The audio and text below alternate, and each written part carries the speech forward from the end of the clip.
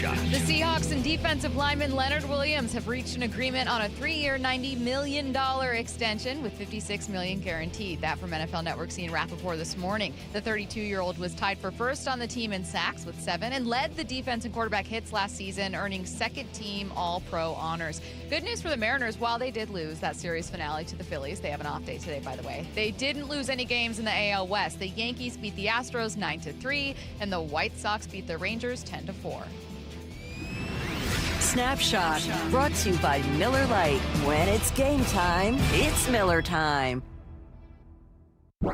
From the Quantum Fiber Studio. This is Bump and Stacy On Seattle Sports. Streaming through the Seattle Sports app and at seattlesports.com. Now, here are your hosts, Michael Bumpus and Stacy Ross. Here we go now. Big Cat gets a big deal and team ownership change is official. We're going to talk about both. So Big Cat getting to in 15 minutes, and then we'll talk about some big extensions coming up at 10:30. Before we get to that then, on the back burner, let's talk about the transition to the Khoslas family as new Seahawks owners. That ownership was approved by NFL owners in a unanimous decision the other day. Roger Goodell talking about the Khoslas family after announcing the sale. I'm thrilled to announce that the clubs have unanimously approved the transfer of the Seattle Seahawks and from the Paul Allen estate to the Khoslas family ownership group represented right here. So congratulations to all of you. Before we get to the celebration there, I just want to thank Jody, the entire Allen family, and of course the Seahawks for their stewardship of the team since Paul's death and even since he took over ownership. They have done an amazing job over the 30 years, and I know that the Khoslas family respects that, appreciates that, and will do their best to beat that standard. All right, before we dive into everything we learned from the Khoslas family when Vinod spoke to reporters, what were you hoping to hear at this press conference? Gratitude, feeling like, really, I feel like as an owner, you first get the job. Your job is to gas up the city as much as you can, to gas up the organization, especially because they're coming off a Super Bowl win. And I think they did that. They didn't talk much about plans, what they're going to maybe loom in or the facility or anything like that. Those are my two main concerns is how you're going to improve those. But no, I just wanted to hear gratitude. I wanted to hear like they felt lucky to get this to buy this team, and I think I got that. You did get that, I think, too, because that's one of the things I wanted to hear as well. As Roger said, it's pretty simple when the team is functioning as well as it is today. How often do you get to buy a franchise that just won the Super Bowl? So we are incredibly lucky and humbled by this gift, I would say, from the Allen Trust. And of course, having been to Lumen Field and watching the 12s everywhere, I do want to thank them for their passion and fervor. And the community in Seattle is incredibly valuable. So we hope we'll engage a lot more with the community also. He called them an iconic brand. I just want to say a big thank you for being such a passionate fan base. It's actually pretty incredible. I think it's the best fan base in the country of any NFL team. Now, do you want to hear someone say that? Yeah, whether or not you believe it, whether or not it means anything to you. I think that Vinod would have been in trouble not saying something like that. So, Bump, you're right. I think the first order of business was, let me quickly express not only gratitude for the opportunity to own this team, but also the understanding of how important this team is to this entire region.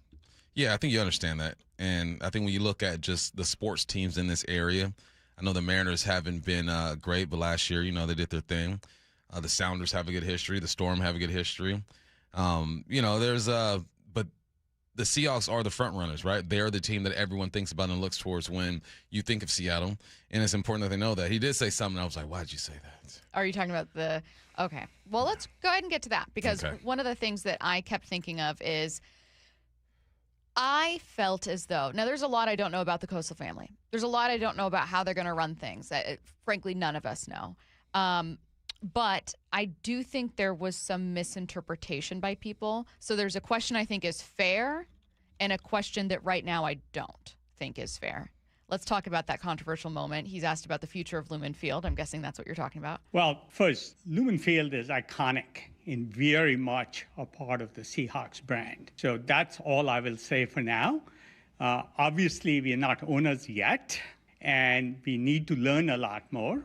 But we will work with management and with others and the community in Seattle to hopefully preserve this iconic brand. Okay, so I want to say one thing.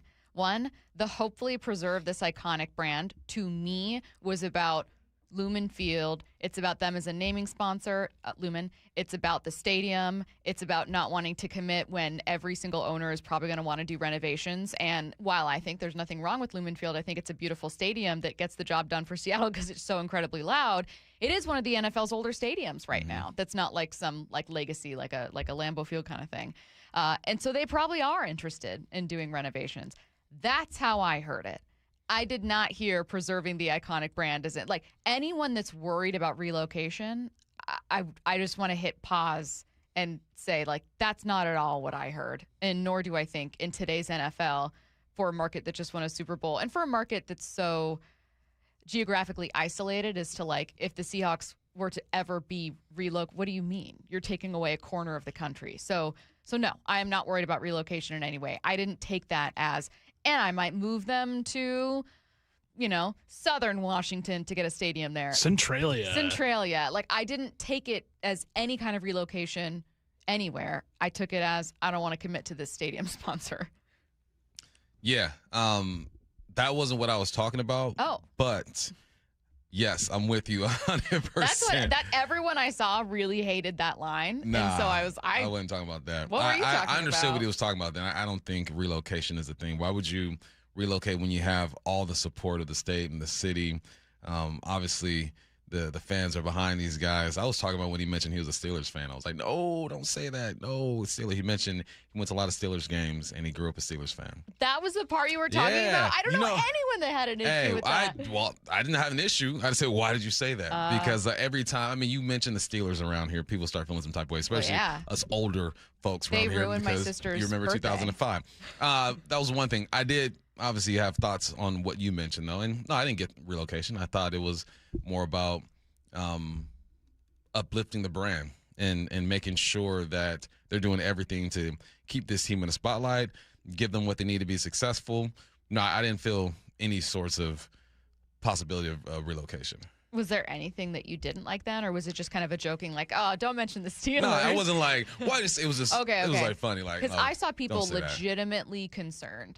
Text line was saying the Seahawks are going to Oklahoma. They're not going to Oklahoma. I think that person's they're not joking. They're going to be here. But no, there wasn't. I didn't get much out of it. I just got that they're happy to be here. They understand the responsibility that they have. It sounds like they're committed to doing whatever they can to uplift the brand and keep the good times rolling, and they understand that they have a good thing going. There wasn't much that needed to be said. I think at this point it's more just a formality introduction. Yeah. This is who we are, and we're happy to be here. Yeah, I think with the Steelers comment, I think what he was trying to do, and this is what the comment Bump's talking about, by the way. I also happened to come to this country in '76 when the Steelers were winning the Super Bowl. So actually, I was originally, and still am, a big Steelers fan. Also, a little known fact, but I still watch all the Steelers games. The Dipoto laugh. Like, you didn't even say that. Okay, but here's what I think he's doing. I think what he's trying to do is, because the question initially, and actually one of the first questions they got was about that history being 49ers fans. And look, there's no reporter worth of salt is going to go, so what do you mean for the Seahawks? I think they were just saying, like, hey, it's interesting. Like, that background being a 49ers fan, is that what got you into it? Did that play a factor in Sure. tracking the Seahawks? I think he was trying to separate himself and say, like, well, I'm not a lifelong 49ers fan. I just love football. In fact, when I first got here, I didn't even watch the 49ers. I loved the Steelers. And just unfortunately for him, that's tied to a very painful memory. You just took 45 words to explain what he was talking about. I'm just saying, it ain't no big deal, but did it stick out to me? I go, yeah, man, probably shouldn't say that. You know how long it took me to admit that I was a Niner fan growing up? Years you in had this to feel state. safe. Yeah, I had to feel safe to make sure everyone knows where my loyalty is now. It took a while. I think what's big is that you're no longer a 49ers fan. Like, you know what I mean? You grew up a Dodgers fan. You're still a Dodgers fan. Yeah. But it doesn't get in the way. It doesn't. It doesn't get, unless we see these two teams in a World Series. That's the only way it really almost matters. got in the way last year. Almost. It sure did. Almost. It sure did. And you know which one you would have chosen. I do not. Yeah, I would have went Mariners, though, because, we got it already. Especially this year. We got 2 already. Oh, I heard what I heard. Got 2 already? Oh, I heard what I heard about 10 seconds ago. I got to be in the moment. I'll let you know in the moment.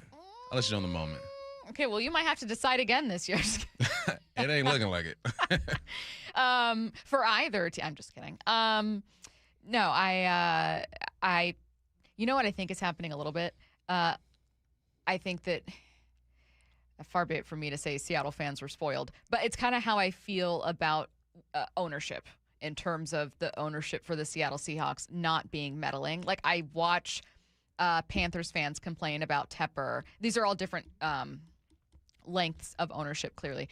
But Panthers fans will complain about David Tepper, and you'll see him like throw a drink at it, just behavior unbecoming of a team owner. Or you'll see someone who meddles way too much, like Jerry Jones, and is constantly talking when you're like, take a mic away from this guy. Mm-hmm. Or you'll hear about cheap owners, the whether it's the Bengals.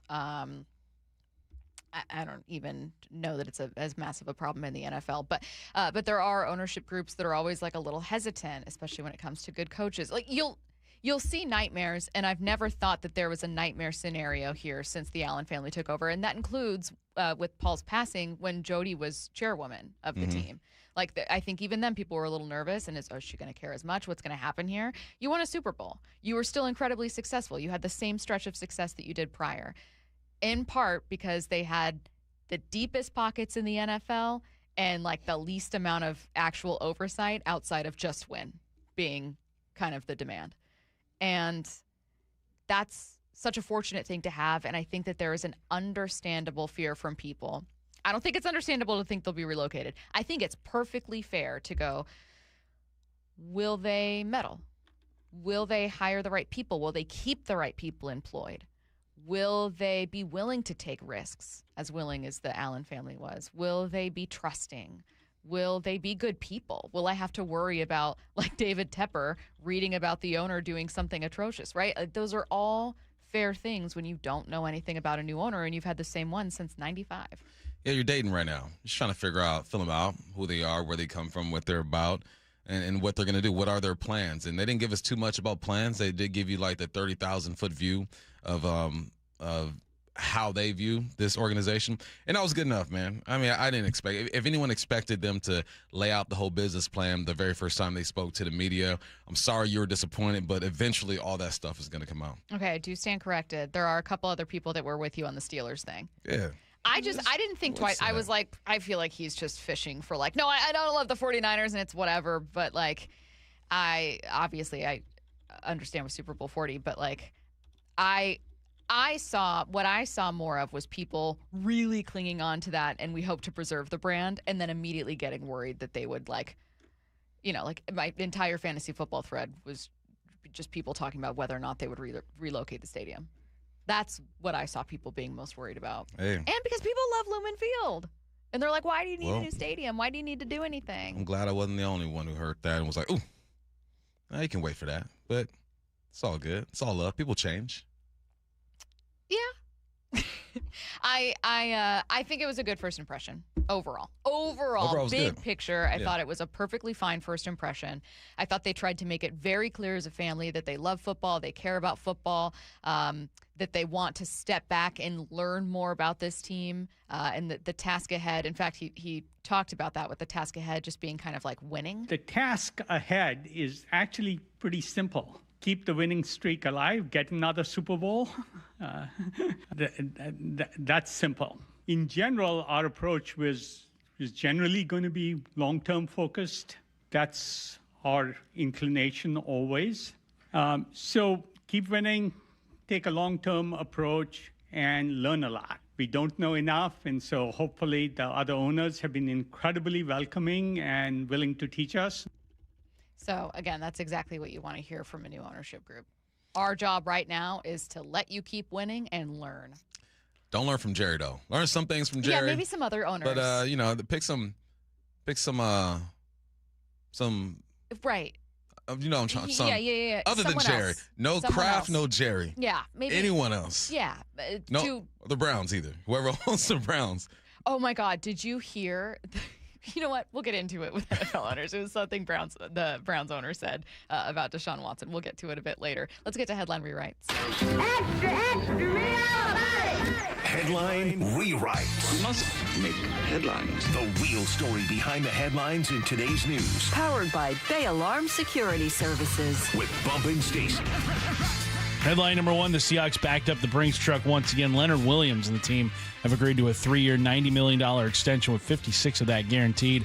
What's the real headline? That's a whole lot of houseplants. Now, this is only relevant if you have watched Leonard Williams on Hard Knocks talk extensively about being a plant dad and his passion for houseplants and plants and gardening. He can get a lot now. You can have a whole jungle. Hey, he can do his thing. And this, we knew this was coming, and he kind of kept it low, too. I think him, Spoon, and Jason all handled this the way any GM would expect or want their guys to handle it. So now he has the third highest cap hit for an interior defensive lineman. Chris Jones is number one, obviously. You have Matabuike, that's number two. What's funny about that is I was like, okay, if Mike Macdonald and John Schneider feel comfortable spending this much money on him, I feel good about it because Mike Macdonald also saw what Matabuike can do, and we see what he's getting paid. And this is it was well overdue, man. I'm happy for this guy. Been, 43 games with the team, 22 sacks, 34 TFL, 61 quarterback hits. He is, there's leaders everywhere, but I would say he's probably 1A on this defense when it comes to leadership, and it's earned, not given. And just like this contract was earned, not given. Do you think he's going to be in the Seahawks Ring of Honor? He's got 2.5 years. If he can play out this contract 3 more years, continue to play at a high level, possibilities. Just those other guys were on the team for so much longer. Yeah, it was an interesting conversation this morning. Mike Salk made the point of not only just absolutely loving Leonard Williams and everything he brings to this team, he felt like he was the most important player on a Super Bowl winning team last year. And I know that people will make their case for other folks, including JSN, but there's still a good case to be made for Leonard. But one thing he said stuck out, which was, I think he's like an inner circle Seahawk. I think he's going to be in the Ring of Honor. He's got that kind of career. And I thought, I wonder what makes the Legion of Boom era Seahawks, so that would include Marshawn Lynch, just that era, where so many people look at them and immediately go, even though they're not all in the Ring of Honor, they immediately go, oh, that's a Ring of Honor guy. Mm-hmm. That's the best Seahawks running back ever. That's the best Seahawks cornerback ever. And all that's debatable, by the way. But there's so much universal praise and love for that team that so many of them, I think, are candidates for the Ring of Honor, undoubtedly to people. What makes it a bit different from these guys who have also dominated in a short period of time, who have also won a Super Bowl? It was in Mike Macdonald's second year, obviously, but they won in Super Bowl 48 relatively early into Pete Carroll's tenure. I wondered if part of it was being homegrown versus not. Yeah, I'm sure that played a factor to it. Honestly, I don't think it does. If you just win, if you have a certain amount of years with a organization and you win, only won one Super Bowl only. Been to 2. Do better. But they also had years after that, right? 2 or 3 years after that where they were still a bit dominant, top 5, top 8 in the league. I think they're heading in the right direction. I think guys like Leo, especially guys like Spoon because he's young, they're on their way. Would I say he's a Ring of Honor guy now? No, but I would say he's trending in that direction. Headline rewrites. Headline number 2, the Cincinnati Reds have placed Geno Suarez on waivers. Teams have 48 hours to put in a claim, and they would assume the rest of the $3 million that he's owed. What's the real headline? It's the easiest decision to make, so why am I worried the Mariners won't? It is easy. Because what are you looking for right now? When I heard this, all right, what is Geno going to bring to the team? What are you looking for? You're looking for your Big Four to play like the Big Four, right? To perform like the Big Four, and you're sprinkling everybody else. This is the perfect situation for Geno because he's not here to save the day like him and Josh Naylor were paid to do last year. Now it's more like leadership, or getting through the tough times, and whatever you can get out of them, you can get out of them. For $3 million, yeah, that's a heck of a deal. I don't see why they wouldn't entertain this, and I think it'd be a great addition. What I worry is that the Mariners decision makers, whether it's Jerry DiPoto or it's a collection of voices or it's ownership, I don't know. What I worry is that the Mariners decision makers will go, $3 million for a guy that's just been, okay this year. Like, he has negative WAR. He's hitting 208, which is not good, but probably isn't a thing that this team cares massively about anyways. It's about, can you still hit for power? But he has 19 home runs compared to obviously 49 in 2025, which was a massive number, and it's when you knew that he could be a slugger for you. And that they'll just think that's not worth it. That they'll look at the numbers and they'll go, why would we pay $3 million for a negative WAR player who can give you some defense when we can get a way cheaper option from Patrick Wisdom for basically the same thing? And what I would say is you are paying $3 million, which is significantly less than Cincinnati did, for someone who can play third base and a righty bat. And I'm sorry, but how is what he brings you, those two things, can play third base, good third base, and a righty bat, combined with just a very lovable person? Everyone loves Geno. How is that not worth more than what you already have there? It's not about putting Geno at third instead of Brendan Donovan, and oh my God, now we wasted money on that. That's not what it's about. It's about, okay, how about Geno instead of Patrick Wisdom? How about Geno instead of rolling out Taylor Ward a ton, who hasn't not only not walked for you, but hasn't done a lot else? No disrespect to Taylor Ward. It's just, this to me feels like the most obvious decision, the easiest thing. Is it a little more than they would have liked to spend? Yes. Is he bringing you the power he did last year? Definitively no. But he's also giving you something you still don't have either way. You don't have an everyday third baseman. You don't have a great right-handed bat. So you ain't getting one either, but he'd be able to help out. That's what I'm saying. Like, it's like what?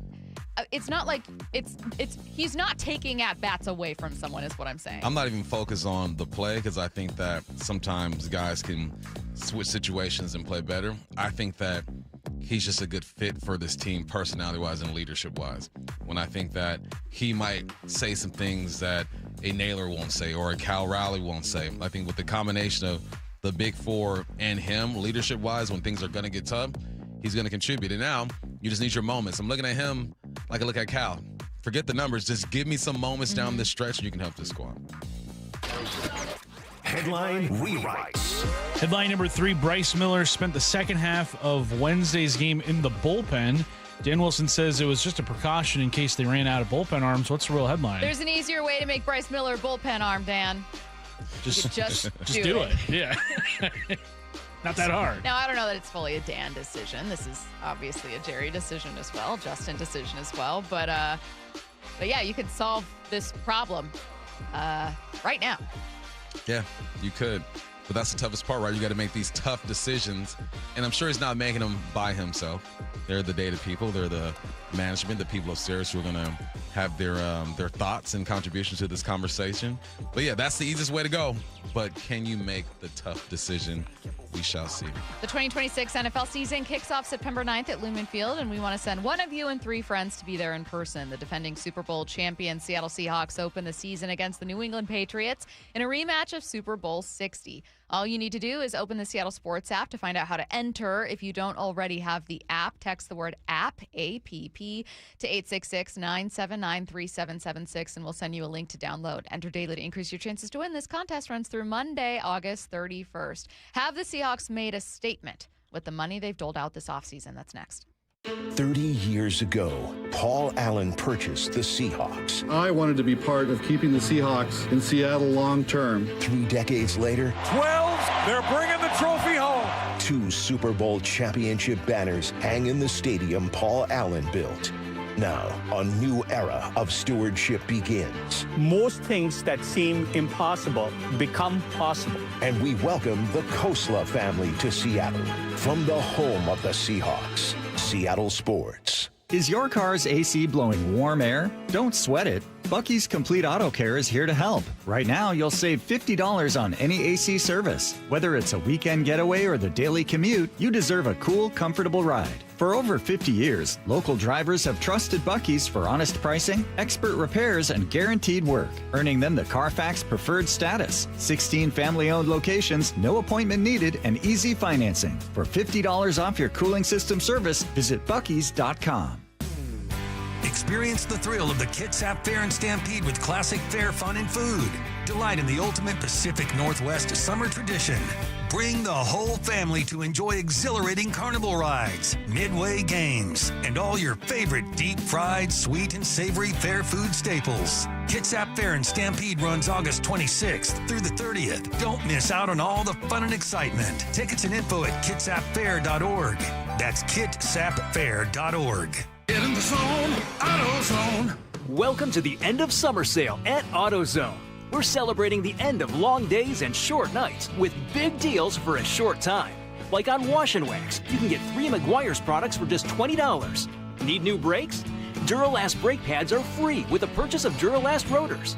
We've also got oil deals and more. We're ending the summer right with the end of summer sale at AutoZone. Get in the zone, AutoZone. Restrictions apply. Tired of hearing scary radio ads about the IRS? Tax Relief Advocates is different. TRA is here to tell you that if you owe money to the IRS, whether it's $5,000 or $500,000, we have a solution. TRA can eliminate or reduce what you owe to the IRS with zero risk to you. We have over 1,000 5-star reviews on Google and an A+ with a BBB. End your tax nightmare today by visiting TRA.com or call 800-583-6681. That's 800-583-6681. A weight loss plan you can take on vacation? That can't exist, right? Well, yeah, actually it does, and it's called Eastside Weight Loss Clinic. It's Mike Salk here, and trust me, I would know. The plan helped me lose 35 pounds in just 8 weeks. It's not a plan that's going to interrupt your life either. You still get to eat full meals. You can still go on vacation. You can even include a cheat day. It's not going to rule your life. Instead, you eat healthy, fresh meals that you prepare yourself and you watch your body burn fat the healthy way. No injections, no pills, no monthly payments, no worrying you're going to gain that weight back as soon as you stop, because Eastside Weight Loss Clinic comes with lifestyle training to help you build lifelong habits. Find out if this is right for you. Do a free 15-minute phone consultation. You can schedule yours right now at eastsideweightlossclinic.com and take the call when you're in the car, commuting to work, or running errands. The only thing you have to lose is the weight itself. Go to eastsideweightlossclinic.com. That's eastsideweightlossclinic.com. Dr. Ryan Coogan, D.C. Results may vary. One of my favorite scenes from training camp was a coach telling a player he should be happy for another teammate who just signed a contract extension. He earned it. Dave Wyman here, and I'll be happy for you if you earn $30 each month with a Harborstone Credit Union PNW Cashback free checking account. No fees or minimums. Sign up for a membership at Harborstone Credit Union/cash and get the PNW Cashback free checking account. Or visit one of their 29 branches across the Northwest. Insured by NCUA, terms and conditions apply. Football, baby! Nobody gets you closer to the action at Seahawks training camp than the home of the Seahawks, Seattle Sports. T-Mobile is launching something no other wireless network offers. Introducing Nothing. Pay nothing today and walk out of the store with a new phone. What did he say? Nothing. You definitely said something about nothing. Exactly. Go to T-Mobile, pay nothing up front, and leave with a new phone. Wait, nothing rules. She gets it. Hey, thanks for nothing. For the first time ever, switch to T-Mobile, pay nothing. No taxes, no fees, no money down. And walk out with a new phone. There are 250 reasons to choose T-Mobile, and now nothing is holding you back. On eligible devices with qualifying credit plan and 36-month finance agreement. Tired of hearing scary radio ads about the IRS? Tax Relief Advocates is different. TRA is here to tell you that if you owe money to the IRS, whether it's $5,000 or $500,000, we have a solution. TRA can eliminate or reduce what you owe to the IRS with zero risk to you. We have over 1,000 5-star reviews on Google and an A+ with a BBB. End your tax nightmare today by visiting TRA.com or call 800-583-6681. That's 800-583-6681. This is for all you guys on Viagra. ED pills are no longer needed. The brutal side effects like 4-hour headaches, blurred vision, and that flush feeling can all be put behind you with our treatment. Here at West Coast Men's Health, we have a better approach to ED. Acoustic wave therapy creates blood flow circulation by safely removing the plaque in your arteries and restoring function naturally. Guys, let me be clear. Pills will never fix your problem. Our equipment is the latest technology, and our medical staff is the best in the industry. So give West Coast Men's Health a call today.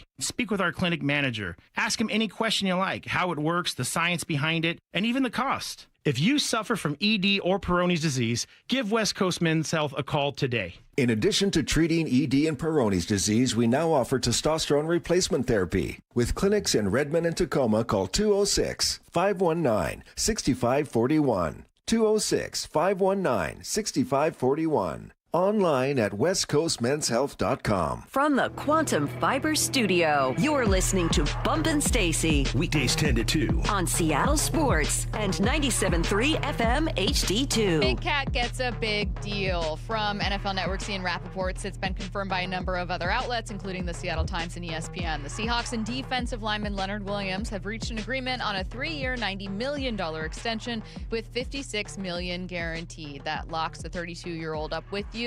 Earned a second-team All-Pro nod last year, tied for first in the team in sacks, led the team in quarterback hits, and obviously a massive leader, literally and figuratively, for this team. Bump, your first reaction. I have other questions for you. We have other stuff we want to get to when it comes to Leo and when it comes to the deals that the Seahawks have made this offseason. But your first reaction when you saw that they did ink Leo to this deal? Good. One less thing to worry about. One less potential distraction, which I don't think it would have been. I think these guys have done a great job kind of keeping football and business. And, I think it also shows the guys on the team that, look, if you are considered one of the best, you will be paid that way here. And then my next thought was, all right, now salary cap. How is this going to affect this team later? Because it's all good in the moment, and I think guys get what they deserve, and the Hawks do a good job of doing that or giving them that.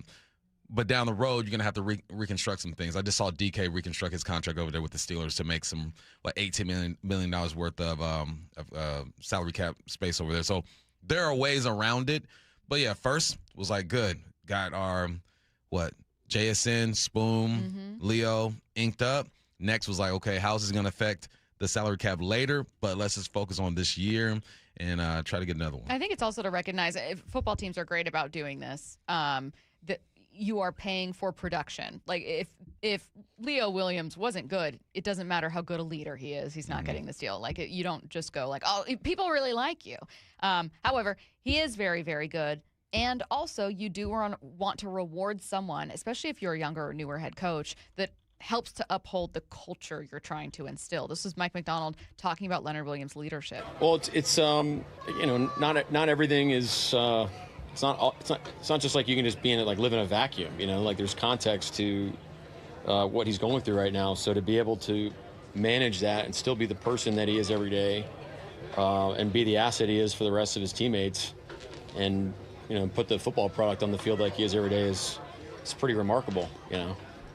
Spoon's doing the same thing. So you really just tip your cap to him, honestly. Yeah, we want to reward guys who are playing well. We also want to recognize that he's part of what keeps this thing going. He's part of, the secret sauce we have here and buy-in and getting guys to, really give it their all. He clearly upholds that. And we have gotten a good look at it in Hard Knocks.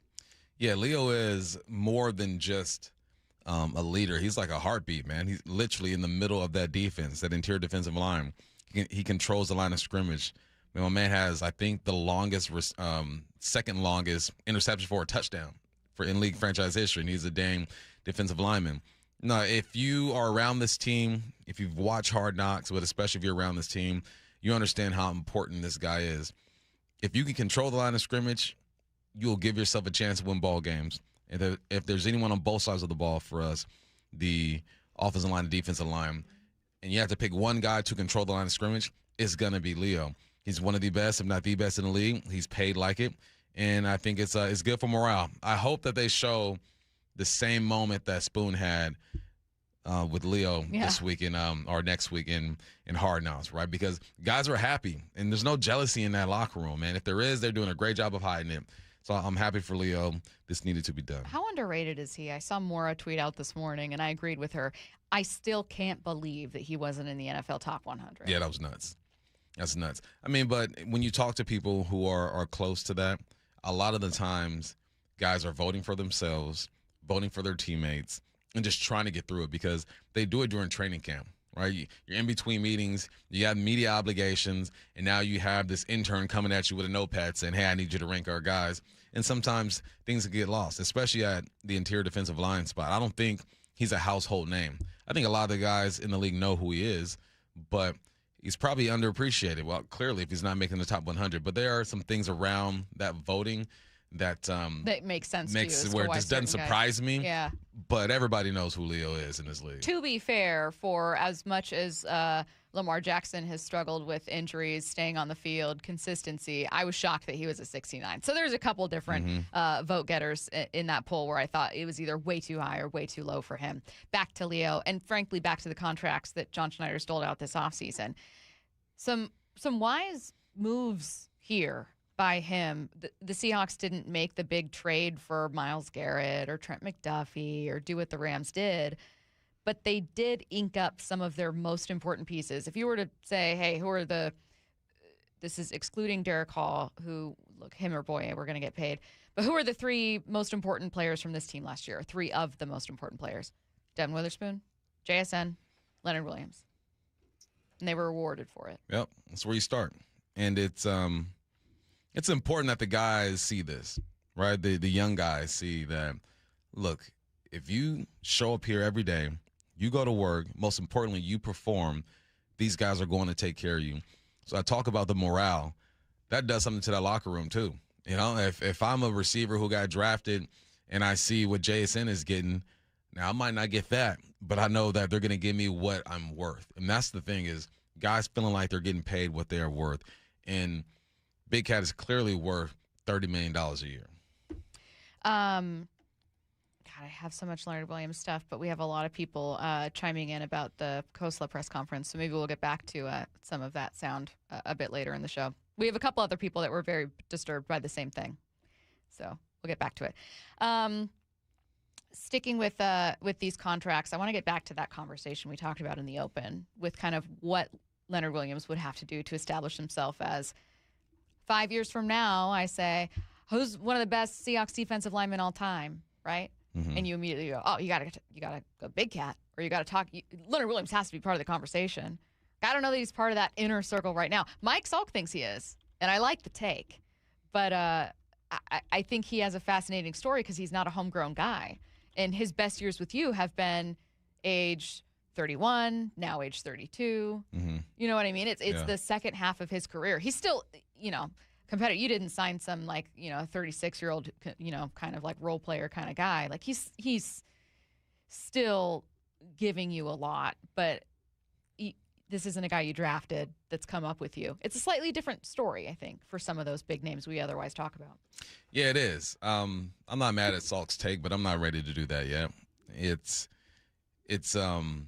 He's moving in that direction. I think when it comes to talent, he's already one of the most talented defensive linemen that we've seen. But the guys who we consider the best, the Cortezes and all that stuff, they just did it for such a long time. This is 2.5 years he's been with us. And I think he's probably just as talented as some of those guys.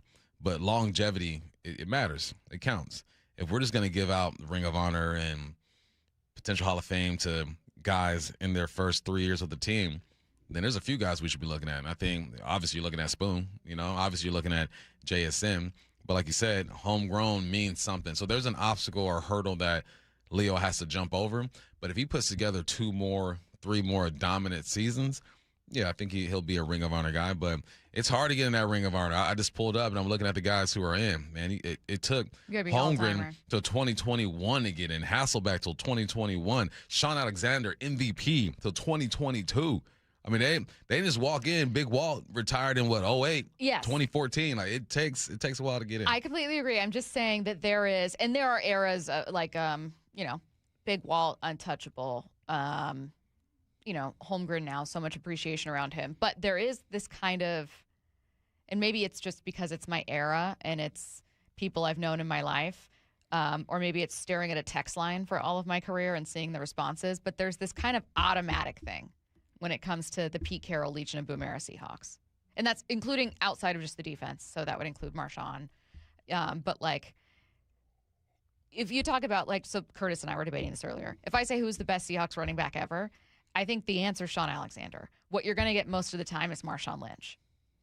And I think there are stats to back up the Sean Alexander thing. That era of the Seahawks, that 2012, 13, 14, is so, has so much love that it's just a given that those guys are going to be around the team. They're going to be celebrated. A lot of them have stayed local, and it's really, really cool. And I'm just wondering what will become of this group and what makes this group different or the same. Because I think they're a bit different. They are different. There's not as many homegrown guys. Yeah, there's people don't talk about them in the same way yet, even though they won a Super Bowl. There's talent, and then there's production, and then you combine those two. If we're talking talent, most people are going to take Marshawn Lynch. We talk about production, you got to go with Shaun Alexander. What's the criteria for the Ring of Honor? I guess we'll find out here in the next few years because some of these LOBs are going to get in. Two very, very easy decision the Mariners must make. That's next. Why are we walking? Let's go!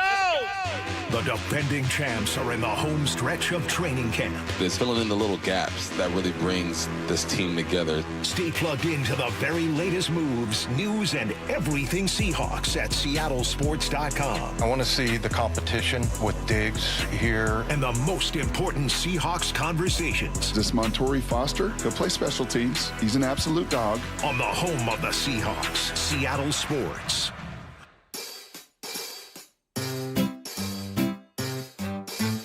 1-877 Cars for Kids.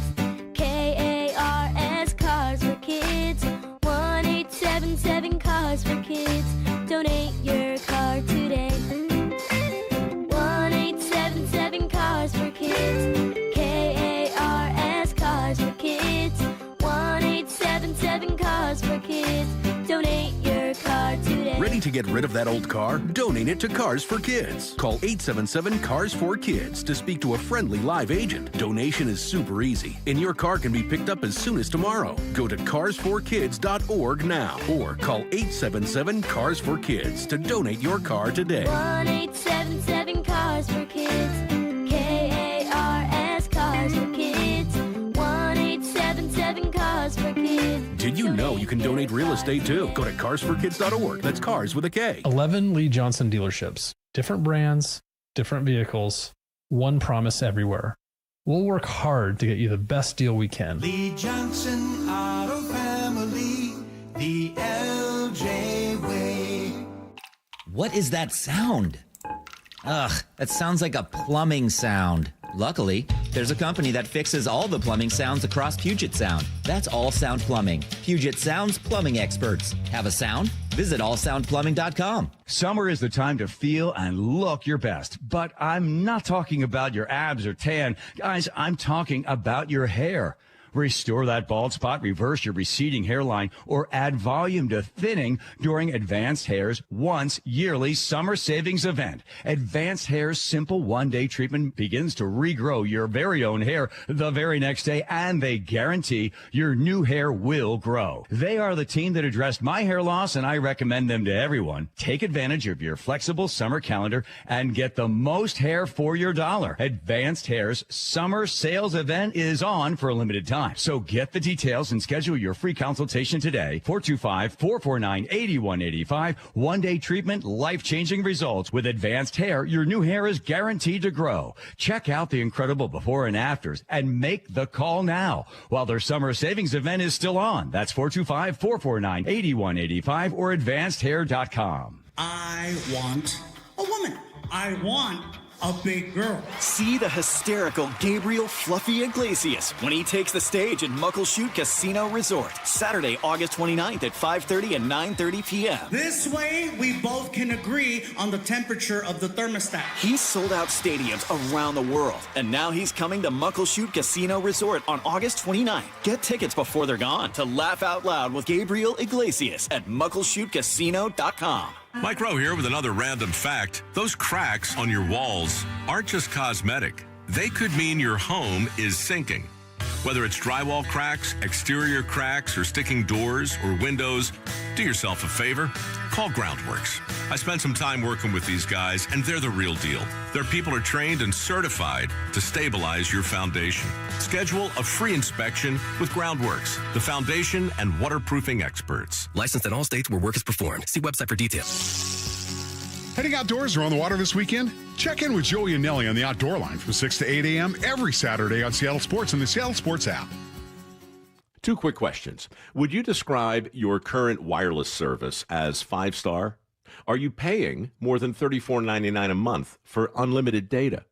I only ask because in a recent industry survey of 120,000 wireless customers, Pure Talk was the only wireless company out there to receive 5 stars in every category: coverage, support, value, and data. And now for just a few more weeks, Pure Talk's offering unlimited data for just $15 a month for your first 3 months. After that, you'll get unlimited data for as low as $34.99 a month with no contract and no commitment. Just dial pound 250, say micro, and Pure Talk's 5-star U.S. customer service team will switch you in minutes. And at just $15 a month for your first 3 months, there really is no better time to switch to Pure Talk than right now. Dial pound 250, say micro, and switch to a 5-star American wireless company. Holy smokes, I can see. Hey, everybody, it's Rick Riz, and I just had refractive lens exchange from K2 Vision, and it's amazing. K2 Vision RLE means no more readers or glasses for me. Plus, I'll never get a cataract. Now, when I call a game, you won't see those readers dangling from the end of my nose to see the field and then my notes. I only wish I had done it sooner. It's like seeing a whole new ball game. K2 Vision RLE was quick and painless, over in just minutes, and I knew I was in great hands. The K2 Vision RLE team has done over 150,000 lens procedures. You can trust their stuff. K2 Vision RLE is my permanent solution to a lifetime of great vision. It could be yours too. Enjoy life's good years without readers, glasses, contacts, or cataracts. Get your free Zoom consult now at K2VisionRLE.com. Then you can make the same call I did. Goodbye, glasses. K2VisionRLE.com. From the Quantum Fiber Studio. This is Bumpin' Stacy. Weekdays 10 to 2. On Seattle Sports and 97.3 FM HD2. I got good news for Mariners fans. All right, guys, goodbyes only. Don't forget it. Thank you. Yeah, we're post-trade deadline, but Geno Suarez is available. In fact, the Mariners have 2 very easy decisions that they need to make. The first one, Bump, I think they need to put in a claim for Geno Suarez. He was waived by the Reds on Tuesday. I believe you have 48 hours, so Curtis will interrupt us if there's news, but so far we don't have any updates about a team that's been awarded Geno Suarez. Now, the Mariners are not the number 1 ranking team on that list in terms of like first priority or whatever, but they can absolutely make that kind of move. In fact, we have John Morosi, who was on MLB Network earlier today, talking about how it makes a lot of sense for the Mariners. Very well regarded by his former teams. Now, I'll mention 2 of those former teams right now, the Diamondbacks and the Seattle Mariners. Between the 2, the Mariners have claiming priority. This is really important. Here's what I mean by that. When you have outright waivers this time of year, of course, we are past the trade deadline, but you can still acquire players on outright waivers anytime. And actually, if Suarez is claimed on outright waivers before August 31st, he would be eligible for the postseason. And think about that, Bump. It's a guy that can be on your postseason roster that you know and love. And not only that, but like every player and every team around the league loves Geno Suarez. He's a right-handed bat. He can play third base. He's not taking away from Brendan Donovan, who's been phenomenal for you when he's been healthy, especially in that series against the Brewers. He's giving you a righty bat for a day that you'd normally play like Patrick Wisdom instead, or maybe Weston Wilson. It's one of those guys that are going to end up losing that job, losing that opportunity, maybe Taylor Ward, whoever else, to Geno, and you would have Geno instead. To me, it doesn't matter that he's been negative WAR this year. It's paying for overall the player, the experience, the slugging ability. He just had a grand slam on the day that he was placed on waivers. Oh, and also, it's $3 million, not the $15 that the Reds initially gave him. And how many teams ahead of you in the waiver order are actually contenders? The Mariners are in a unique situation in this case, too, where they're several games beneath 500, and yet the Angels aren't going to do this. The A's aren't going to do it. Why would they do that? Why would teams that aren't going to go to the postseason pay $3 million for a month of Geno? You, however, are very much alive. Yeah, I'm with it 100%. And, yeah, he hasn't had the season that he wants or the Reds wanted, obviously, or he wouldn't be in this position that he's in. But you bring up some good reasons why you should keep him, or you should look at him if he passes or gets through the waivers.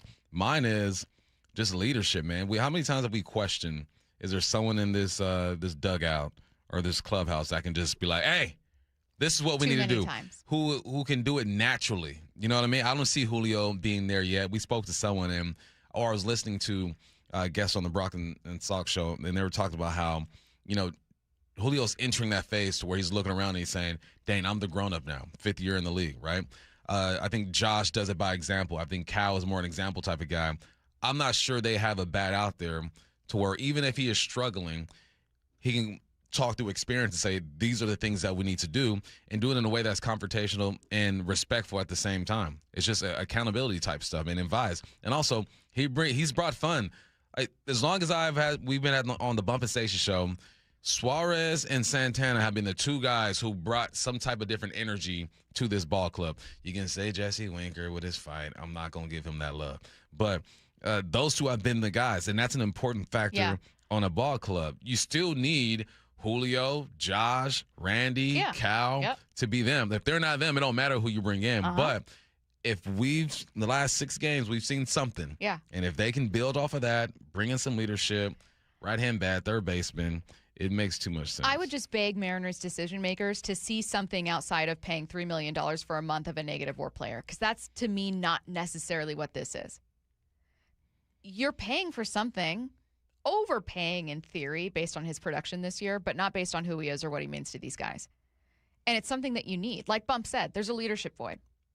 There's an energy void. There's quite literally a good vibes void with this team. You could use a right-handed bat. You could use someone who could be an occasional right-handed DH against lefties. Taylor Ward isn't doing that for you right now. You could use someone to plug in at third base if you need him to. Would you rather have Geno or Weston Wilson? And this is no disrespect to Patrick Wisdom or Weston Wilson or any of those guys. What I'm saying is this isn't a Geno or Brendan Donovan in the lineup type thing necessarily. This is you have Geno as an option helping you get to the playoffs, but it's all that Geno brings you in a right-handed bat with a great personality who's beloved and who can slug when he, is able to kind of get into the groove. How's that not better than the other options you have there? I just don't see how. I could see how the Mariners front office, especially Bump, would go, that's a lot of money for 5 weeks. We might not make the playoffs, and, he doesn't have 49 home runs. But I don't see how they have something like that already. No, you're paying for something you don't have. It's just a little more abstract. Yeah, and you're still 16th when it comes to total cash in your payroll. That's not like it's going to bump you up to the top 10 even when it comes to paying these dudes. You can afford it. You got the money in the bank, shawty, what you drank.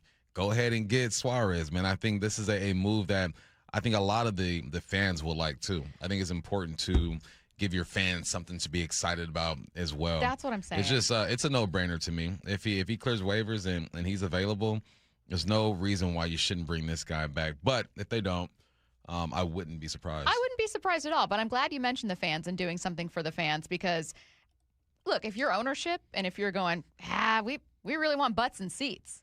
We want to make money, and that's the bottom line for a lot of ownership groups. I get that. Nature of the game, it is what it is. How does Geno not give you that? He gives you a spark. You know what I mean? Like there's a financial incentive. I know you're spending $3 million to do it, but there is a financial incentive in the way that Geno resonates with a lot of people. Yeah. And what you do for that fan experience. If that's what you want to prioritize, I do think this helps that, in my opinion. We were at the game yesterday, and when certain names are called out during the lineup, the crowd gets a little louder. If Geno's name was to be called in the lineup, that ballpark is going crazy. I'm telling you could sell a $40 sandwich that was themed around Geno, and people would buy it. I'm just saying, like, there is a shameless money-making opportunity here and also a very worthwhile endeavor to add great energy to your club and a right-handed bat and someone who can help you out at third where you've lost a lot of guys due to injuries. But that's just us. I didn't even get to the second decision, so why don't we put a pin in that? It's also a very important and very easy decision for this team, and we will get back to it in a little under an hour at 11:45. 4 Down Territory coming your way next. Seahawks training camp with Wyman and Bob. Afternoons 2 to 7. Rashid Shaheed is with us. How are you, man? I'm doing great. Thank you for having me. Did this feel like the perfect fit? I just felt like I fit the culture so well. Everybody here just works so hard and is so determined each and every day to improve and get better. Where everybody is excited for work. I'm excited to go out and practice and just be around the guys and just, keep our head down and grind towards, our one goal and mission, and that was to win the Super Bowl. Watch live or later on the Seattle Sports YouTube channel. Is your car's AC blowing warm air? Don't sweat it. Bucky's Complete Auto Care is here to help. Right now, you'll save $50 on any AC service. Whether it's a weekend getaway or the daily commute, you deserve a cool, comfortable ride. For over 50 years, local drivers have trusted Bucky's for honest pricing, expert repairs, and guaranteed work, earning them the Carfax Preferred status. 16 family-owned locations, no appointment needed, and easy financing. For $50 off your cooling system service, visit Bucky's.com. This might be the most surprising statistic I've shared in decades of doing local news. More than 75% of commuters will be involved in a car accident at some point. JP Pendergast of Pendergast Law with more. What makes it more surprising? The average person will be involved in 3 to 4 collisions in their lifetime. With accidents unbelievably prevalent, what are some safety tips if it happens to you? Safety first. Secondary collisions are not uncommon while awaiting help. Turn on those hazards and remain in a safe place. If a bystander witnessed the accident, capture their information and encourage them to remain at the scene. Seek medical attention immediately if needed, as delaying can be a costly mistake. Lastly, remember that statements made to police and insurance adjusters can affect your case. Collisions are more common than we'd like to think. If you find yourself in one, follow these helpful tips and then call my friends at Pendergast Law. If you or a loved one's injured in a car accident, call Pendergast Law. We can help. PendergastLaw.com. Hello, my friends. It's DeGraws here, encouraging you to golf local. Our region is blessed with a ton of golf that isn't very expensive and can accommodate all types of skill levels. Check out the premier courses at Bellevue, Bill Wright, Cedar Crest, Inner Bay, Jackson Park, Lake Padden, Legion Memorial, Linwood, or Walter Hall. Wherever you are in Western Washington, you're not far from a premier course. Why not book a tee time online or play Top Tracer at the range at Inner Bay, Bill Wright, and Jackson Park? So what are you waiting for? Play the courses. Play Premier.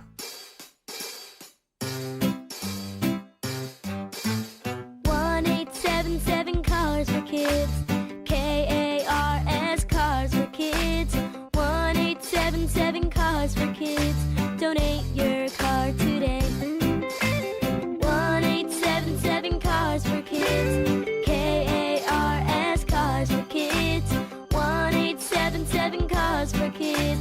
Donate your car today. Ready to get rid of that old car? Donate it to Cars for Kids. Call 877 Cars for Kids to speak to a friendly live agent. Donation is super easy, and your car can be picked up as soon as tomorrow. Go to carsforkids.org now or call 877 Cars for Kids to donate your car today. 1877 Cars for Kids.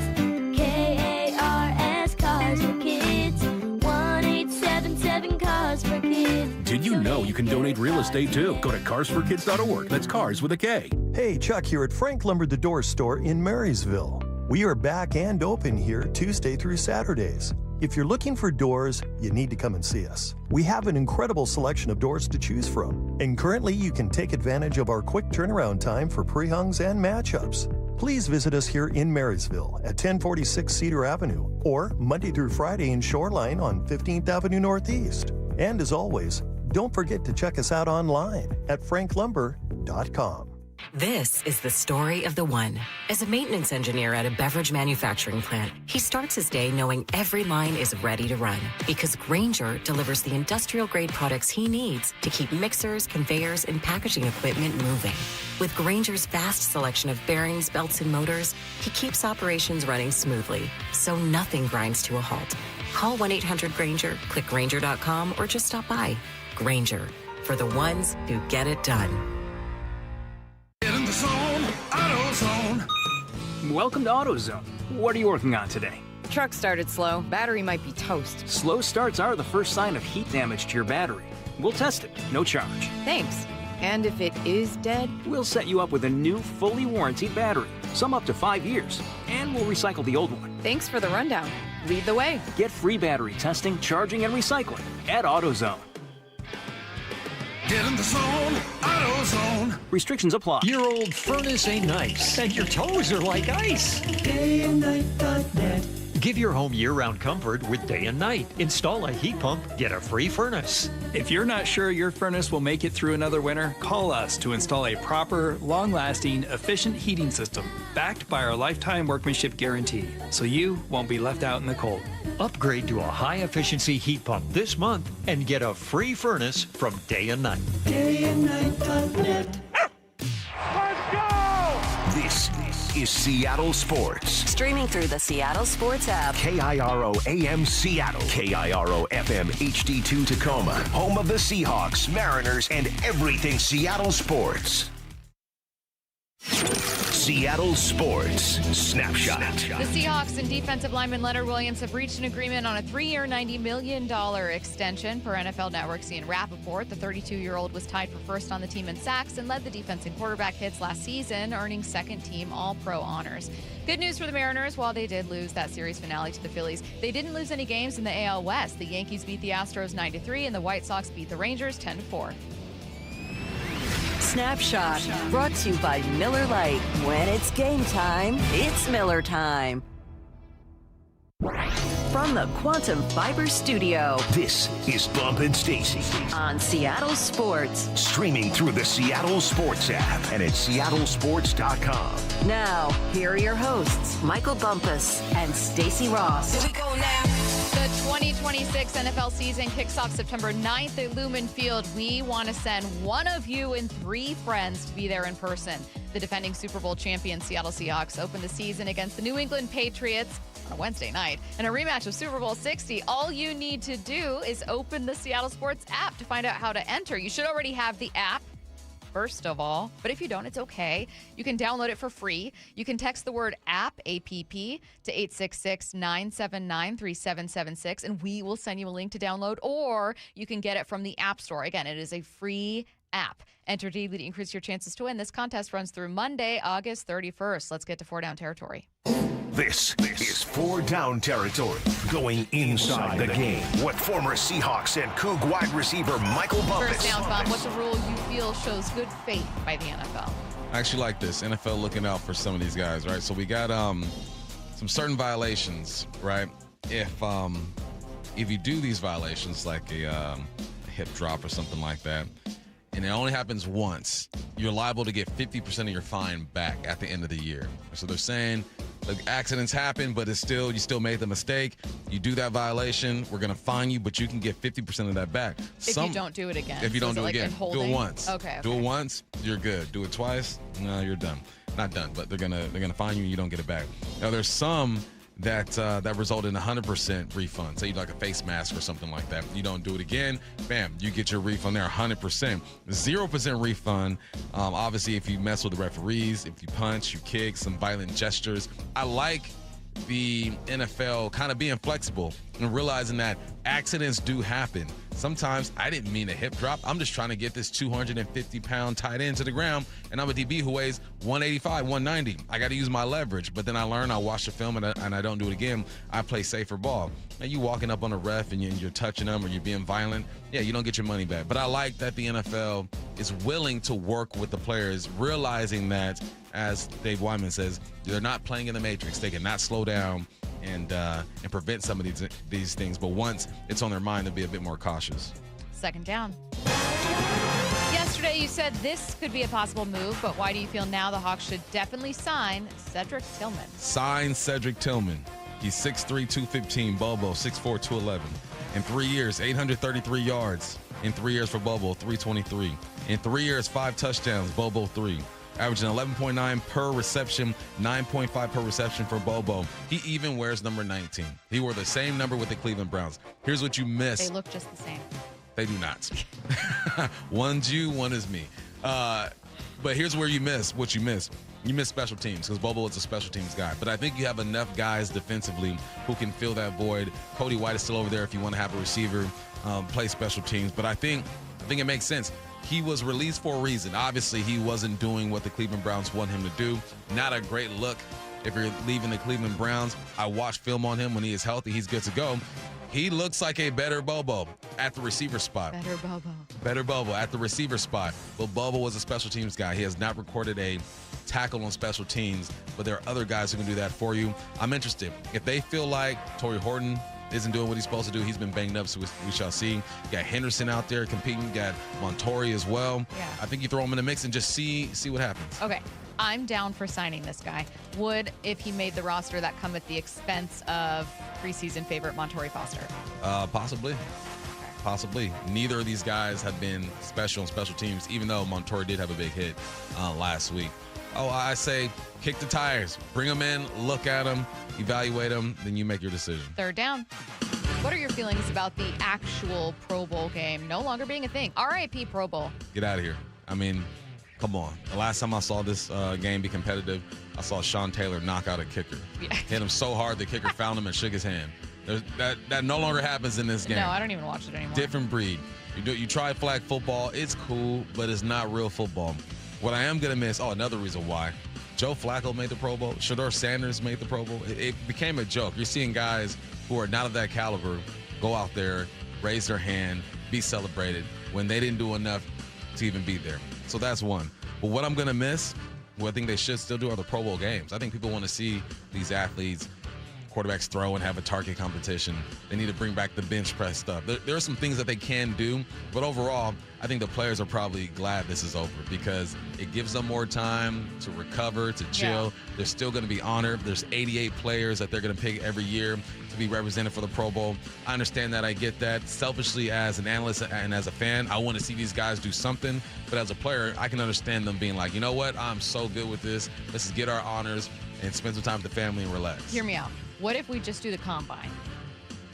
No, I don't want to do no dang combine. What if it's just the combine? Nah. I genuinely would rather watch the best players in football test their verticals and run a 40-yard dash than see them play in a Pro Bowl game.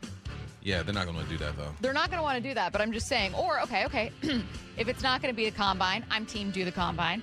What if it's just more fun skill stuff? The problem is, you want to see someone make an effort to do something that is crazy athletically. Yeah, that's why I don't want to see them team up with celebrities and, loosely play dodgeball, and you're just like, okay, cool. Them and an influencer are just kind of laughing on camera. I want to see a freak athlete run fast just so you can go, that's insane. I think wow, look, he still got it. You can keep the skills competition and still have, your fix a little bit. As far as the 40, they used to do fastest man competition back in the 80s and early 90s. That faded away. But I would love to still see them compete in some type of way. But I have a better idea. But I get why they would. No, I have a better idea. Okay, forget the combine and then forget the other thing I said, which I already forgot about. They compete Top Chef. See, you always got to go there. No. He's not even making it football. I'm just saying, but how is that not fun? Chopped? It's basically an episode of Chopped.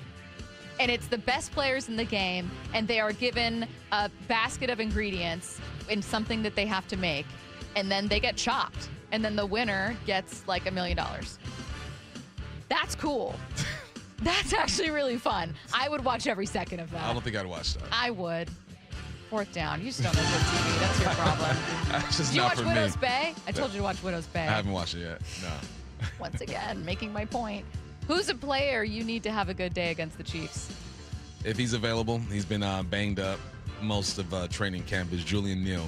He's a guy that I felt like would be able to contribute some way to this team, whether it be special teams, maybe getting some reps at corner, who knows. But obviously he's going to be here. He's not going anywhere. I think they've seen enough to where they're intrigued and they want to see what he can do.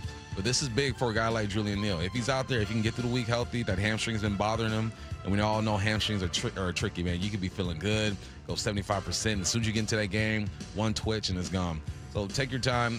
If you're healthy, get out there. But this is going to be a big week for Julian Neal, especially with all the competition that's going on in the secondary with the injuries to Bud Clark and Pritchard being in the mix. It's a big one for Julian Neal. All right, still to come in today's show, we're going to hear the latest from Mike Macdonald coming up around 11:20, 11:25. And then we're going to talk NFL with the Athletics' Mike Silver, taking a look around the timeline next.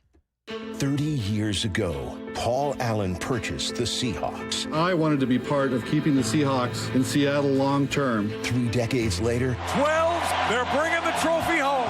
2 Super Bowl championship banners hang in the stadium Paul Allen built. Now, a new era of stewardship begins. Most things that seem impossible become possible. And we welcome the Khoslas family to Seattle from the home of the Seahawks, Seattle Sports. Make the nice, easy drive on I-5 to Silver Reef Casino Resort. There you'll find the ideal getaway where you can recharge and have a little bit of fun. It starts with the rooms. Deluxe, comfortable, and spacious with in-room tablets and free Wi-Fi.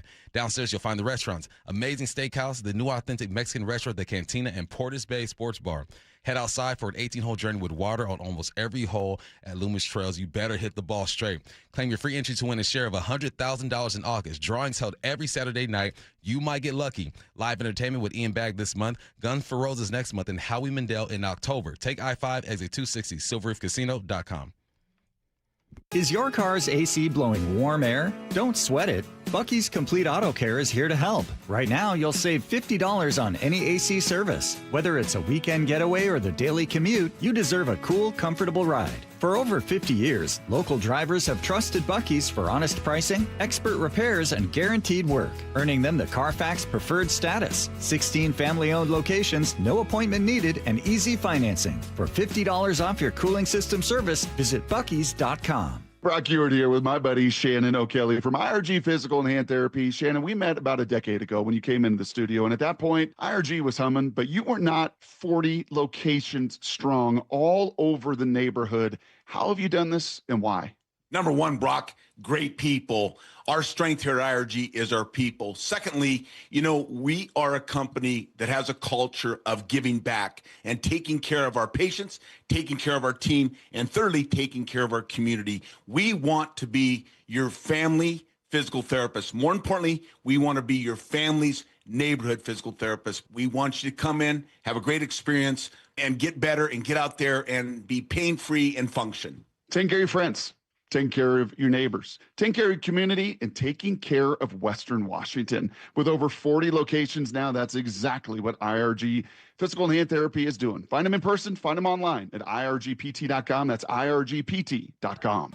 Guys, if you have low energy or reduced drive, it could be low testosterone. At Revive Health here in Seattle, start with a free testosterone exam and consultation with an experienced medical provider. And for a limited time, qualified patients can get started with a free month of TRT. Schedule your free testosterone test, exam, and consultation today. Call 206-529-1111. That's 206-529-1111. Or visit revivehealth.com. Experience the thrill of the Kitsap Fair and Stampede with heart-pounding PRCA rodeo action. Wednesday through Friday at 6:30 p.m. Saturday at 5. Watch top-tier cowboys and cowgirls compete under the lights in bareback riding, barrel racing, steer wrestling, bull riding, team roping, saddle bronc, breakaway, and tie down. And on Sunday, August 30th, finish it off with the adrenaline-pumping Extreme Bulls at noon. Kitsap Fair and Stampede runs August 26th through the 30th. Tickets and info at kitsapfair.org. Nobody gets you closer to the action at Seahawks training camp than the home of the Seahawks. I see you, boy! Seattle Sports. Man, I love this place. I've been surfing here since I was a kid. Now, seeing my grandson out on the water, it means everything to me. Watching him and taking in the blue waves, the sea breeze, the blurry horizon. If you have geographic atrophy, or GA, subtle changes in vision could mean it's progressing toward irreversible vision loss. Izervay is proven to slow GA progression and could help preserve your vision for longer, so you may keep seeing the world around you. Izervay, or avacincaptad pegol, is an eye injection. Don't take it if you have an infection or active swelling in or around your eye. Izervay can cause eye infection, retinal detachment, or increased risk of wet AMD. Izervay may cause blood in the white of the eye, blurred vision, or a temporary increase in eye pressure. Do not drive or use machinery until vision has recovered after an eye injection or exam. Ask your retina specialist how you can slow your GA with Izervay. To learn more, call 1-855-IZERVAY or go to izervay.com. Paid for by Astellas Pharma. In 2026, Bay Alarm celebrates 80 years of security. For the Puget Sound, that means local service including burglar and fire alarm systems, 24/7 in-house monitoring, and custom security designed to work with business operations. Bay Alarm has real people rooted in your community looking out for your business. After 8 decades and 3 generations of family ownership, our promise is still the same. We got you. Learn more at bayalarm.com. Cascade Machinery and Electric has been the Pacific Northwest's trusted industrial machinery expert for over 100 years. And right now, they're hiring manual and job shop machinists in Northwest, Southwest Washington, and Spokane. If you're a skilled machinist at any level, there is a great career waiting for you. To join the Cascade Machinery and Electric team, visit cascade-machinery.com/careers and apply today. Cascade Machinery and Electric, powering the Pacific Northwest since 1918. This is The Timeline with Bump and Stacy. Brought to you by 1-800-DUI-AWAY. Coming across my own timeline about 2 minutes ago from Adam Jude of the Seattle Times, the Mariners did not make a claim on Geno Suarez. Now, that wasn't going to be where we started the timeline, but it is news. So we just talked about how they should definitely do it. $3 million for a right-hander who can fill in at third base and obviously brings great vibes. Nope, he cleared waivers, so no team put a claim in, and will be with the Reds on Friday. That's so weird.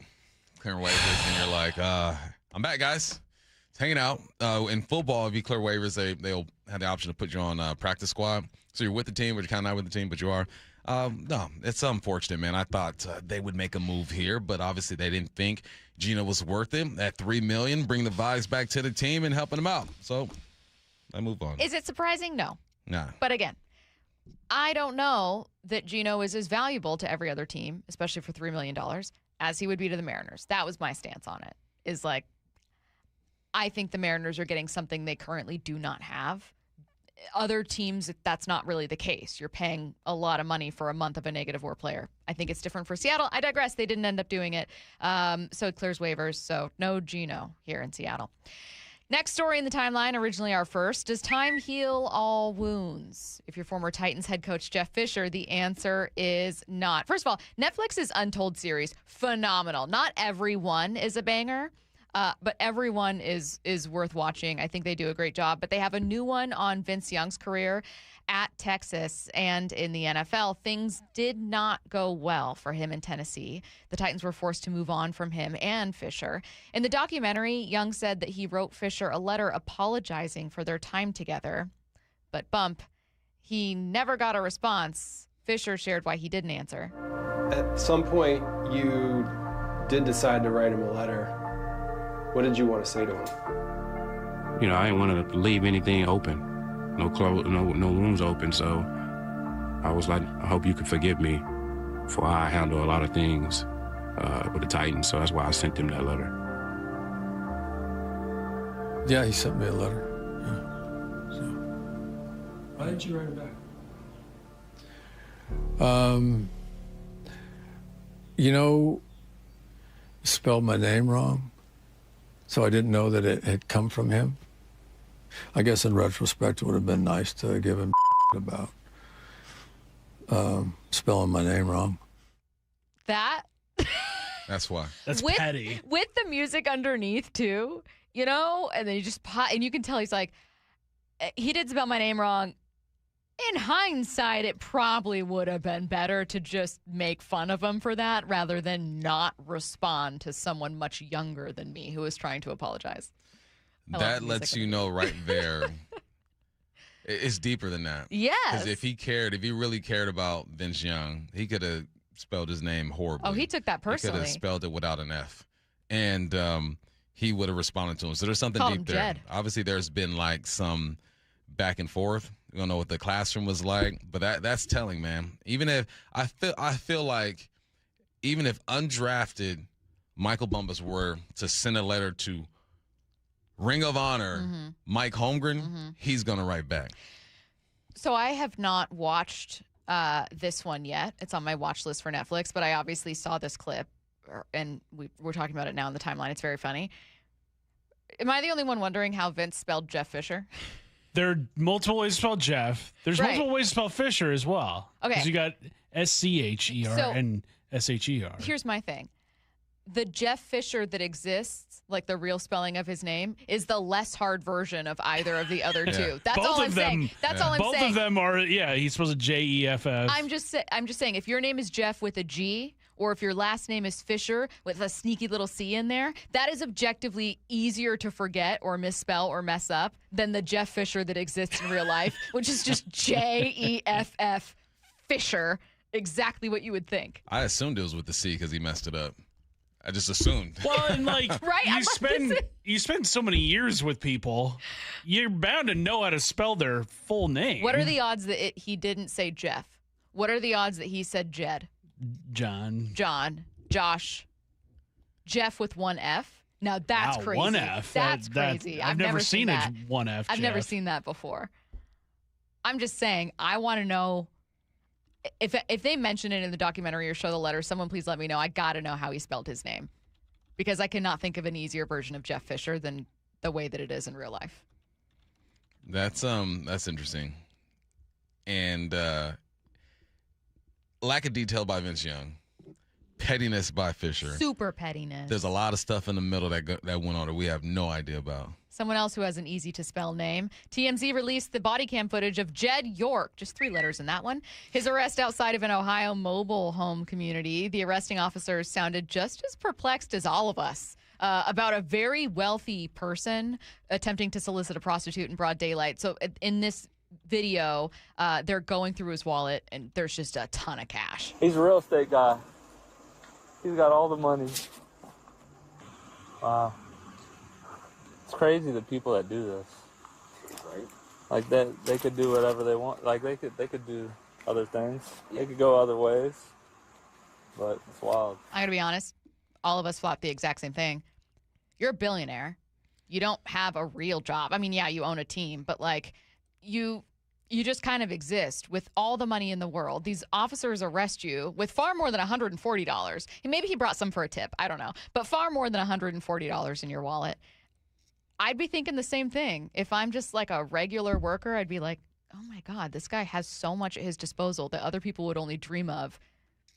And you're here? Oh, man. I know homies that go on bro trips that are a lot safer than what you just did. That's crazy. It was reckless, man. It was reckless. He wasn't thinking right. He was thinking something else.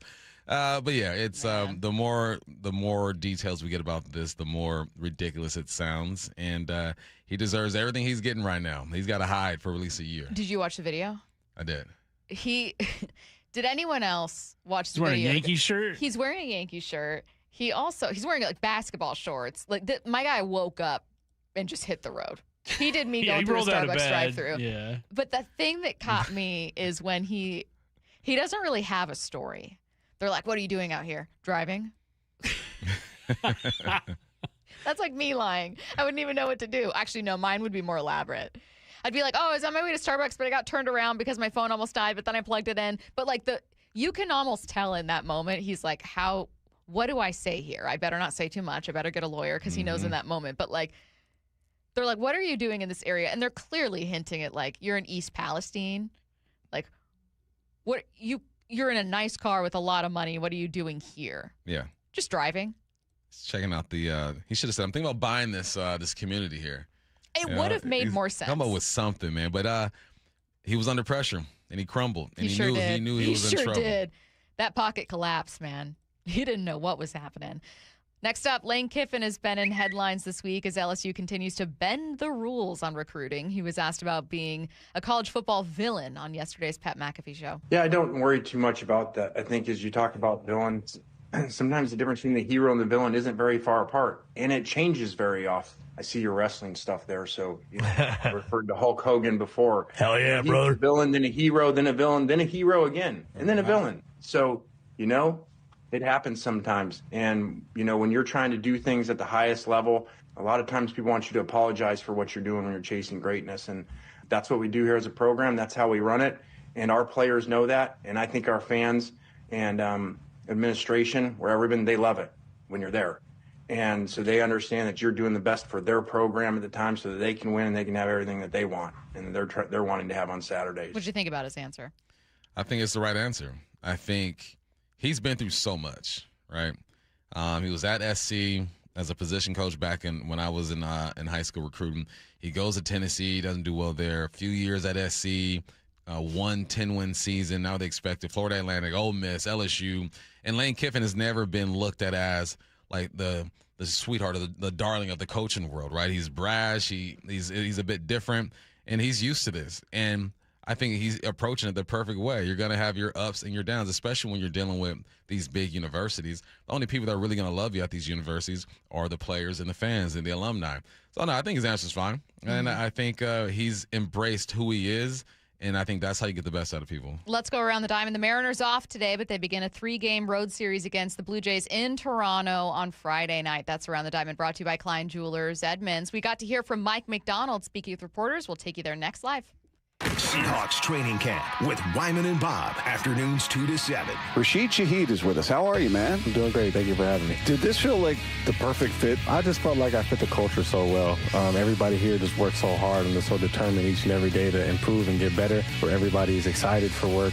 I'm excited to go out and practice and just be around the guys and just, keep our head down and grind towards, our one goal and mission, and that was to win the Super Bowl. Watch live or later on the Seattle Sports YouTube channel. It's been really cool to see what the cameras and microphones capture during training camp. One of my favorite scenes was a coach telling a player he should be happy for another teammate who just signed a contract extension. He earned it.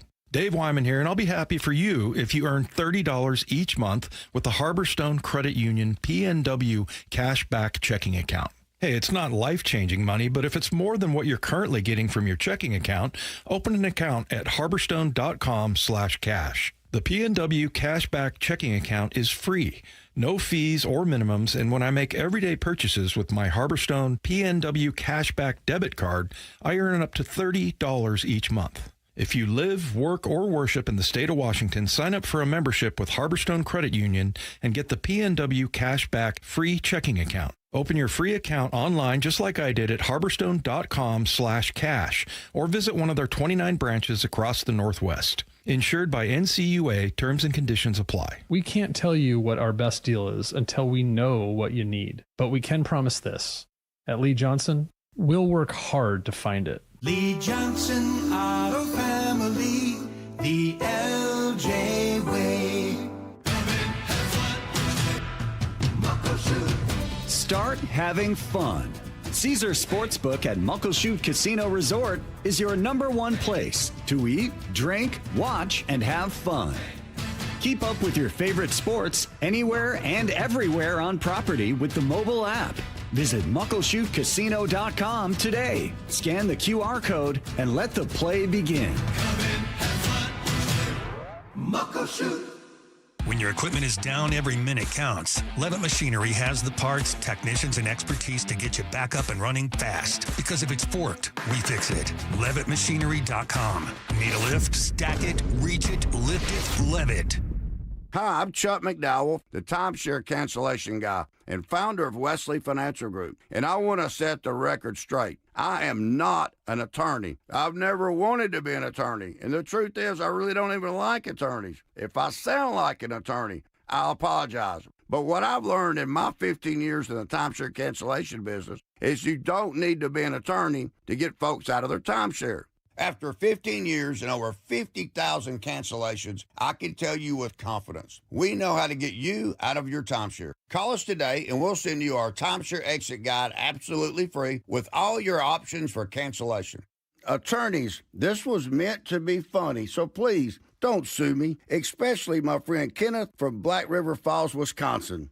Call now for your free timeshare exit info kit. 800-646-5959. That's 800-646-5959. 800-646-5959. Friends of Waterfront Park present the Waterfront Block Party on August 29th from 1 to 8 p.m. with a live music showcase on Pier 62, cultural performances on Pier 58, and dance workshops for all ages and abilities at the Salish Steps. All free and open to everyone. Plus, dozens of activities and celebrations across the waterfront and downtown neighborhoods, including Taste the Waterfront with $10 bites from over 20 participating businesses. Don't miss out on this free event celebrating Seattle and our waterfront.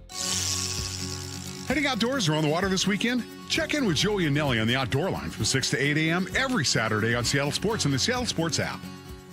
Certain industries expose workers to hazardous chemicals. If you worked in a paper or pulp mill, or in aircraft manufacturing or painting at Boeing, and have a child born with birth defects, your child may be entitled to legal damages as a result of your exposure to such chemicals. Birth defects have been linked to toxic chemicals, metals, and solvents used in these industries. If your child was born with brain or spinal cord damage, organ or limb malformations, blindness, cerebral palsy, genetic damage, or other birth defects, and you're a past or present worker in a paper or pulp mill, aircraft manufacturing, or painting, contact us now toll-free at 1-866-99-TOXIC. Your children may be entitled to legal damages. If you're a past or present worker in a paper or pulp mill or aircraft manufacturing or painting at Boeing, and your child has a birth defect, call toll-free at 1-866-99-TOXIC. Your call is confidential. 1-866-99-TOXIC. Message authorized by Weinstein Cajano, 600 University Street, Suite 1620, Seattle, Washington. Guys, I'll never forget the first time I saw somebody get results at our clinic. He was an 81-year-old man who hadn't been intimate with his wife in over 8 years. Viagra had stopped working for him, and he was desperate for help. After several treatments, he walked into my office and told me he couldn't believe the results. Needless to say, this was a very happy man. This man made me a believer in what we do. He had taken pills for years, but he had never fixed the problem. When he came to us, we fixed the problem. Our treatment does what no pill can do. So give West Coast Men's Health a call today. Speak with our clinic manager. Ask him any question you like, how it works, the science behind it, and even the cost. Change your life today, like the thousands of men who already have. In addition to treating ED and Peyronie's disease, we now offer testosterone replacement therapy. With clinics in Redmond and Tacoma, call 206-519-6541. 206-519-6541. Online at westcoastmenshealth.com. From the Quantum Fiber Studio. This is Bumpin' Stacy. Weekdays 10 to 2. On Seattle Sports and 97.3 FM HD2. Ahead of the Seahawks preseason finale tomorrow, Mike Macdonald speaking with reporters now. All right, good to see everybody. Excited to get on the plane and go try to win a football game. So, good to see you. When you've got new owners who have expertise in some areas and you've got expertise in football, how do you kind of bridge that gap? It's going to be a team effort. I think, the Khoslas have kind of explained how they're intending to operate in terms of timeline, but I know, I for one, I can't wait to work with them, from what they feel like they can offer right now. So I want to go. It's exciting. You're excited to work with them on? Well, I think the things that they have expertise in right now, and then I think the way that we've gotten to this point is we realize we don't have all the answers, and we try to find the best ones. So, and those answers can come from anywhere. So I think it's just going to be fun to develop that relationship and and try to see where we can take our club. Mike, what did the reps look like for your starters? Are they going to play? Yeah. The starters, the guys that haven't been playing, won't play again. Jalen's going to play the whole game. Drew will be ready to go, but Jalen's going to play the whole game. We're making some independent decisions on some guys. It's not a declaration of status or anything. A lot of it has to do with just individual players, where they're at. Some things are health considered, some things are depth considered. It's kind of all of them have like individual decision criteria. So I know it's tough, but try not to jump to conclusions. For the guys you've talked about this, how much is it for the players just to let it rip in a game like this, not overthink it, and just be what they are? Yeah, it's the same message. It's these are great games. These last preseason games, there's so many great stories of guys playing great football, and again, everybody's on their own timeline. So, are you fighting for a roster? Yeah, you are. You're fighting to further your career. Is it a roster spot? Maybe not. Those are things that are outside of our control at this point in the process. So, let's focus on going play your best football, and then trust that the process will take care of itself. Whether it's you're on the initial 53, or on the initial 70, or maybe you're a guy that's going to come back. All those things are on the table. Mike, what do you want to see from Jalen getting the opportunity to have the full game?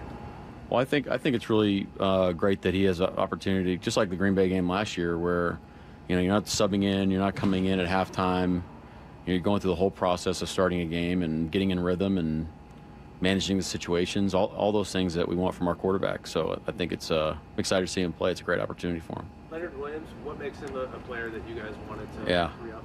Yeah, it was a little funky this morning in terms of timing and everything, but tell you what, we couldn't be more excited to get the deal done. Again, he's a foundational player to our club from when we got here.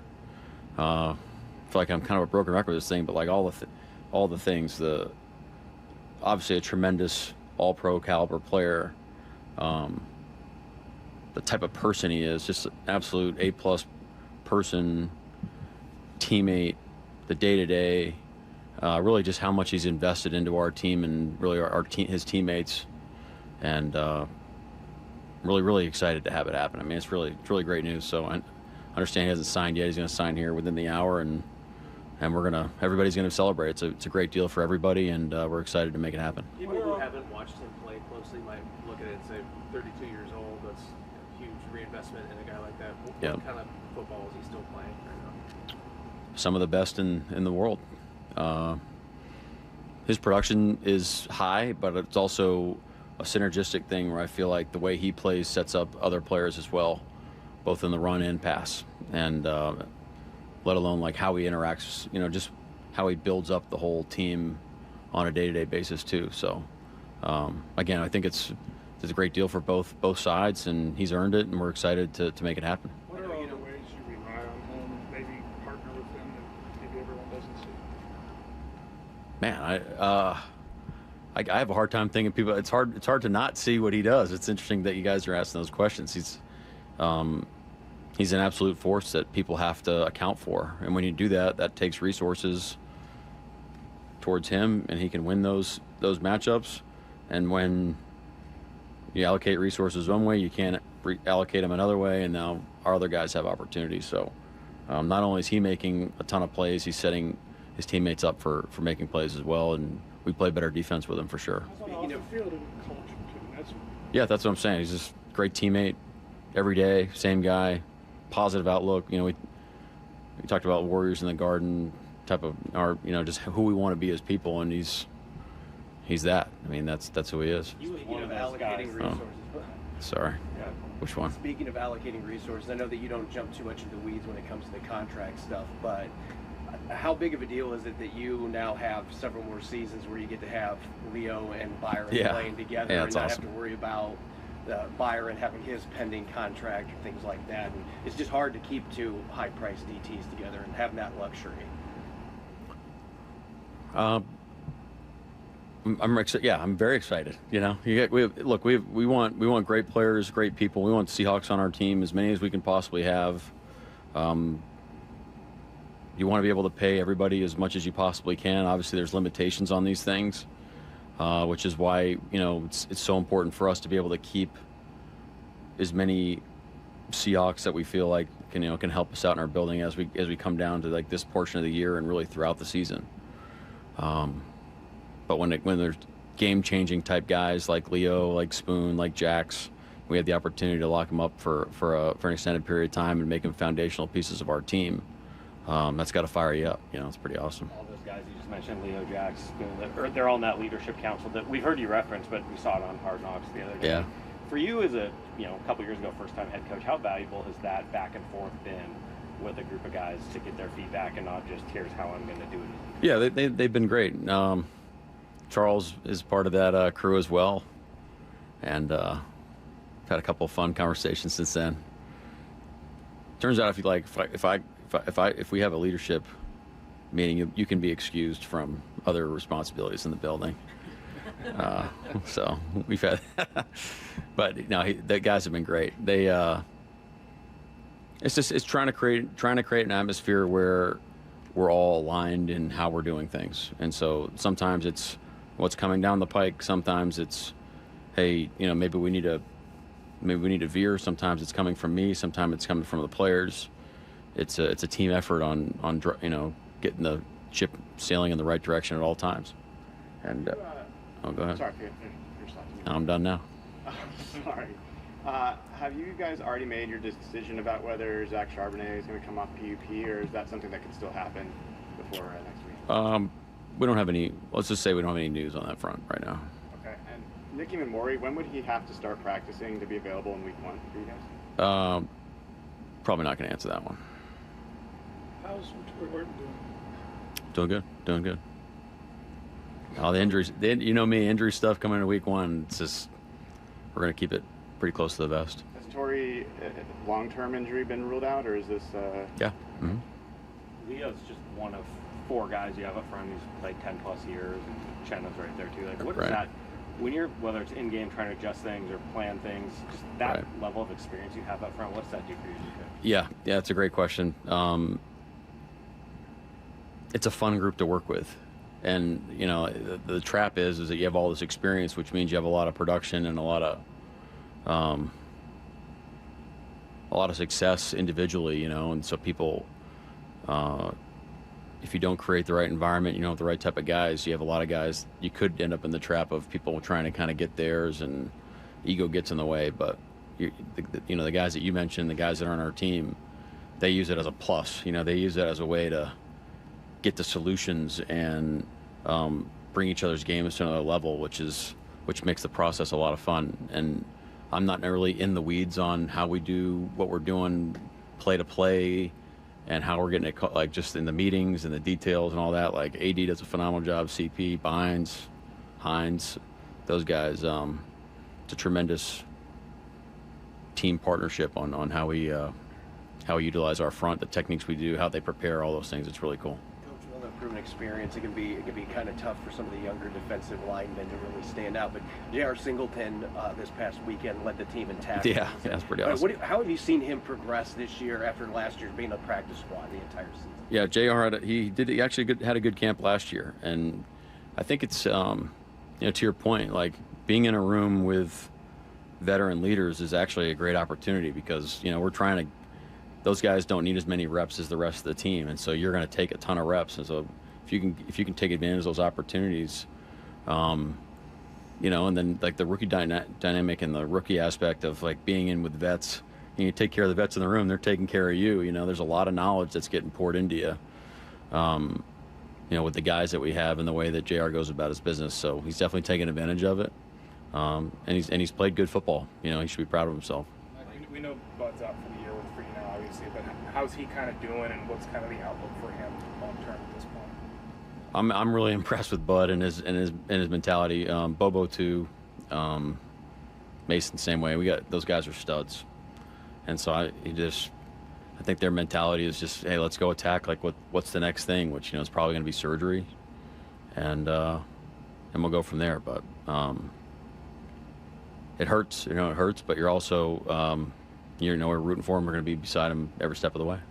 Jadarian, what have you thought of the camp he said? Say that again. What was the question about? Just what the general thoughts on the camp that he said? He's done a great job.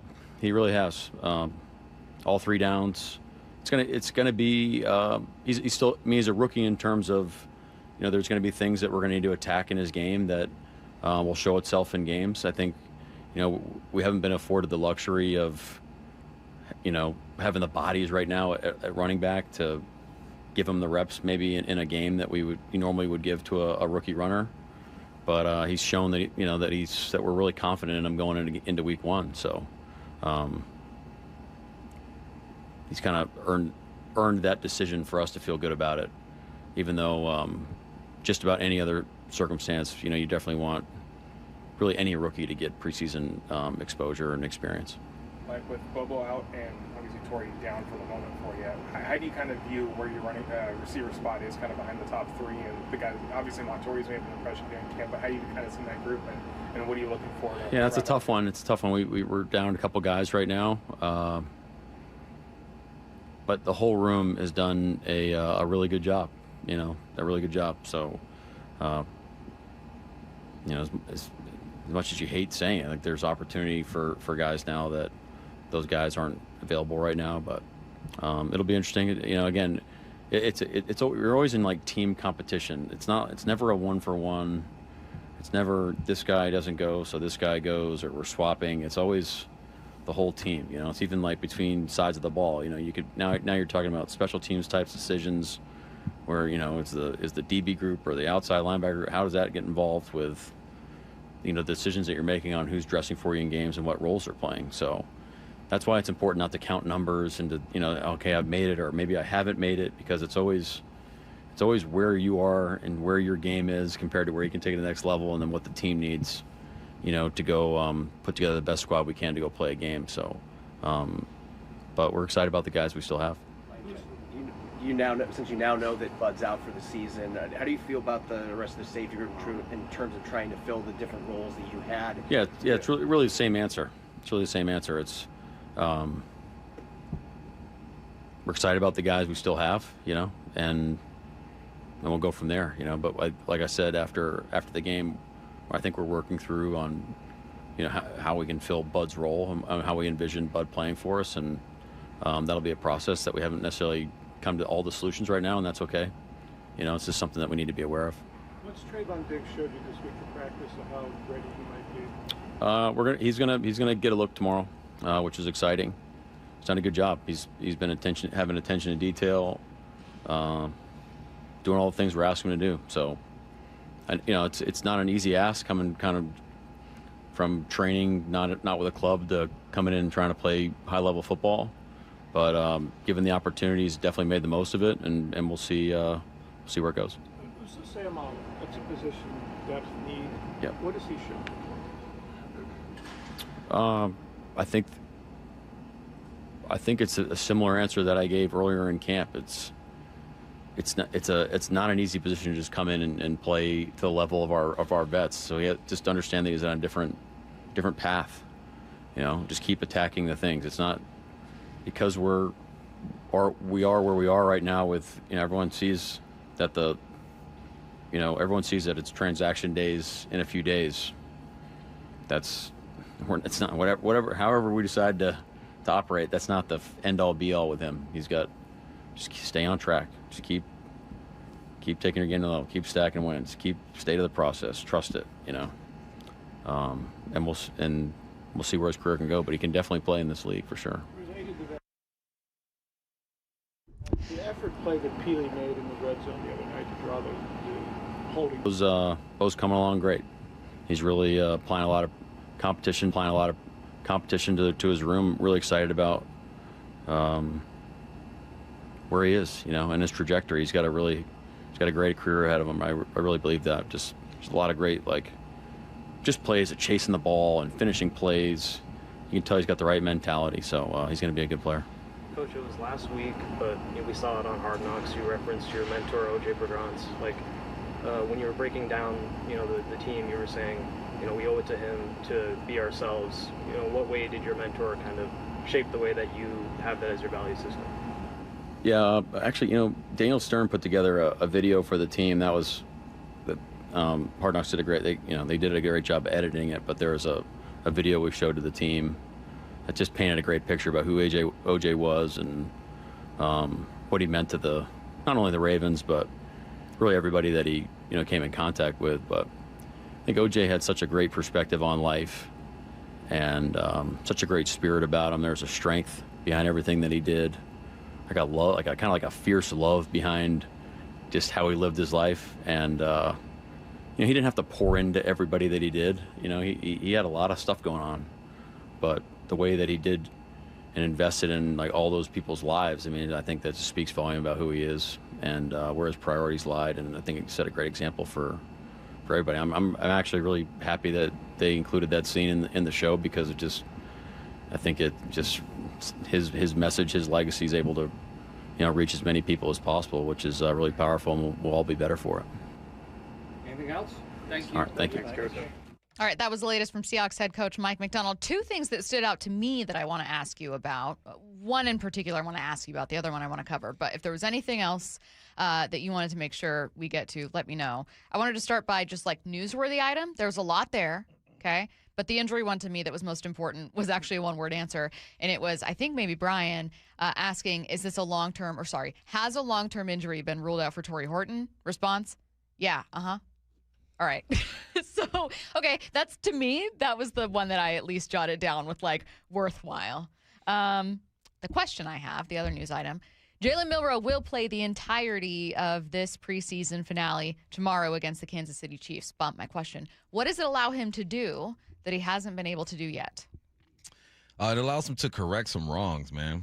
I mean, when you only get a half or maybe a quarter, a couple quarters, a quarter and a half, the way they mix it up with Drew Lock and him, it's almost like you're pressing because you feel like you're going to get limited times to correct your wrongs, and everyone's going to make mistakes in a game. I mean, the best quarterbacks in the game make mistakes. So it gives him an opportunity and to, like, get into a rhythm too, man, like to sweat a little bit, to work on your cadence at the line of scrimmage, to get in the huddle, to audible, and you get into this type of zones where things start to make sense. At least you hope that he gets into a zone where things start to make sense. So the main thing for me is that it allows him to correct some wrongs, because every mistake or seemingly mistake that he makes is just blown up.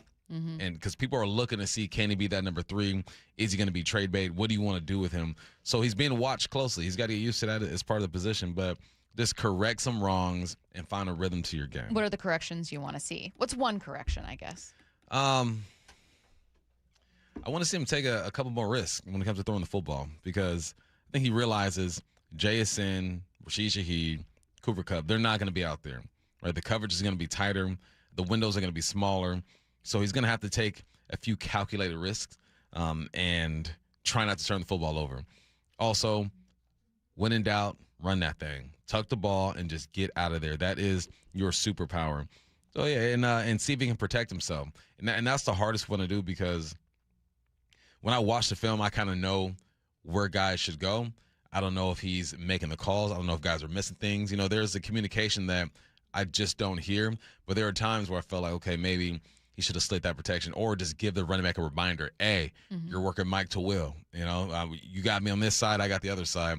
So just learning how to slow the game down and make sure that at least assignment-wise he's protected. Guys are going to lose battles and break through it and get some pressure. But assignment-wise, is make sure you're protected. Who else is this game really important for? Because I know by the time we get to a preseason finale, and this was back when there were 4 games, it was just kind of you get to the 4th one, typically the starters, well, it depends how you approach it. In my experience, it was like covering where the starters would typically play the least, most in the 3rd preseason game, and then that was just like a rest week. So I'm just used to it being like, all right, get it out of the way. Let's get this done. However, that is, and you know this, when some guys have to make the roster. It is their last chance. So who are you eyeing for this one? Here's the mess up thing about this game. I'll tell you a few names, but coaches are looking for reasons to cut guys, not to keep them at this point. And they're looking for reasons. They have, out of their 53, I guarantee you they got like 47 of the spots they think sewn up already. So what do guys need to do, or what names? Obviously, the most popular one so far, Montorie Foster. He needs to show what he can do. I think Jalen Milroe, we mentioned him. Bo Stevens, the rookie. I think Logan Brown had a tough game last game. He's the left tackle out there. Defensively, you need guys like I wonder if Tyrese Knight's going to play. That's an interesting one, because he's played so good, he might sit. But guys like Chaz Surratt, who's a special teams guy, can you find a way on the football field? You got Connor O'Toole, who's been here for a couple of years. Can you solidify your spot? Trayvon Diggs, I wonder if they're going to play him. He's a weird one because he's a veteran and you have so much film on him. You can just say, okay, we know what we got. Or you're going to throw him out there and see what's going on. Rodney Thomas is listed as questionable. We'll see. So a guy like Maxon Hook. There are so many names that we can go through, and 80% of them probably don't even stand a chance. So now you're just auditioning for other teams. I think a lot of people are going to be watching Montorie Foster. Yeah, for sure. I think that's what everyone's going to be keyed in on. But I like you mentioning Hook. Maybe it's D'Anthony Bell, some of that safety depth. D'Anthony's going to make it. But yeah, there are other position groups that have become suddenly far more important, that have suddenly had spots open up that maybe weren't there before. All right, that's the latest from Mike Macdonald, his Thursday press conference ahead of tomorrow, not Saturday, tomorrow's preseason finale against the Kansas City Chiefs in Kansas City. Talking NFL with the Athletics' Mike Silver next. 30 years ago, Paul Allen purchased the Seahawks. I wanted to be part of keeping the Seahawks in Seattle long term. 3 decades later, 12, they're bringing the trophy home. 2 Super Bowl championship banners hang in the stadium Paul Allen built. Now, a new era of stewardship begins. Most things that seem impossible become possible. And we welcome the Khoslas family to Seattle from the home of the Seahawks, Seattle Sports. Hon, is your new pinball machine in our budget? KeyBank will meet you in that our money is now our money moment. Actually, our banker Steve recommended we start a joint checking account for bills and keep our individual accounts for things like, pinball machines. Did someone say Banker Steve? I was in the neighborhood, in case you had any checking account questions. Steve, you're always there for us. Now, how quickly can we open that account? Steve, are you seeing this? For every financial need, we'll meet you in the moment. KeyBank opens doors. KeyBank, member FDIC. Saving energy simplified. Snohomish PUD's Rebate Center is your one-stop hub for cash back on energy-efficient upgrades. From heat pump water heaters to all-in-one washer-dryer combos. Whether you're planning a project or already made an upgrade in the last 90 days, the Rebate Center helps you check eligibility, submit receipts, and track your rebate status all in one place. Visit snowpud.com/rebates. Hey, Brock Hewitt here with my buddy Shannon O'Kelly from IRG Physical and Hand Therapy. So much more than just physical and hand therapy, though, Shannon. You guys, holy smokes, do you have a lot of specialty care? Yeah, Brock, we do. You know, obviously our nuts and bolts is good old musculoskeletal, but we have a lot of therapists that do advanced certifications in specialty care. And that's important because we can treat the whole population. We can treat your neighborhood. We can treat your family. And those specialty services range from neurovestibular care to dry needling, sports medicine, hand therapy, pelvic floor, vestibular rehab, lymphedema, you name it, we have that service. Again, we're about taking care of the whole family and the whole family's needs. Remember, IRG, they're in your neighborhood. I'm talking over 40 locations and new additions in Wallingford and the WAC as well, that Washington Athletic Club. You can find them in person. You can find it online at irgpt.com. That is irgpt.com. Summer is the time to feel and look your best, but I'm not talking about your abs or tan. Guys, I'm talking about your hair. Restore that bald spot, reverse your receding hairline, or add volume to thinning during Advanced Hair's once yearly summer savings event. Advanced Hair's simple one-day treatment begins to regrow your very own hair the very next day, and they guarantee your new hair will grow. They are the team that addressed my hair loss, and I recommend them to everyone. Take advantage of your flexible summer calendar and get the most hair for your dollar. Advanced Hair's summer sales event is on for a limited time. So get the details and schedule your free consultation today. 425-449-8185. One-day treatment, life-changing results. With Advanced Hair, your new hair is guaranteed to grow. Check out the incredible before and afters and make the call now while their summer savings event is still on. That's 425-449-8185 or advancedhair.com. Endless hours of research, seeking referrals, dozens of calls. Hiring the right attorney can be a challenging process during an already difficult time. J.P. Pendergast with Pendergast Law explains. In Washington State, Tom, there are thousands of attorneys to choose from. Referrals and online research can be helpful, but discovering the right attorney requires a conversation. It can be hard to identify integrity and authenticity without that interaction. So, what do you recommend? We encourage anyone looking for personal injury representation to call for a free consultation with our team before making a decision simply based on referrals or online research. Accident victims need an attorney that listens, demonstrates honesty, and is genuinely understanding of their unique circumstances. The care, attention, and preparation that our firm provides throughout the case mirrors the effort involved when taking on the insurance companies. Save time and avoid mistakes after an injury. Contact the caring and compassionate team at Pendergast Law. If you or a loved one has been injured in a car accident, call Pendergast Law. We can help. When it comes to my policy, Farmers gives it to me straight, so there's no surprises. It's your coverage. You should never be confused. You hear that?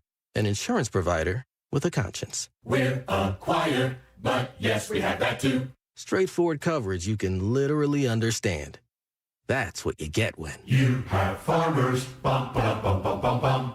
Learn more at farmers.com. Underwritten by Farmers Truck or Fire Insurance Exchanges or Affiliate. Products not available in every state. Hey, Mike Salk here for Snoqualmie Casino and Hotel. And not all getaways are going to earn 4 diamonds, but you can experience the 4 Diamond Snoqualmie Casino and Hotel, where the breathtaking views, elevated dining, and world-class gaming and entertainment make the perfect escape. Also, check out upcoming shows. You got 80s pop sensation Taylor Dane on September 6th, or local rock legends Queensryche on October 10th. Tickets at snocasino.com. You can elevate your next getaway. That's 4 Diamond and Seattle's closest Snoqualmie Casino and Hotel. Please game responsibly. Let's go! This is Seattle Sports. Streaming through the Seattle Sports app. KIRO AM Seattle. KIRO FM HD2 Tacoma. Home of the Seahawks, Mariners, and everything Seattle sports. Seattle Sports Snapshot.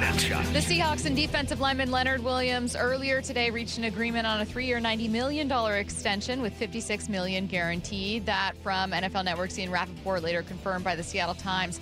The 32-year-old was tied for first on the team in sacks and led the defense in quarterback hits last season, earning second-team All-Pro honors. Good news for the Mariners. They did lose that series finale to the Phillies yesterday. That's not great. But they didn't lose any games in the standings. The Yankees beat the Astros 9-3, and the White Sox put up 10 against the Rangers. Snapshot, brought to you by Miller Lite. When it's game time, it's Miller time. From the Quantum Fiber Studio, this is Bump and Stacy on Seattle Sports. Streaming through the Seattle Sports app and at seattlesports.com. Now, here are your hosts, Michael Bumpus and Stacy Ross. Here we go now. The Athletics' Mike Silver joining us now. We have an NFL season to preview. We're starting in Seattle. Mike, how's it going? Great. How are you guys? Fantastic. It's really, really exciting. Both Bump and I, it's our favorite time of the year. We finally get to really dive into football and start talking college football, previewing the NFL season. I'm going to start in Seattle, but we have questions about a few other divisions, a few other teams. The NFC West, though, feels like these 3 teams, I'm sorry, the Cardinals, but these 3 teams are just kind of bouncing back. I feel like I see a new segment every single day when I'm watching the news in the morning about which team is going to win the division, which team is going to be a Super Bowl favorite. It's going to be a gauntlet. I'll ask you the very basic starter with who do you got in the NFC West? Do I have to have one now? Yes, and I'll hold you to it I months from now. Prep better. Well, I think you go with the defending champs until proven otherwise, and it's not like they fell off, right? Like they strongly resemble the team that we saw win the Super Bowl super convincingly. So I would start with them, and I know the Rams obviously are generating all sorts of understandable buzz. They went out and got Trent McDuffie. They went out and got Myles Garrett. They may even get Aaron Donald back. So I get it. But, and the 49ers did an incredible job last year of overcoming significant injuries. And you look at them and go, well, they're going to have some people back. They have Mike Evans, but they're just so many of their players are either coming off of serious injuries or have played a ton of football or both. So you just wonder, like, how will that go? But if you told me the 49ers are going to be mostly whole in the end, I do think it's a fair way to look at it. Like, there are 3 legit contenders. And so the question is, are they going to cannibalize each other and be in a worse playoff position and deal from weakness? Or are they going to sharpen each other so that one of them will come out of that, battle royale in the NFC playoffs and be even stronger. But, the hype is justified. There's been a couple ways that the top 3 teams in this division have gone about their offseason. You got the Rams, like you mentioned, adding these big names, making a splash. With the Niners, it was about getting healthy and adding a couple pieces. But with the Hawks, it's been about kind of drafting and retaining the big talent that you already have. Which approach do you think is more effective when it comes to longevity? And what did you think of the Hawks signing Leo to his deal? Great. I'm really glad they did that. He's been tremendous since they got him. He helped them win a Super Bowl. He stands for all the right things. So good for him. Good for them. I think each approach is right for that organization, right? Like the Seahawks are doing the absolute best thing. They won a Super Bowl. They're not, getting crazy in terms of like, we got to, go all in for this season, but they have a really good thing going. I think you can expect that maybe Darnold, will get even better. And, they lost Kenny Walker. They drafted a guy. Like, I feel like they're doing what you would expect them to do, and which is the right long-term sustainable strategy, obviously with the new owner, which will be interesting. The Rams, I understand exactly why the Rams are doing what they are doing, because they did it before and people freaked out and they're like, the sky is falling. You're going to have to pay the piper. Your salary cap will get blown up. You're not going to have any draft picks. And they had like they won a Super Bowl. Then they had like one bad year, and they drafted and developed really well. And lo and behold, they were good again and right back in the mix. So it worked once. The sky didn't fall. Why would you not do it again, especially when you have Matthew Stafford, who is, a limited resource and is not going to be there forever. So I can't imagine why the Rams wouldn't do that. And then, the 49ers, I think it's hard because they have tried to infuse that, situation with younger players. Some of them have flashed. Some of them may, come in this year. We've seen the rookie receiver Stribling, flash in the preseason. So they're kind of trying to do that. But in the end, they're like, well, we still rely a lot on a lot of really weathered people, but they're really, really good, and they stand for the right things. And, oh, by the way, we added another one in Mike Evans. But you get it because he's on paper by far better than any receiver they have or have had for a while. I think it's very cool that we actually get a look at all three of these teams across two separate games before the first Sunday, which is awesome. Next week, leading into some of that, I'm going to be asking my co-host as an analyst, like, okay, how do each of these teams want to beat you? And given that there are going to be 6 games we're talking about all year long, we're going to keep revisiting. I wanted to lean on your own experience and expertise, particularly with Kyle Shanahan, though. Feel free to answer for both the Rams and 49ers here. But how do the 49ers and Kyle Shanahan want to beat you? He approaches every single week like it's its own entity. It's been described to me like, we knock down the house every week and build a new one. And that is exhausting, but it is schematically really, really advanced and cool. And so he basically wants it to go according to plan because his plan is unbelievable. And, there are variations of that and adaptations, and obviously great players factor in, but he does better when it's going the way he mapped it out in his mind and on his sheet, offensively and defensively. And now he has a great coordinator in Raheem Morris replacing Robert Saleh. But, when it goes off of that script, sometimes people think, he is locked into that and has a hard time adjusting. And we've seen in, high yield games where they haven't been able quite to finish in high profile circumstances, including the 2 Super Bowls. But, we've also seen that epic win at Philadelphia in the playoffs where it does, go that way. So, but I think with Kyle, it's, I want to do it according to my blueprint for that given week. And, McVay has some of that too.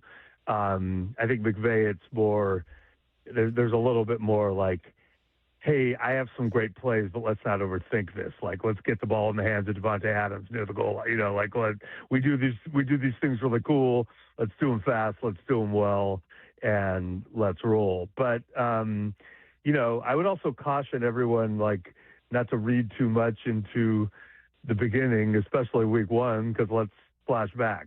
Week 1 last year, Nick Bosa makes the big sack or forces the fumble. The Niners pull out a dramatic victory in Seattle. It's like, well, that didn't turn out to, be an indicator of where it would end up. And then, by the way, the Raiders rolled out to Foxborough and beat the Patriots. And that also turned out to be a false indicator. So, the start's important, but obviously the finish is the most important. What have you learned from Hard Knocks when it comes to Mike Macdonald? It's been interesting, man. We've seen a lot. We've seen like the fiery Mike Macdonald. We've seen the compassionate Mike Macdonald. What do you like and what have you learned from Hard Knocks? All right, well, I'm going to be totally honest here, and I don't work for the NFL or NFL Network anymore, so no relationship with NFL Films tangentially, certainly not HBO, but I have not watched a second of Hard Knocks, and that's no shade. I've just been busy bopping around the country and allocating my time elsewhere, and the world has changed, but I've seen a few clips here on social media. I've heard a couple things. I know they got into the Terrion Arnold thing, but I do know Mike Macdonald pretty well, and I love talking to him. I love the way he's leading.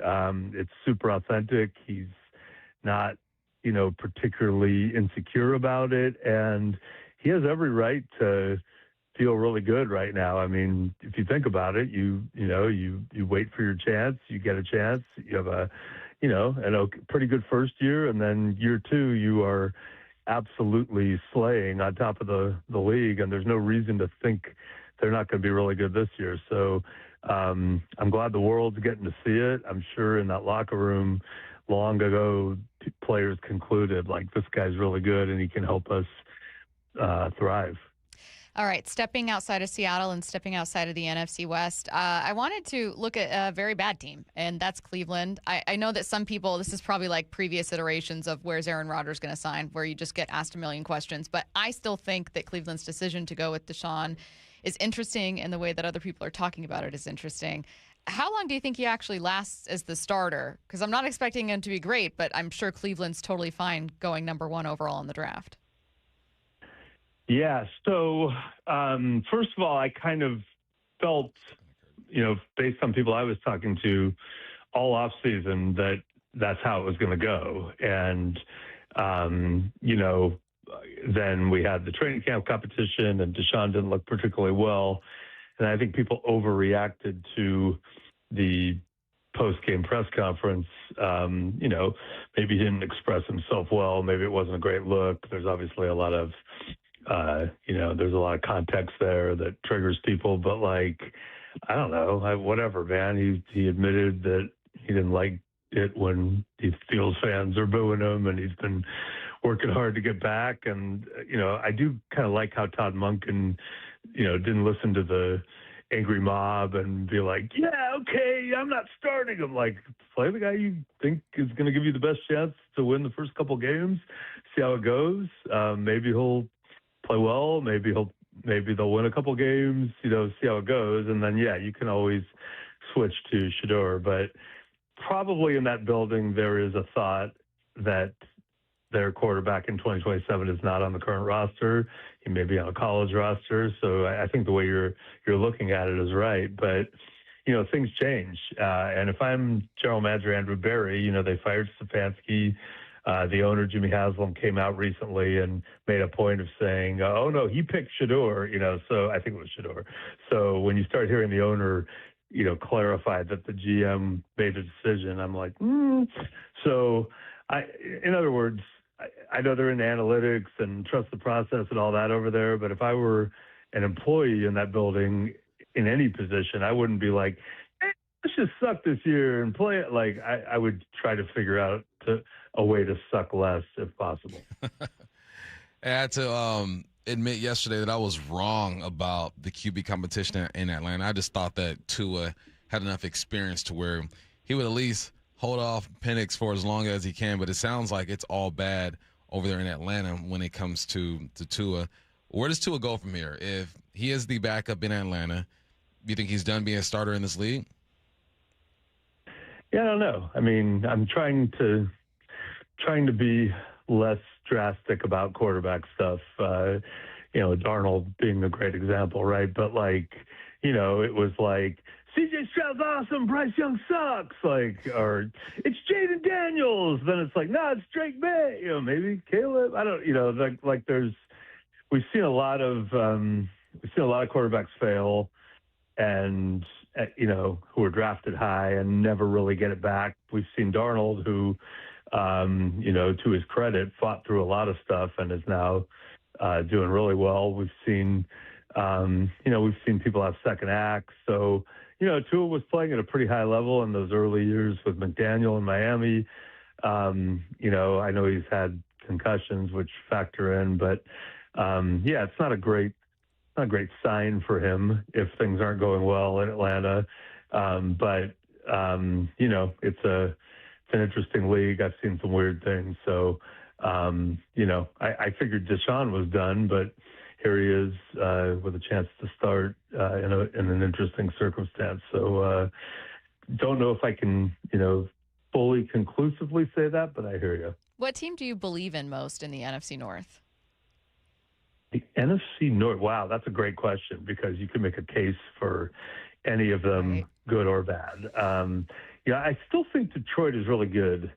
I spent some time out there a couple weeks ago. Dan Campbell's thing to me is like, we got to get our edge back. Like, we lost our edge last year. And I know for him, a lot of that comes down to the offensive line play, and they had some issues. But I kind of feel like Detroit has a chance to, make last year just a little bump in the road on what they've been building. So I probably would say Detroit, but I think you could make a case certainly for any of the four. And the Bears obviously have the momentum coming off of last season, what Caleb did in the playoffs against the Packers. And then, I know they lost the game, but literally one of the greatest plays I've ever seen in the sport of football against the Rams to extend that game. I don't want that to get lost because they didn't win the game. That was insane. I feel like we could have had a 15-minute segment on this division alone. It's not even one that we cover. But I actually agree with your answer on that one, and we'll have to follow up with you later in the season. Okay, good. I'm glad. Well, then I must not be totally crazy then. I'm with you. No, I feel like I get the intrigue around Murray and obviously Green Bay, Chicago. Like, I completely get all of them. And you're right that each one kind of has an Achilles heel. But Detroit's schedule and maybe history makes me lean more to recent history makes me lean towards them. But I don't know. So I guess we'll find out. But always fun to talk to you. We love having you on. He is the Athletics' Mike Silver. Thanks so much, Mike. Thanks, Mike. Thanks, you guys. I really appreciate it. Before we get to headline rewrites, did you hear like 3 minutes ago when Mike said that's a great question? I just didn't know if you heard that. I didn't. I said, I know. That's what I was laughing at. I'm like gassing yourself up. Right? It is a good question, though. Yeah. I genuinely don't know. It was a good question. I don't know which of those teams is going to win. No. You could make the case that any of them could disappoint or underwhelm, right? But you could also make the case that I don't think 3 will go to the playoffs. But you could make the case that there are going to be some really elite teams. I think 3 could go. Well, then that would mean... I really do. Yeah. Someone's going to have to fall off in a division. But yeah, that would mean another division falling off. I just don't know that that's going to happen. You know who I think could be suspect next year? The Commanders. Yes. I think the Commanders could be suspect. I think so, too. Yeah. I think that, you know what, let's save this for we're already talking NFL. Let's get to headline rewrites. Extra, extra, rewrite! Headline rewrites. We must make headlines. The real story behind the headlines in today's news. Powered by Bay Alarm Security Services. With Bump Stacy. Headline number 1, the Seahawks are paying Leonard Williams a lot of money. They have agreed to a 3-year, $90 million extension with 56 of that guaranteed. What's the real headline? That's a lot of house plants. This joke's only funny to me. I thought it was an incredibly funny story that Leonard Williams is a plant dad and very passionate about plants, and that was his storyline on Hard Knocks. I just found it very likable. It's a lot of money for a player who deserves it, and I think a player who remains really underrated. He is. I mean, his peers didn't vote him in the top 100. I think that was just a mistake. They're just flying through the voting. He's the 3rd highest paid interior defensive lineman in the game behind Chris Jones and Madubuike. Both those guys are worthy of it. Now, this was good. I love the way that he handled it. It wasn't a big deal. I mean, that's when you really want to test the culture of your team, have some guys do some big money and just see how they handle it. Jason didn't say it, Pete. Spoon showed up in practice. Leonard said they're going to get it done. And boom, boom, boom. All of them get done. Everyone is happy. Now we can just focus on playing some football and seeing what Jalen Milroe can do in the whole game this Friday. Headline rewrites. Headline number 2, the Mariners did not put in a waiver claim for Cincinnati third baseman Geno Suarez. What's the real headline? This felt like the easiest decision to make, and they didn't. So a real question I have, a real follow-up, because there are answers to this. They aren't ones I believe in, but there are answers. Why didn't they? To be fair, no other team did. He went unclaimed, and it's going to be back with the Reds tomorrow. But why didn't the Mariners? Why wouldn't the Mariners do this? They didn't. Maybe they think Brendan Donovan will be back rather quickly from his and concussion just have faith stint. that he could stay healthy and be at third. Okay. God, he hasn't played more than like 10 games in a row this year. I'm looking for, this is his third stint. I'm looking for just like any Family Feud style. Okay, good answer. Okay, faith in Brandon Donovan. Bump. Why might the Mariners not have made this move, which all of us felt like they should? I mean, kind of going off what Curtis said, is believe in their guys. You know, they said, look, we've put together a few good series. We feel like we're headed in the right direction. We believe in our guys. So I hope they are right, because I would have made this move Me too. in my sleep and signed the contract with my left hand. An answer I will accept from the Mariners is that. I will accept. They know more about their team than I do. Yeah. They know more about baseball than I do. I will accept from Mariners decision makers. We love our guys. We want to put Brandon Donovan out there as much as possible when he's back.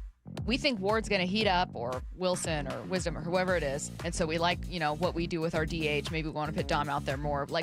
We don't want to have to take guys out.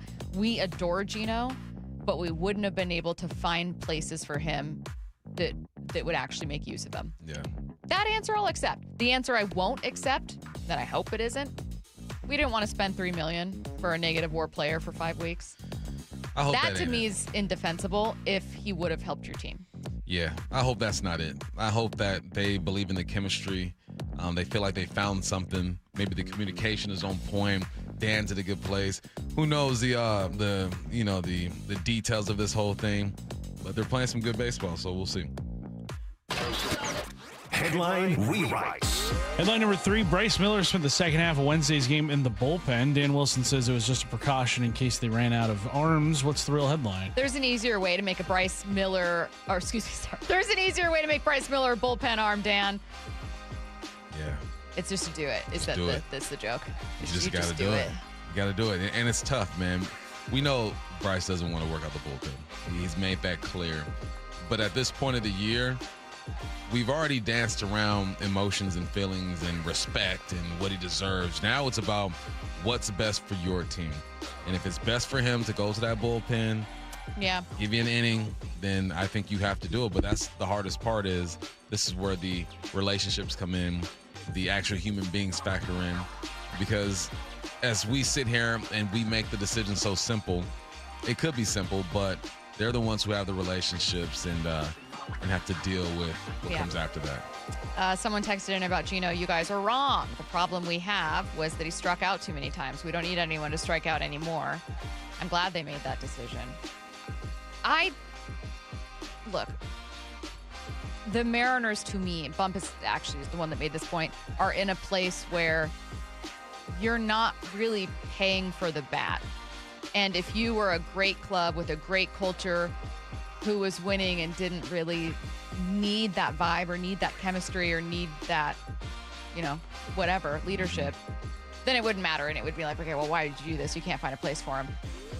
But like you said, Bump, how many times this year, you said it, I don't want to take it from you, but you said how many times have we had conversations about leadership or about vibes or energy? A lot of conversations. A lot of conversations.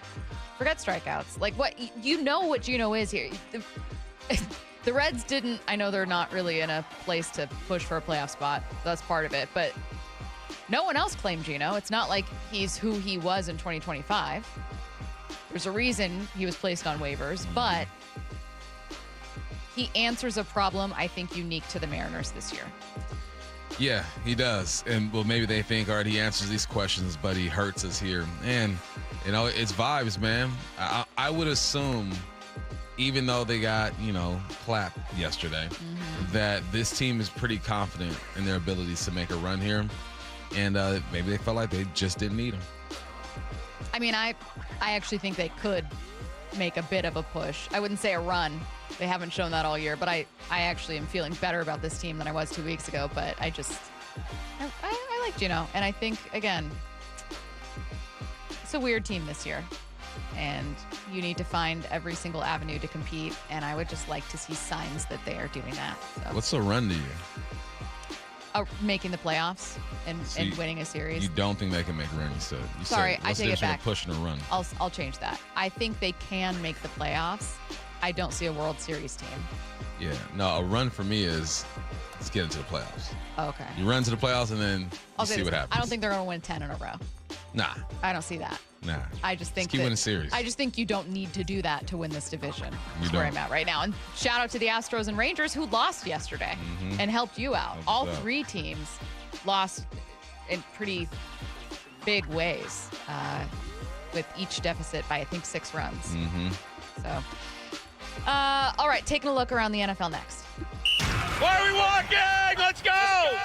The defending champs are in the home stretch of training camp. It's filling in the little gaps that really brings this team together. Stay plugged into the very latest moves, news, and everything Seahawks at seattlesports.com. I want to see the competition with Diggs here. And the most important Seahawks conversations. This Montori Foster, he'll play special teams. He's an absolute dog. On the home of the Seahawks, Seattle Sports.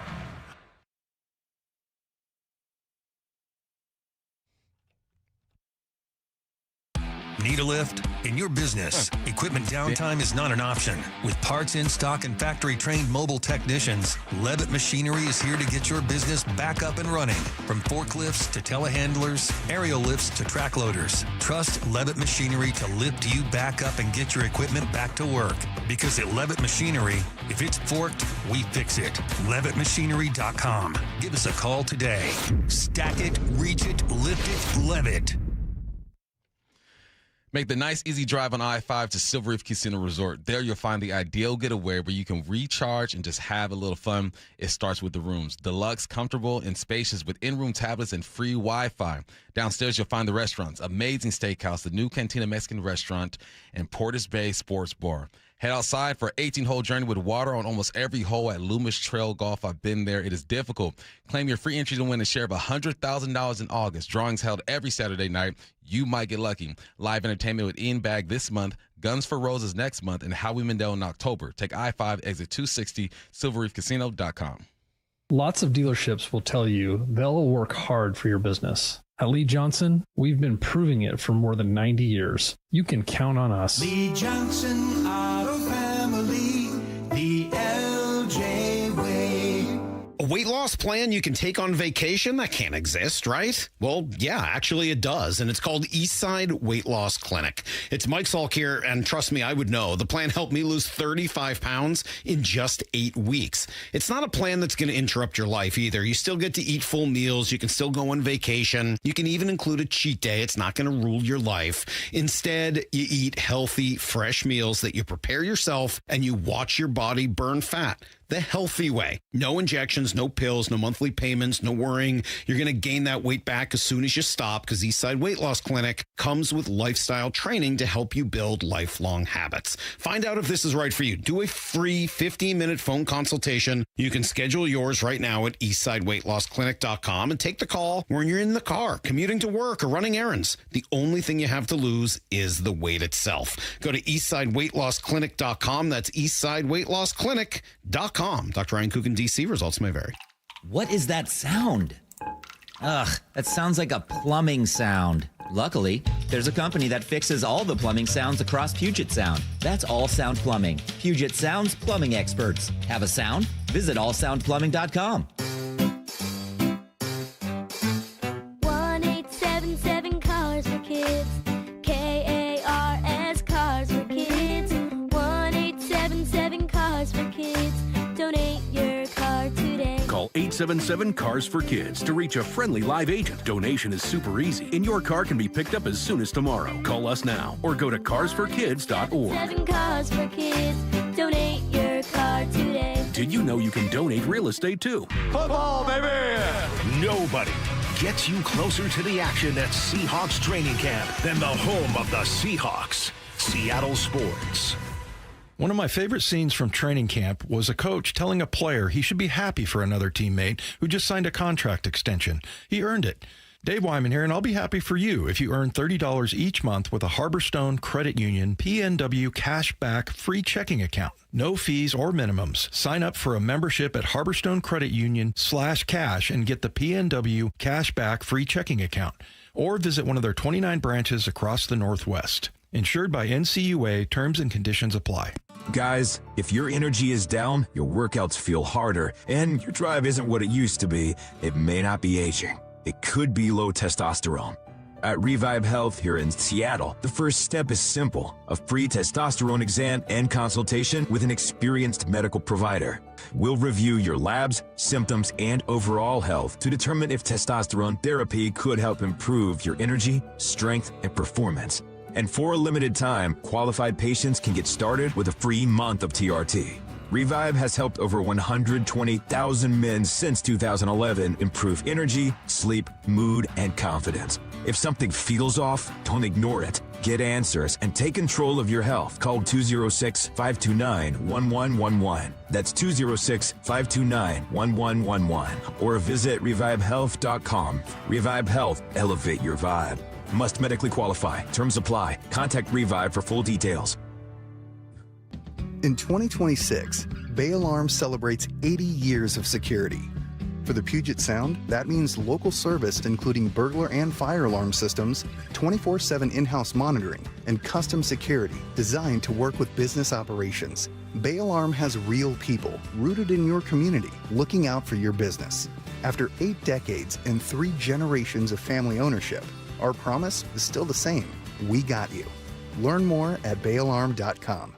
From the Quantum Fiber Studio. This is Bump and Stacy. Weekdays 10 to 2. On Seattle Sports and 97.3 FM HD2. Taking a look around the NFL after much trepidation from all 32 teams. The NFL is bringing back off-season Hard Knocks in the spring of 2027.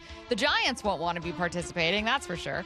The league only did the off-season version once with the Giants, and obviously it was the year they infamously let Saquon Barkley sign with the rival Eagles. People were making fun of that entire meeting they had. But they got no good press to come from that decision. But I thought it was really interesting, and I'm glad that they're keeping it and rolling it back around. I wonder if they have to approve the footage just like they do here in Seattle. So right. That's on the Giants. Y'all approve that footage and put that out there. So now you put yourself in a spotlight. You made a poor decision, but in that moment, they probably thought they were doing the right thing. But hindsight is a you-know-what. Yeah. And I'm glad that they're bringing this back because that's a different part of team building that I think is important people see too. Yeah, that's my guess is they were like, we can point to this and say, look, we were thoughtful when we talked about Saquon. What they didn't anticipate is people would point to it and go, look how you're talking about Saquon. Yeah. He has 2,000 yards. Joe Shane in 2025 had this to say when asked if he would advise teams to do off-season Hard Knocks. No, I haven't gotten any calls on that. I think I know what that would tell him.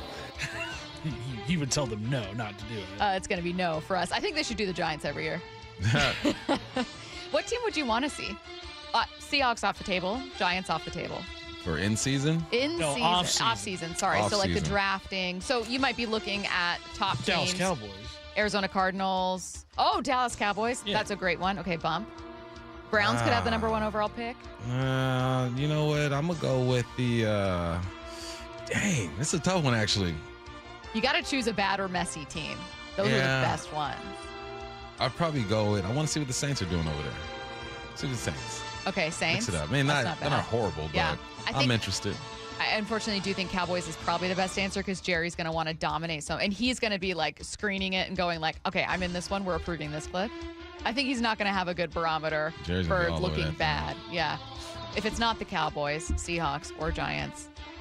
A good one this last year would have been the Raiders with the whole Max Crosby back and forth. Yeah, and you would have seen that would have happened in regular Hard Knocks. Oh, who else made crazy? I mean, the Rams, obviously a crazy offseason. Like, that one would have been really interesting, watching the Myles Garrett deal go down. And the Myles Garrett deal was so massive that it overshadowed the previous deal that they made for an all-pro cornerback, which at the time was pretty massive. Mm-hmm. Figuring out, like, okay, Matthew Stafford's coming back, right? Matthew, you're coming back. you'd see those conversations probably between Sean McVay. And the conversations they had about Ty Simpson. You know what? If we could go back in time, I would have wanted to see offseason Hard Knocks LA Rams from this past offseason. That's actually, that would be my choice. Yeah, that would be kind of crazy. That'd be my top choice. Yeah. But it's too late now. Too late. We won't be seeing it.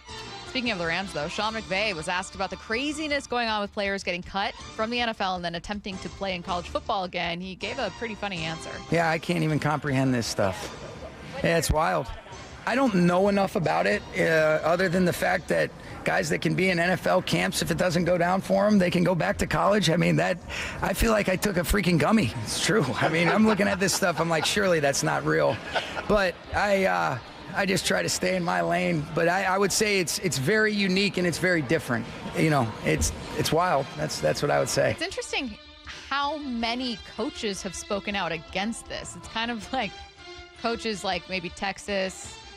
Where else did they have one? Was it Mizzou? I can't remember. Mississippi State, another school. And then like Lane Kiffin are kind of the only people that have spoken and been like, yeah, this is, hey, you got to do what you got to do. I mean, Dan Lanning spoke out against it. Yeah. Now Sean McVay. Yeah. I think because they understand like the journey, you know, like there are steps in a journey, and rarely in life do you get to take a step and say, oh, no, let me go back and fix this. It's like, no, you got to deal with whatever decision you made. And it goes against kind of the structure that we've grown up with. So it makes sense that a lot of coaches are against this. It's weird. It's just weird. I understand the argument from the athlete's point of view, being like, well, I would have gotten this 5th year of eligibility, and if I would have had that, I wouldn't even been in the league, and like, I get it. But I think it's weird, and I actually think your point was the best one when you said you are ultimately taking away a chance from a younger player that hasn't established himself yet. Come on, let the youngsters grow. Yeah. Breaking news, Tutu Atwell is back with the Rams. The Dolphins are sending the veteran wideout back to L.A. in exchange. No, you set it up the way I wrote it. Oh, sorry. Breaking news, he's finally rejoining the Rams. There we go. Who's rejoining the Rams, Stacy? It's wide receiver Tutu Atwell. There you go. That's See, better. You're right. No, you're right. Everybody thinks it's Aaron Donald. Better. It's not. It's Tutu Atwell. This is why the producer steers, and I didn't read it. Tutu Atwell. The Dolphins are just let me finish this. Are sending the veteran wideout back to LA in exchange for running back. Is it Jarquez Hunter? Jarquez? Your guess is as good as mine. No, thank you. Roster filler. God, now I see it. Now I see it. Now I see it. I was combing through, but now I get the setup. Oh man. Tutu. Who did we draft over him? Was it Eskridge? Yeah. Yeah. I mean, both of them haven't had the greatest career. Is Eskridge still in the league? Well, I don't know, but there was. Well, and wasn't Eskridge briefly with Miami as well? He was. There was a rumor that with both, and now maybe this is just what we hear in Seattle, and every team says this, but with it, both D. Eskridge in 2020 and with Byron Murphy in 24, that the Rams wanted each of those players, and then obviously ended up choosing someone else each time. Rams still got a phenomenal player in 24, but yeah, Tutu just never quite worked out in the same way. You thought he'd be the speedster, Swiss Army knife, like really exciting player, and just couldn't really tap into it. In that kind of offense, I don't know how you can't figure it out. Yeah, there's a lot of people who don't figure out an offense. That sounds disrespectful. Yeah. I take that back. What I mean is, I am surprised that they didn't find a way to work it out. Well, he's back. Let's see. How's Jed York's arrest going over with the 49ers? Kyle Shanahan spoke on the controversy on Wednesday. Yeah, I got to talk to Jed the last 2 days and today. Obviously, it's a very tough situation. I mean, views for the organization going forward is the same as usual. I mean, there won't be any difference in that. But I know it's extremely fresh. I think it's a very, very personal situation. I got a lot of respect for Jed. I got a lot of respect for Danielle. Their family does mean a lot to me. So I'm like, with it being this personal, I'm trying as hard as I can to keep it that way. So what was your message to the guys today? What was that? I don't need much of a message to the guys. I think that's kind of irrelevant to our guys. It's been an objectively weird offseason for the 49ers. Objectively weird, because think of Brandon Ayuk, Kyle Shanahan's car accident, Jed York getting arrested, trying to patronize a sex worker. That's a weird off season. It's weird, and I would hope that you lost a little respect for Jed in that situation. You know, you can't look at him the same way, Kyle. Like, this dude went to a community and kind of, put his whole life at risk and put his future at risk. So I don't think, but he's saying what he's got to say, I guess. Yeah, I mean, technically it's the boss, so I get it, but I think we know how Kyle really feels. I hope we do. We definitely know. We definitely know. I would imagine everyone around the league probably feels that way just a little bit. But all right, still to come. Hype Train at 1:30. What I need to know coming up at 1:45, about an hour from now. But you can get your questions in anytime. 866-979-3776. The Mariners need to make this very easy decision. That's coming up next. It's the final dress rehearsal before the real thing. I want to see, how is this roster shaping up? For many players, it's the final chance to prove they deserve a roster spot. It's the relentless details that we hone in on each and every day. Seahawks, Chiefs, tomorrow. Pregame at 3. Rabel and Wyman with a kickoff at 5 on the home of your Super Bowl champion Seahawks. Seattle Sports. Listen wherever you are for free on the Seattle Sports app. Hey, it's Kirk Herbstreit. When it's game time, you need a good playbook, especially in the kitchen. Because when a crowd wants wings, fresh pizza, and mouth-watering sliders, you better have options in your kitchen. With Frigidaire Range, you get over 15 cooking modes, including stone-baked pizza, air fry, and air sous vide. Your game time MVP combo built right into your oven. Available at the Home Depot. How doers get more done. Less than 4 in 10 kids aged 6 through 12 are playing sports regularly. 4 in 10 kids? Let it sink in. Just 4 in 10 kids. ESPN is building a nationwide coalition powered by Disney called Take Back Sports, with the purpose of training more coaches, expanding access, and creating community-driven sports programming that puts kids and fun first. We're working on that story. We hope you'll join us. Visit takebacksports.org to learn more. Logan Fury did something smart. He saved hundreds on auto insurance switching to Progressive. With that money, he bought a mini treadmill. Is walking on it during video conference calls more distracting than he thought? Yes. And is that because he overestimated his foot-eye coordination? Definitely. But it's Logan's savings, and if he wants to burn calories and any chance at a promotion, we say, good for you, Logan. Switch and see if you could save with Progressive and treat yourself. Progressive Casualty Insurance Company and Affiliates. Get in the zone, AutoZone. Welcome to AutoZone. What are you working on today? Truck started slow. Battery might be toast. Slow starts are the first sign of heat damage to your battery. We'll test it, no charge. Thanks. And if it is dead? We'll set you up with a new, fully warranted battery, some up to 5 years, and we'll recycle the old one. Thanks for the rundown. Lead the way. Get free battery testing, charging, and recycling at AutoZone.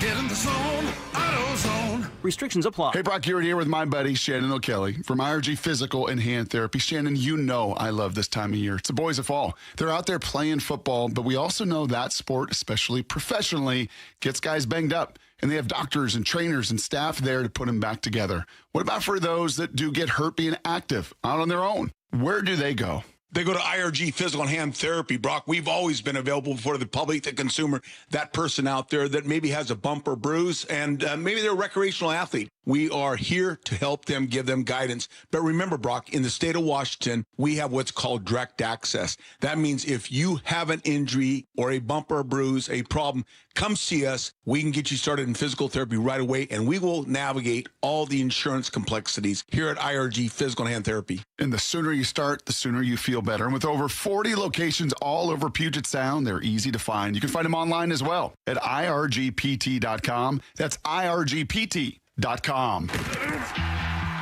Want to see the defending Super Bowl champion Seahawks open the 2026 season against the Patriots September 9th? Seattle Sports is giving away 4 tickets. Holy catfish! All you have to do is open the Seattle Sports app and enter. You can enter once a day from August 25th through August 31st to boost your chances. Full details at seattlesports.com/win. Touchdown, Seahawks! Nobody gets you closer to the action at Seahawks training camp than the home of the Seahawks. I see you, boy! Seattle Sports. Every jersey tells a story. So many people dressed in Seahawks blue. From unforgettable touchdowns. Touchdown, Seahawks! Jackson Smith-Njigba, Johnny on the spot. To game-changing hits. He gets hit again. Leonard Williams drags him down. To memorable catches. Jordan dropping back to pass in the end zone to Largent. Touchdown, Seahawks! History lives in every thread. Shop official Seahawks jerseys in-store at Lumen Field, The Landing in Renton, or online at Seahawks.com/ProShop. This is for all you guys on Viagra. ED pills are no longer needed. The brutal side effects like 4-hour headaches, blurred vision, and that flush feeling can all be put behind you with our treatment. Here at West Coast Men's Health, we have a better approach to ED. Acoustic wave therapy creates blood flow circulation by safely removing the plaque in your arteries and restoring function naturally. Guys, let me be clear. Pills will never fix your problem. Our equipment is the latest technology, and our medical staff is the best in the industry. So give West Coast Men's Health a call today. Speak with our clinic manager. Ask him any question you like, how it works, the science behind it, and even the cost. If you suffer from ED or Peyronie's disease, give West Coast Men's Health a call today. In addition to treating ED and Peyronie's disease, we now offer testosterone replacement therapy. With clinics in Redmond and Tacoma, call 206-519-6541. 206-519-6541. Online at westcoastmenshealth.com. Hey, Chuck here at Frank Lumber the Door Store in Marysville. We are back and open here Tuesday through Saturdays. If you're looking for doors, you need to come and see us. We have an incredible selection of doors to choose from, and currently you can take advantage of our quick turnaround time for pre-hungs and matchups. Please visit us here in Marysville at 1046 Cedar Avenue, or Monday through Friday in Shoreline on 15th Avenue Northeast. And as always, don't forget to check us out online at franklumber.com. From the Quantum Fiber Studio, you're listening to Bump and Stacy. Weekdays 10 to 2. On Seattle Sports and 97.3 FM HD2. I apologize because I teased this segment like 2 hours ago. It was initially going to be at 10:45. Then got pushed to 11:45. We just kept having the Geno Suarez news broke. He's not claimed off waivers by the Mariners. We got to hear from Mike Macdonald with some injury updates ahead of the final preseason game. The news that Jalen Milroe would be starting the full game, so we have a lot to talk about tomorrow heading into that one.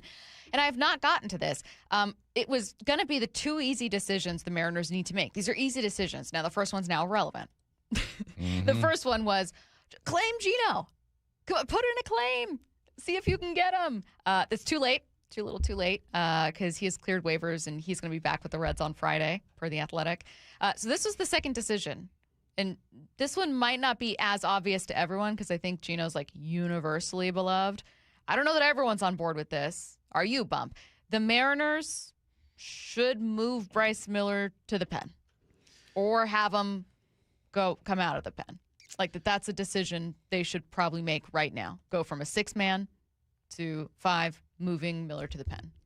Well, we've been talking about this for a while now, right? Just because he's just been not the same Bryce that we're used to seeing. In his last start, he went 4 innings, gave up 6 runs, 2 bombs, set down 5. Start before that, 4 innings, 5 earned, 1 home run, set down 3. Start before that, 6 innings, 5 earned, set down 5. 1 more. In Detroit, 5 innings, 4 earned, 1 bomb, set down 5. And I don't point it out to just pile on him. I point it out to say we haven't gotten the type of play that we're used to seeing out of him for a while now, man. And when you have a youngster like Cade who has a lot of promise, who was dominant on the lower level, who had a good outing against a really good Cubs team, who was great, who was usually great against lefties, I think. And you're in 2.5 games behind. You're at the favorable part of your season where the schedule should get easier on paper. You got to make a move. Mm-hmm. I do it. I think I want to give space for Cade to grow, and I think that we just saw Kirby look good. We saw Logan grind a game out. Everyone else struggled, but I'd make this move. I'd do it ASAP. I would too. Let me add, and I want to add an edit. I want to add one thing. I would make a decision is how I want to reframe this. Now, one thing the last thing I would do is have Miller maybe go to the pen just in an emergency and otherwise stick with the 6th man, but now you're still an arm short in the pen. And yeah, you can add in September, but you've been kind of shaky there for a while. That was kind of what they were doing the other day. This was Dan Wilson talking about Miller going out to the pen. I mean, that was really something that we just, in case we didn't have a ton of coverage today, because it's a day where he throws on the side, it might have been something that would have worked out, but, obviously didn't need to do that today. So is it today specific thing? Yeah. So again, was a today specific thing. It wasn't like a move. We're putting Miller out there, but Dan had been asked previously whether it was something they would explore and was a little more vague about, hey, we got to do whatever we can to win. It's not just put Miller in the pen. That's absolutely the thing to do. This is my edit. Make a decision with these guys that you will stick with that can help you win moving forward. If you don't feel good about your pen, then put Miller out there. If you don't feel good about Cade going past 80, then for the rest of the season, piggyback him and Miller, whose velo just keeps dropping and who has admittedly talked about health and injury and is clearly not 100% right now.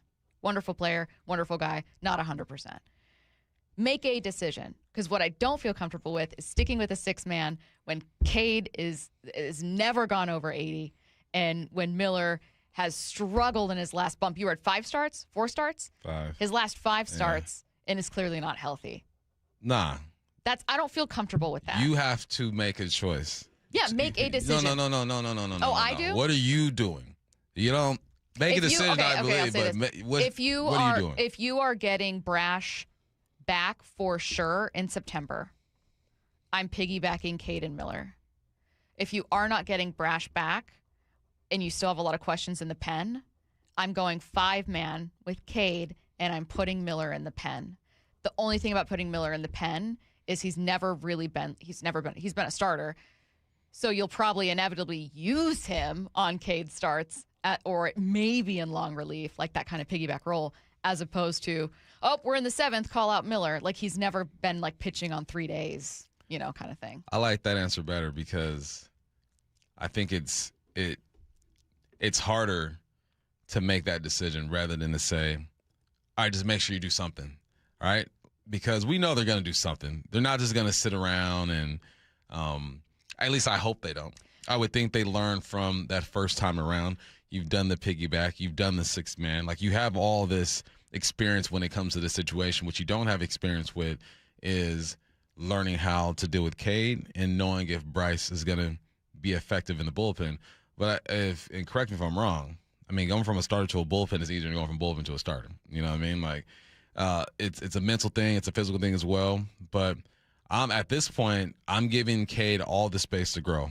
I think that even with one start, I'm all bought in. I'm saying, okay, let's give this. Let's make sure that he's good because he is clearly one of the future arms in this organization. Yes, and with Miller in particular, health makes me more worried than a bad start. For instance, someone said, Miller and Wu are both hurt, move them both to the pen and bring up Sloan. Now, Wu has that shoulder thing. He wasn't too worried about it. They delayed his start, put him back out there. It was a bad start. So maybe that is something that lingers and it's a problem. But let's say that it wasn't the shoulder and it was just a bad day. Wu has had bad days and Wu has had very good starts.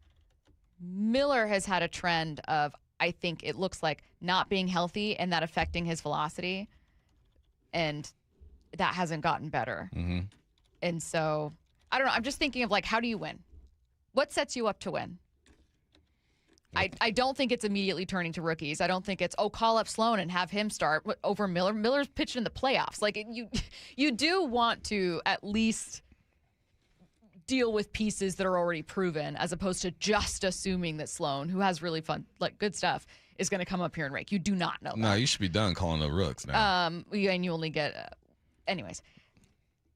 I think it's just that this team has felt so in between. Are we piggybacking? Are we not? Okay, we're going to piggyback other starters, and then we didn't do it. We're going to go 6-man, then we're going 5, then we're going 6, then we're going to be down in the pen, but then we're going to add up. It just feels like in trying to figure out how they want to handle things, and it has been a changing picture, it's messed them up. This is a point, Curtis, you made earlier. It's messed them up because they've been kind of 1 foot in, 1 foot out, and it's led to confusion, a lack of communication, guys being not as well rested as they were a month ago. Like, it's led to a lot of weird stuff. You kind of wonder if they've been more decisive on some of these questions that we've had throughout the season, like the Luis Castillo, Bryce Miller, piggyback, the 6-man rotation, heck, even like the JP stuff earlier this season, like, who's going to be your shortstop.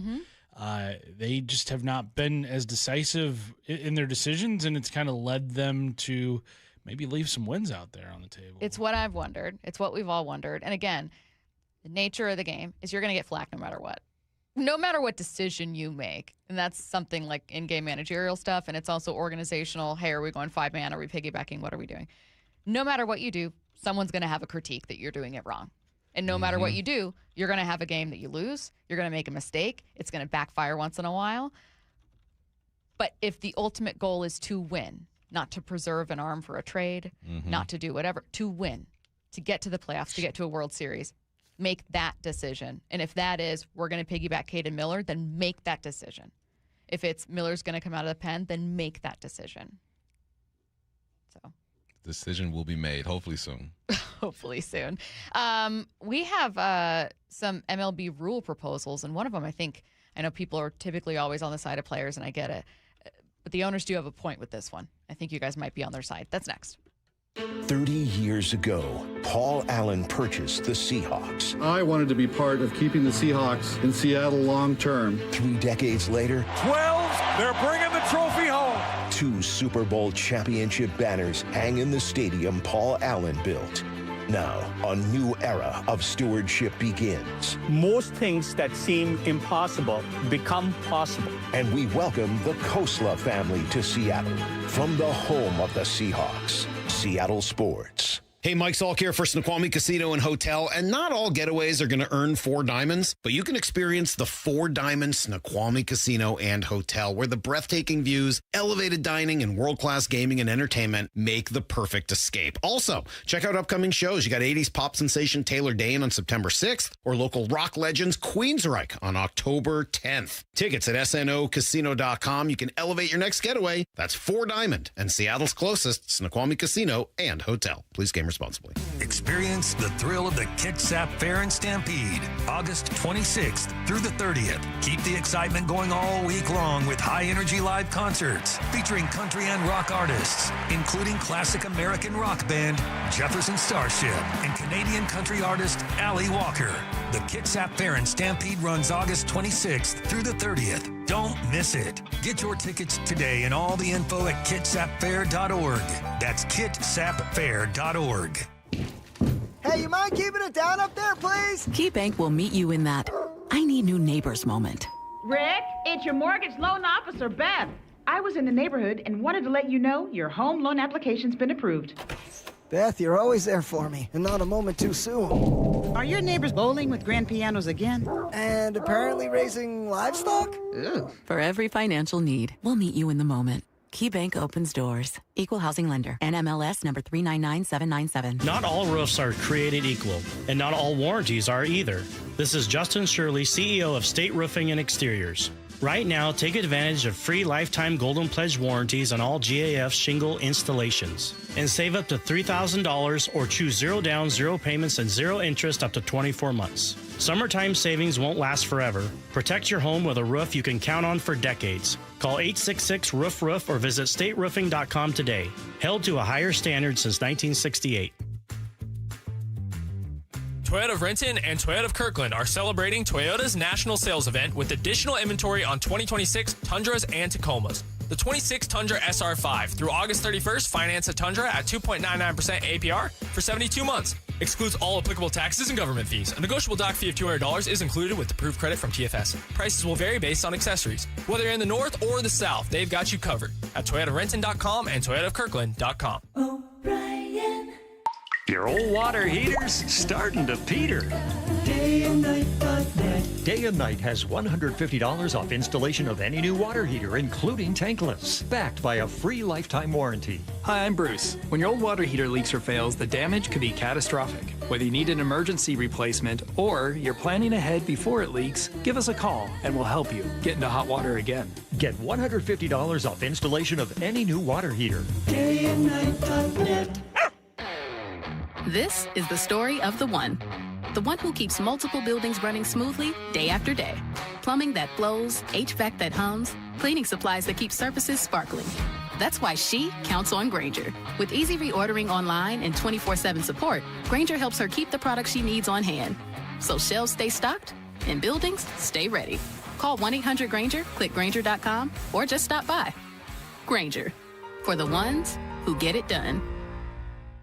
T-Mobile is launching something no other wireless network offers. Introducing Nothing. Pay nothing today and walk out of the store with a new phone. What did he say? Nothing. You definitely said something about nothing. Exactly. Go to T-Mobile, pay nothing up front, and leave with a new phone. Wait, nothing rules. She gets it. Hey, thanks for nothing. For the first time ever, switch to T-Mobile, pay nothing. No taxes, no fees, no money down. And walk out with a new phone. There are 250 reasons to choose T-Mobile, and now nothing is holding you back. On eligible devices with qualifying credit plan and 36-month finance agreement. Hi, how can I help? Well, my husband and I feel like we've outgrown our current money manager. I see. Our lives have changed, and we need something more than just mutual funds to help us in retirement. She's right. I hear that often. At Fisher Investments, we'd start by getting to know you, your finances, family, health, lifestyle. We tailor a portfolio around your goals and needs. Sounds good. Can you help with estate planning? Yes. We have a team of specialists who can help you with estate planning, Social Security, investment income, and more. We'll get to know your whole financial picture and help keep you on the path to a comfortable retirement. And your fees? We have a simple, transparent fee that's a percentage of the value of your portfolio. So we do better when you do better. I feel better already. At Fisher Investments, we're clearly different. Learn more at fisherinvestments.com/different. Investing in securities involves the risk of loss. This is Seattle Sports. Streaming through the Seattle Sports app. KIRO AM Seattle. KIRO FM HD2 Tacoma. Home of the Seahawks, Mariners, and everything Seattle sports. Seattle Sports Snapshot. I know people were hoping that the Mariners would put in a claim for Geno Suarez, who was recently waived by the Reds, but no, they did not. That from Seattle Times reporter Adam Jude. No team did, so Geno clears waivers. He'll be back with the Reds on Friday. There is good news for the Mariners. While they did lose that series finale to the Phillies yesterday, they did not lose any games in the standings. The Yankees beat the Astros 9-3. White Sox beat the Rangers 10-4. Snapshot, brought to you by Miller Lite. When it's game time, it's Miller time. From the Quantum Fiber Studio, this is Bump and Stacy on Seattle Sports. Streaming through the Seattle Sports app and at seattlesports.com. Now, here are your hosts, Michael Bumpus and Stacy Ross. Here we go now. All right, two things I want to cover here. I'm going to start with some MLB rule proposals that I think are really interesting. One in particular that I might be on the side of the league for this one. And then I want to get to Jalen Milroe, who's going to start the entirety of the final preseason game for the Seattle Seahawks and what this game and what this preseason is really about for him. So first, the latest from Jeff Passan. Bob Nightingale has this, but Major League Baseball has proposed a couple rule changes for the offseason calendar. One of them that I think is the most interesting, that I can kind of get behind for selfish reasons, is shortening free agency. Are players going to love this? Absolutely not, and I understand why. But as someone who covers sports, who wants to talk about offseason moves, I can get behind the idea, this is the rule proposal, of shortening the free agents period to a 2 to 3 week period window in the offseason. Now, from Bob Nightingale, Jeff made it sound like it was like 2 to 3 weeks is free agency. I was a little confused about that. But it goes through into early February. So this is what Jeff Passan says. There's a free agent dead period until the first day of winter meetings in December. Then players and teams can negotiate, but no deals can be signed. It's kind of like the legal tampering period in the NFL. Trades are allowed during this period.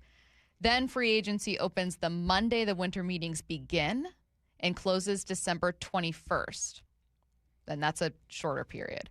From December 21st through the first Monday in February, no free agent signings or trades would be allowed. And then they can begin again the first Monday in February onward. So the point of the trade proposal, the point of the rule proposal, because that sounds confusing, is to just crank up the heat on for like a hot stove period. To be like, hey, Scott Boras, we're really tired of you having like really long stretches where there are no signings because guys are holding out for more money and you just kind of have like dead periods in the winter. We want a free agency flurry the way that the NFL does. And while this isn't how the NFL does it, it feels like is very much an attempt to say, make some of these moves, make some of these deals, and keep attention on baseball in the offseason. No, I think for business, that's probably the best thing to do. The NFL's dominated the calendar. Every quarter, there's something that the NFL has going or can talk about. Free agency for baseball seems like it takes like half a dang year, 7 months. It takes way too long. I like them. I like applying the pressure. I think when you apply pressure, teams will make some mistakes. They'll also take more risks. And I like that, man. I know the players aren't going to like it because it allows them a lot of leverage to kind of figure things out and wait and hold out for money. But no, I think that if Major League Baseball wants, you say this a lot, wants to capitalize on what they got right now, you got to keep things stirring, keep it moving. I think that keeps them in the conversation. That's all you want to do is be in the conversation. You want to be on SportsCenter. You want to be on all these other networks and have them talk about what possible moves can be made. Yeah, what I think should happen is every MLB team should want to win. And the best possible thing to happen for the league would be parity. Their argument is that we should have a salary cap. Players' argument is that there should be a salary floor. The vast majority of fans, I would imagine, are in favor of both. Either way, more teams and more owners should spend more. And there are way too many teams and owners that either coast and just try to rake in revenue or don't spend as much as they could. And it cheapens the experience for fans, and all they really care about is getting butts in the seats. And then there are a handful of teams that try to compete every single year. And there's a very strong correlation between the teams that try to compete and spend and make deals and the teams that are in the postseason. Not always. You see the Brewers, you see the Rays, but you also have to have incredible pro scouting offices and front offices. I digress. There are things that I will point to owners and the league and go, hey, be better here. But is it just me? Tell me if you guys agree. Is it just me? Or are there times in baseball, more than with any other league, that you find yourself going, I don't know that I agree with the player take on this version? You know what I mean? Like I do kind of think it isn't as enjoyable for me when one team can spend $1 bajillion. I think a solution, again, must include a floor. But like it kind of feels like looking out for, Curtis, you said it, the very wealthiest players. Right. That have a big voice, a powerful voice. I do think it is a great thing that baseball players have the ability to make as much money as they possibly can because get yours. Exactly. Everybody should have that right in their workforce. And they can do something the vast majority of people can't. I also think that kind of holds baseball back in a way from having that flurry of an offseason the way that NFL and NBA has, where as soon as free agency opens, guys have deals already in hand. Headlines are all over ESPN. Right, and there's just this, crazy competition to improve your team as much as you possibly can in the offseason, where in Major League Baseball, you're only seeing about the same 7 or 8 teams make these free agency splashes, whereas you see in the NFL teams like Cleveland and Jacksonville who are, the worst of the worst. I mean, Jacksonville had a great year last year, but like, the Raiders and all these teams that have been at the bottom of the league for years and years and years, they're still handing out contracts, that would be top of the market money across the board. So I would love to see something in baseball where everybody has a shot to land the best free agents possible, not just, the Dodgers, the Yankees, the Red Sox, the same teams that we've seen for forever, basically. Othello says, nah, it's you, LOL, which is funny. And that's fair. Kevin and Callie says, the only people the rule proposal helps is the press, which is 1,000% true. It is good for sports news, sports coverage. That's good for the league, too, as sports hosts. Yeah. That's how I feel. It's good for the league. Well, and think about it this way. What the league is doing with this is forcing a team like the Mets and Yankees to make their decision on Juan Soto.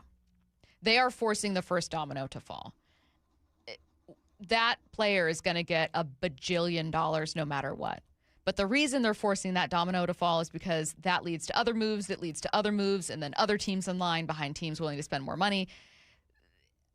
To me, it means that there are other players that get their deals signed sooner than they would because the big player represented by Scott Boras isn't holding out a month longer than you think. I don't know. I mean, look, it's selfish. Like, I am 99% of the time, 100%, that sounds hypocritical, pro player.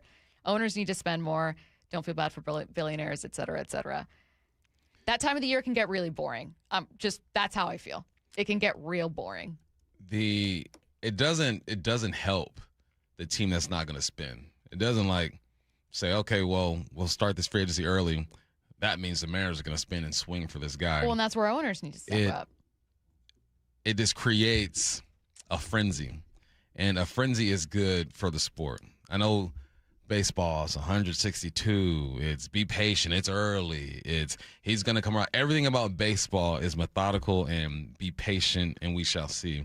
And it's leaked into, or it's reflected in the free agency, but when you start losing the attention of the consumer, you lose money. So if the owners are really into making money, keep the attention of the consumer as long as you can, and that will happen. And also, just like you mentioned, it allows rosters to form early.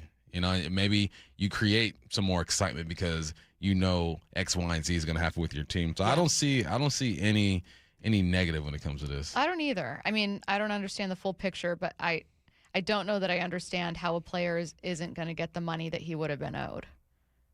The bargaining doesn't go on for as long, but I don't know. Maybe there's a player or a representative of a players' union that could explain it in a way that I clearly don't understand. I'm not pretending I do. But first read on this rule is going okay, yeah, I can get behind that. Yep. Switching gears here, Mike Macdonald spoke with reporters earlier today and said that Jalen Milroe will start the entirety of the preseason finale. The starters, the guys that haven't been playing, won't play again. Jalen's going to play the whole game. Drew will be ready to go, but Jalen's going to play the whole game. Here's what he wants to see from Milroe. Well, I think it's really great that he has an opportunity, just like the Green Bay game last year, where you're not subbing in, you're not coming in at halftime. You're going through the whole process of starting a game and getting in rhythm and managing the situations, all those things that we want from our quarterback. So I think I'm excited to see him play. It's a great opportunity for him. What do you want to see him do here? I just want to see him look comfortable. I want to see him make the right throw. If it's an incomplete, it's an incomplete. There's going to be drops. Guys can put pressure on him. I want to see him walk up to the line of scrimmage, audible out of a play that he doesn't like. He really has to show that he's in command of this offense, and that he's willing to use all of his attributes. He doesn't like to run the football, but you need to run the football when there's trouble. But then it's also up to, I almost called him Brian McFlurry, Brian Fleury to call plays that fit Jalen, because we've seen the play call kind of change too when he's in there. But no, you want to see him. Game plan just for Jalen could be fun. You want to see him look like a pro. So far he's looked like he could be a pro. There's some potential there, but he hasn't put together consecutive drives where he looks great. And I think there was like a 15, 16 play drive that he did put together against the Tennessee Titans. But there are a lot of penalties there. It's hard for an offense to have the same flow that the offense has when the ones and the twos are in there. But you want it to look as close as possible to that. And that's what I got to see from him. I think this team clearly believes in and loves Sam Darnold. They clearly believe in Drew Lock, and he looked great, frankly, in not just anytime in relief efforts, but in the preseason, especially the last game. What do you think the Seahawks are deciding with Jalen? Because I don't know that it's just with someone like Montoria Foster. It's are you going to be on our roster? That's what they're deciding. With Jalen, with how the emergency quarterback works, like, I don't know that this is like purely roster spot. I feel like there's a bigger decision being made here, or maybe something else that they're thinking about. I think but what do you think? I think we clipped it last week. I think we had a clip last week where we're talking about how this is, and I'm sorry, it wasn't 50-16 play. It was 9-play drive. There's so many penalties it felt like that. We were talking about how this preseason is going to decide whether you want to develop him or you want to trade him. And he's down to his last game. I think this is the biggest game of his NFL career. Hasn't played much, but it is what it is. He has to treat this as if it's a playoff game because they're going to make a lot of decisions off of this. Because you could carry 3 quarterbacks, but with the injuries that this team has suffered so far this year, you know, it seems like you're not going to be as lucky as you were last year when it comes to injuries. But everyone deals with it. This is the piece that either you move or you use. So this is a big one for him. And I know he realizes that. I think he's very self-aware of himself in the situation. And he's got to go. I need a big throw down the field. I need a throw when you're rolling left and you're hitting somebody. I need a simple check down. I need a couple big runs. He's got to show that he can do everything a quarterback is required. Has there been a moment where you thought, yes, exactly this, more of that? I think that's what makes you special. I mean, running the ball, that always looks good. He's the best runner on the team when it comes to quarterback. But throwing the football, not quite. There's one throw to Montori that he dropped that I thought was on point. I think it was second or third down. That was unfortunate. But you can't have that silly interception that he had against the Titans with that linebacker. Yeah. Yeah, that was a bad one. Yeah. But I'm curious to see him too. I didn't know he'd be playing the whole game, but I guess it makes perfect sense. But you're right. Now I'm more excited I didn't think about the idea of when you're game planning for just him, things might look a bit different. That's fun. Let's get to 4 down territory. This is 4 down territory, going inside the game with former Seahawks and Coug wide receiver Michael Bump. First down, Bump. What's a rule that you feel shows good faith by the NFL? That they're going to give some money back if guys do certain violations that it's not repeated, right? So say if there's a hip drop but it doesn't happen again, then you can get 50% of your money back, and I like that. But there's some where it's 100% refund. Say like it's a face mask but you don't do it again, get 100% of that money back. And then there's 0 refunds, like messing with officials, you throw a punch or a kick or violent gestures. I just like that these guys are willing to say, look, we're not perfect, and if you correct that behavior, then we'll be lenient with you, because mistakes are going to happen. Right? I mean, I used the example before.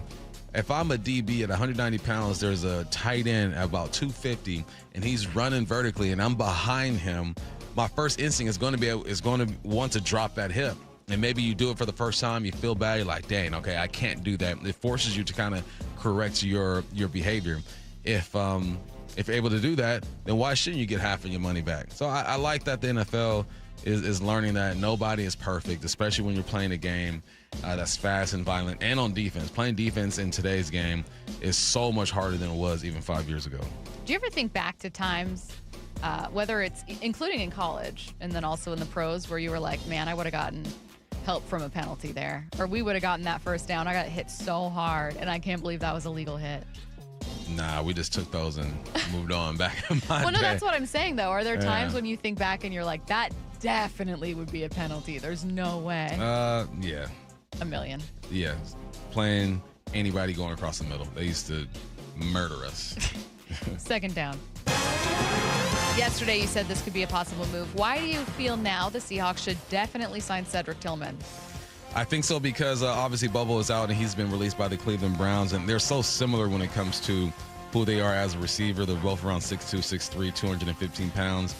Cedric has been more productive at the receiver spot in 3 seasons that Bubble has played. He's played 3 seasons as well. 833 yards to Bubbles 323, 5 touchdowns to Bubbles 3, averaging 11.7 to Bubbles 9.5. But Bubble also played special teams, and that's where you're going to miss Bubble the most, in my opinion, and in the run game. I watched film of Cedric, decent blocker, good route runner, can catch the football, wears the same numbers, Jake Bobo. But if you do go to Cedric, that means that someone else has to step up on special teams. You got guys like Pritchett, Julian Neal, and some of these young guys who can contribute.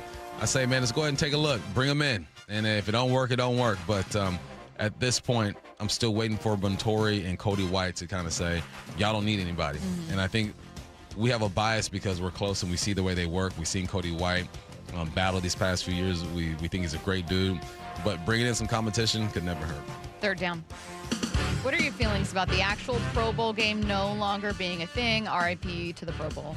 I mean, it's sad to see it go because I grew up when the Pro Bowl was actually a game where guys are actually hitting and being violent, the way football is supposed to be played.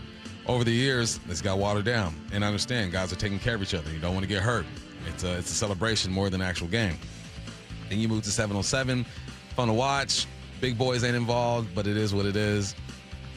So, yeah, I think it needed to go, especially now when you got guys not wanting to show up. You had Joe Flacco and Shedeur Sanders as Pro Bowlers last year. Big ups to Joe, 80s baby, I love you. Big ups to Shedeur, you snuck in, got an extra check, but they shouldn't have been in the Pro Bowl.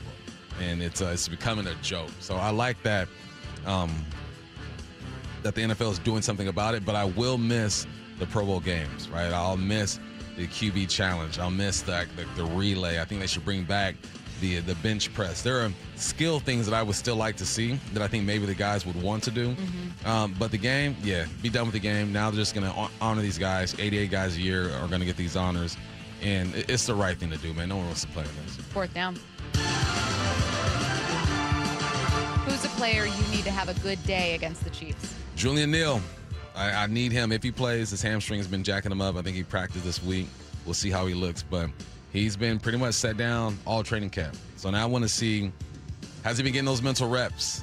You know, have you been paying attention? I'm sure that he has. But you got to transfer it from the classroom to the football field.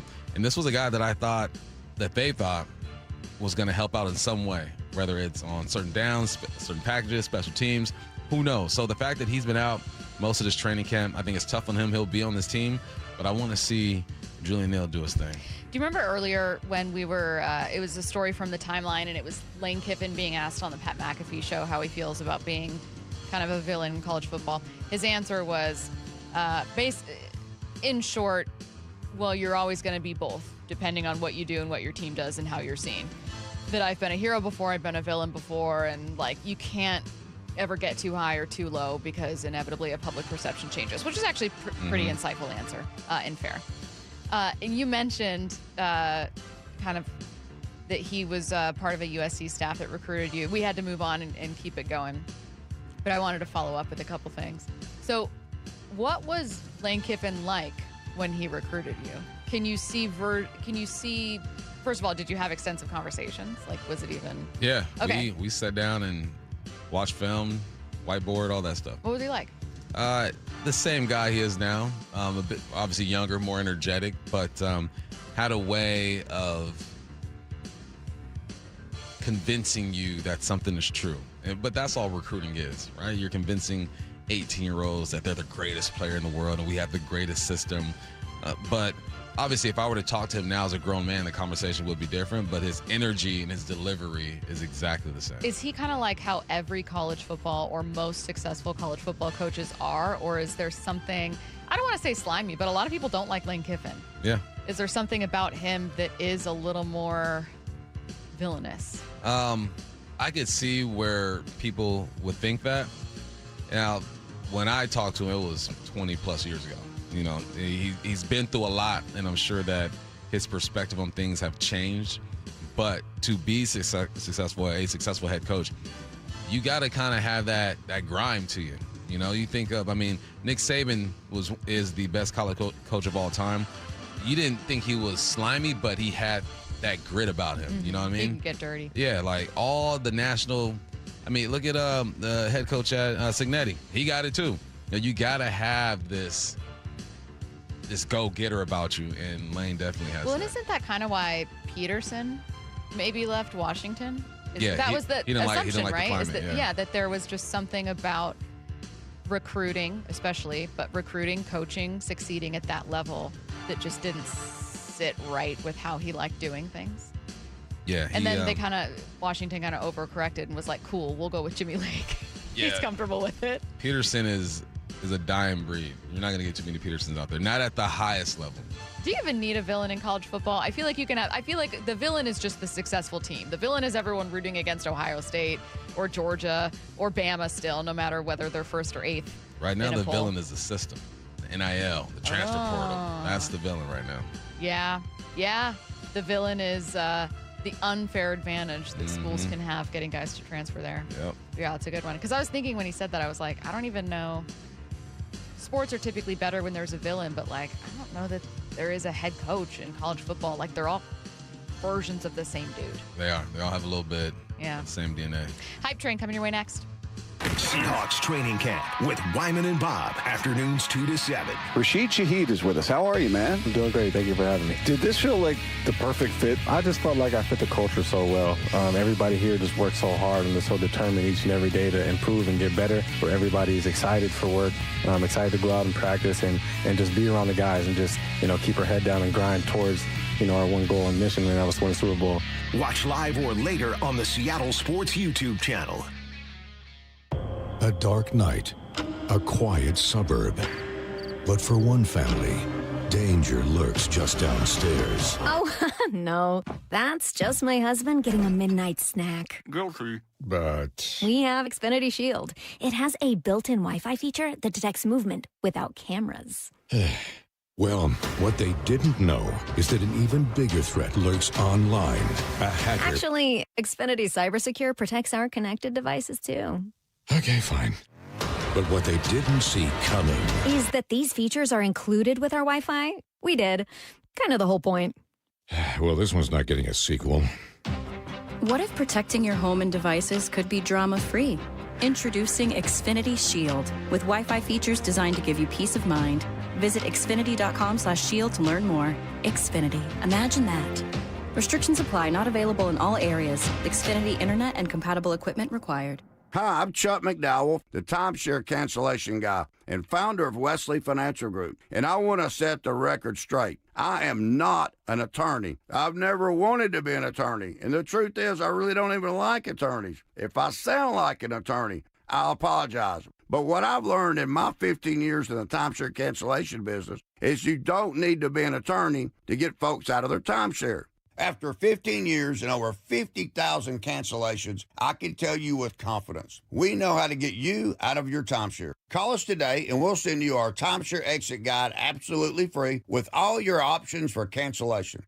Attorneys, this was meant to be funny, so please don't sue me, especially my friend Kenneth from Black River Falls, Wisconsin. Call now for your free timeshare exit info kit. 800-881-8686. That's 800-881-8686. 800-881-8686. Anybody can promise you a good deal. What matters is who's making the promise. At every Lee Johnson dealership, we'll work hard to get you the best deal we can.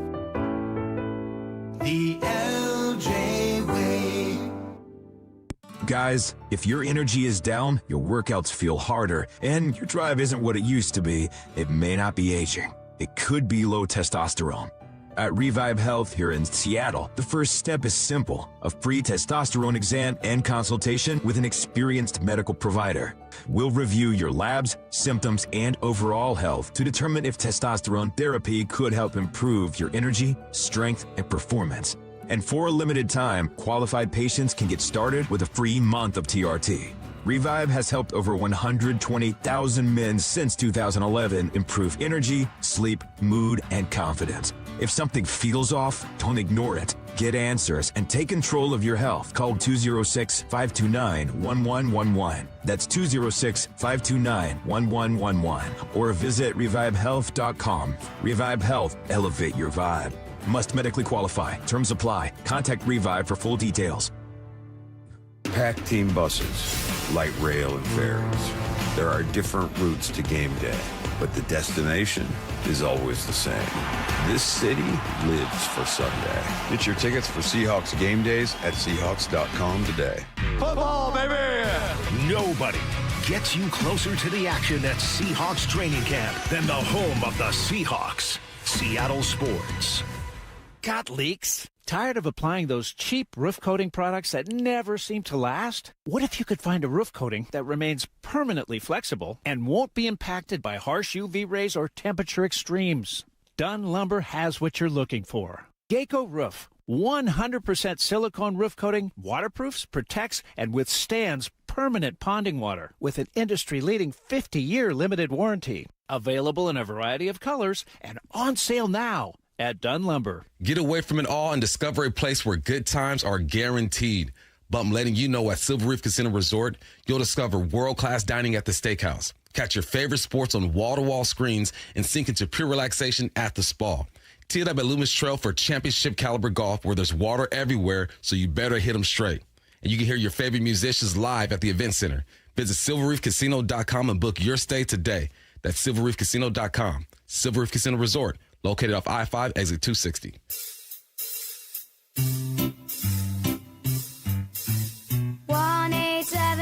Cards for Kids. KARS Cards for Kids. 1-877 Cards for Kids. Donate your card today. 1-877 Cars for Kids. KARS Cars for Kids. 1-877 Cars for Kids. Donate your car today. Ready to get rid of that old car? Donate it to Cars for Kids. Call 877 Cars for Kids to speak to a friendly live agent. Donation is super easy, and your car can be picked up as soon as tomorrow. Go to carsforkids.org now or call 877 Cars for Kids to donate your car today. 1-877 Cars for Kids. KARS Cars for Kids. 1-877 Cars for Kids. Did you know you can donate real estate too? Go to carsforkids.org. That's cars with a K. This hour is brought to you by Mazda of Everett. From the Quantum Fiber Studio. This is Bump Stacy. Weekdays 10 to 2. On Seattle Sports and 97.3 FM HD2. What I need to know coming your way in 15 minutes. Get your questions in. 866-979-3776. Any questions, sports, non-sports, doesn't matter. Text them now. Let's head to the station for Hype Train. Bryce Miller was sent out to the pen yesterday against the Phillies as an emergency option. Dan Wilson clarifying it was just in that game. However, they've also seemed at times open to the idea of doing whatever they need to do when it comes to their rotation and bullpen. Could that include Bryce Miller more regularly going to the pen? That's your first Hype Train. Bryce Miller should be moved to the pen. I think yesterday was... you're trying on a pair of shoes. You're not sure if you like it or not. You tried them on. Then they tried on the shoes and see if they liked it or not. And they're hoping that they got to it, honestly. I think they were hoping that Bryce was put in that situation so they kind of feel him out and see how he was doing. But, yeah, I think this is going down. I'm on this train. He should be moved to the bullpen, make room for Cade, and let's win a few series. Bryce Miller should be moved to the pen, which feels unfair to say about someone who helped them, probably was their best pitcher in the postseason last year, is still quite young. And also, when he first came back from the IL, just gas. Looked amazing. But that velo's a tick down. He's dealing with a lat issue. Bryce Miller should be moved to the pen. Bryce, it's time, buddy. Grab your glove, head to the pen. They might give you some flames in your entrance. That's pretty cool. As they should. That's pretty cool. But, yeah, I think for the betterment of the team, and also you can have a guy go, 2, 3, 4 innings, especially on Cade Anderson start days or Brian Wu start days, as we've seen as of late or yesterday. They need some help down in the bullpen. I'm done with the 6-man rotation. Send somebody to the pen. We're boarding this train. I think I'm boarding this train too. You don't think? No, I know. You board the train. Yeah, that's true. I did call for decision making. It feels on its face wrong because there have been times when Bryce has just looked so special. Homegrown guy who is clearly talented. And I should be thinking long term. That's how most GMs would think. Taking away trade value. Well, is this an injury? If you put him to the pen, it's hard to make him a routine starter all over again. But I'm also thinking of how the Mariners win this year and of Bryce's health and of Cade's own limitations and limited experience and limited pitch count. Yeah, moving him to the pen. And I'm probably having him pitch more often on days that Cade starts. So, yeah. Not like that kind of bring him out whenever. Because the pen, that experience will be new to him. But I think it maybe is where he's at health-wise right now. Yep. So, yeah, I think I'm boarding as well. Next up, Seahawks should make a trade for safety help. Safety. Let me pull up that good old depth chart right now. It feels like I want to say yes because you lose Bud Clark. Right now you got Ty and Jay Love as your starters. You got DeAnthony Bell and Ronnie backing them up. You got A.J. Finley and Hook. I mean, I think you can roll with four. Four guys that you know can play because we've seen DeAnthony play before. Obviously, Ronnie's played in this league. And then the last two, you're kind of Tasheem Johnson. Don't know much about you, young fella, but we'll see you tomorrow for sure. You know what? I'm going to say nah. I think they're good right now. I think you ride this out and you kind of see if DeAnthony Bell can step up and do it. You use Tyrese Knight in a hybrid type of role as well. I think they're good. I think if anything, they sign one of these young guys, like even the A.J. Finley, and see what he can do. The Seahawks should make a trade for safety help. Bump not boarding. He thinks they could have some internal answers. Curtis. Trade, I'm not so hot on, but I do think with roster cut down day getting pretty close, you could probably find some help in your secondary that route by picking up a guy who gets released or just somebody who doesn't make a 53-man roster. So I don't think they make a trade. I think they go kind of the scrap heap route in order to get some depth in that secondary. But, yeah, the injury to Bud Clark, that really hurt the depth back there. So I don't think they make a trade. I don't either. I think that they figured out with what they have. I think that if they were to lose Julian Love for the right, this isn't disrespectful to Clark, but like this was someone competing not for a starting role for this year. If they were to lose a starter, if it was Cooper Kupp or JSN, Julian Love or Leonard Williams or someone else we were talking about, I'd be like, you're going to have to make a trade. Like, you need big contributions, and you're not just going to find that randomly. Mm-hmm. But if you just need depth and someone to compete and maybe make a splash, I think you can. I'm with you. I think you can find that in-house. Next up, mid-major programs should allow pros to return to college to get back at the Power 4 conferences. No. When you're done, you're done. Hang them up. It's a wrap. Stop being principled. Go. Think about your cougs. Think about your cougs. Sell insurance. Be a firefighter. All the things us retired players do. Start a facility. Get into media. I mean, it's a wrap, man. I need the young guys to have space to grow. No, don't let them back. It's over for them. The mid-major program should allow pros to return to college to get back at the Power 4 conferences. Bump saying no, not boarding this train. Be above it. Curtis, are you boarding? Oh, we're absolutely boarding this train. Get back at all those schools that left you in the dust. And I say this as somebody who's an alum of a school that left others in the dust. Like, you got to play dirty because they played dirty first. And what better way to put your program on a pedestal above the LSUs of the world, all the SEC schools, all the Big Ten schools, than by saying, come to Pullman, Washington. Guys who have played in the NBA, guys who have played in the NFL. As I always say, corruption is not bad. Corruption is only bad if I'm not involved. Yes. But if I'm part of that corruption, I'll defend it. That's right. We're boarding this train. Yeah, we have all people, the mid-majors out there. Bring them on home. Don't bother texting in about hypocrisy when we're talking about hype train, because you're going to find a lot of it every single time. I think I'm boarding this train as well. I think it's ridiculous that you can ever be signed with a pro team and then go back and play. And yet, college football is kind of ridiculous. And I'm always going to go for the underdog in this case. So there's not enough 27-year-olds playing college football. I've always said that. Next up, Aaron Donald is a Ram by week 2. Yeah, I'm on that train, man. He's already a Ram. He just ain't signed a contract. He got his locker in there. He got 2 lockers. You know how the veterans do. He got 2 lockers. He got his parking spot. He's got his table in the cafeteria. A hot breakfast waiting. They got his. They actually took more photos of him to put up all across the facility. That's insane. Yeah, he's gonna be a Ram, man. Why we tripping? Aaron Donald is a Ram. But wait, hang on. Now the hype train is about week 2. Don't say anything yet, Curtis. You think he's a Ram by week 1? I think he's signed. Is he playing? Okay. I don't know. Okay. But he's signed. All right, I'm going to keep it with the same hype train. Aaron Donald is a Ram by week 2. I just had to check with Bump to see how how early you thought the signing would happen. He is boarding. Curtis, it's by week 2. Yeah, I'll board that train. I think he's a Ram by week 2. I think, what was it, Daniel Jeremiah earlier this week? I think he made a really good point. Like, Aaron Donald does not want to go on a 16-hour trans-Pacific Ocean flight. No way. Might be longer than that. Yeah. Yeah, I'm boarding this one as well, and I was thinking of that same interview because I just thought, like, why isn't he signed yet? Like, why?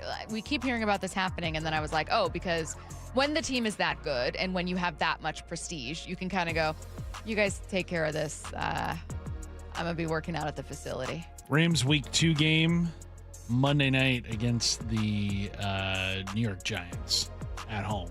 Oh, he's September 21st. He's going to be playing.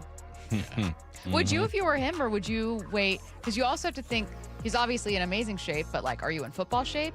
I'm waiting. He's got time. He's going to ease on into that 10 plays, 20 plays, 25 plays. Oh, okay. So plays. you would be back, but you are playing in a limited, like, rotation kind of fashion. Yeah. When would you put him out there? As soon as the film told me he was ready. No, sorry. Put him in slowly. In what situations would you want to put him out there? Oh, man. Pass rushing down. Yeah. I mean, man, he's any down. Anything. You ready? You okay, ready, so Aaron? 9-9. Like, you ready? You're more Let's like go. a pitch count where you're like, yeah, we played him for a quarter. Exactly. Or we put him out there if we start trailing. I don't know. The Rams opened their season with 3 straight primetime games. Of course 4 of their first 5 are on primetime. I can't believe that. Well, I can, but I can't believe that was the only primetime game for the Titans. They won. That was it. But that was it. Preseason. Man, that sucks. Get your questions in for What I Need to Know, 866-979-3776. That's next. It's the final dress rehearsal before the real thing. I want to see, how is this roster shaping up?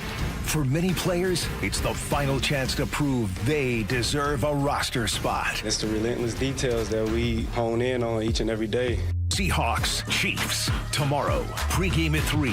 Rabel and Wyman with a kickoff at 5 on the home of your Super Bowl champion Seahawks. Seattle Sports. Listen wherever you are for free on the Seattle Sports app. John Curley here for Seattle Hot Tub Company. If you're like me, you always want to buy from a local company. Keeps the money moving around. Plus, you want to make sure that they're just honest with you in the pricing. They're not trying to hide anything. You want a local team that's still around when you need them for parts and service and advice. Why would you ever buy a hot tub from a parking lot with a tent? It makes absolutely no sense. I can't understand why they're not here to service. They had a tent here 3 hours ago. Forget it. You want a local team that stands behind all their products with great advice and great service. That's Seattle Hot Tub. Everything is American made. This Labor Day, you hear a lot of different places that are selling hot tubs, but listen to what Seattle Hot Tub has. Deepest discounts of the year. Up to $3,000 off on hot tubs and $4,000 off on swim spas. I would love to get a swim spa. Spas start at $89 a month.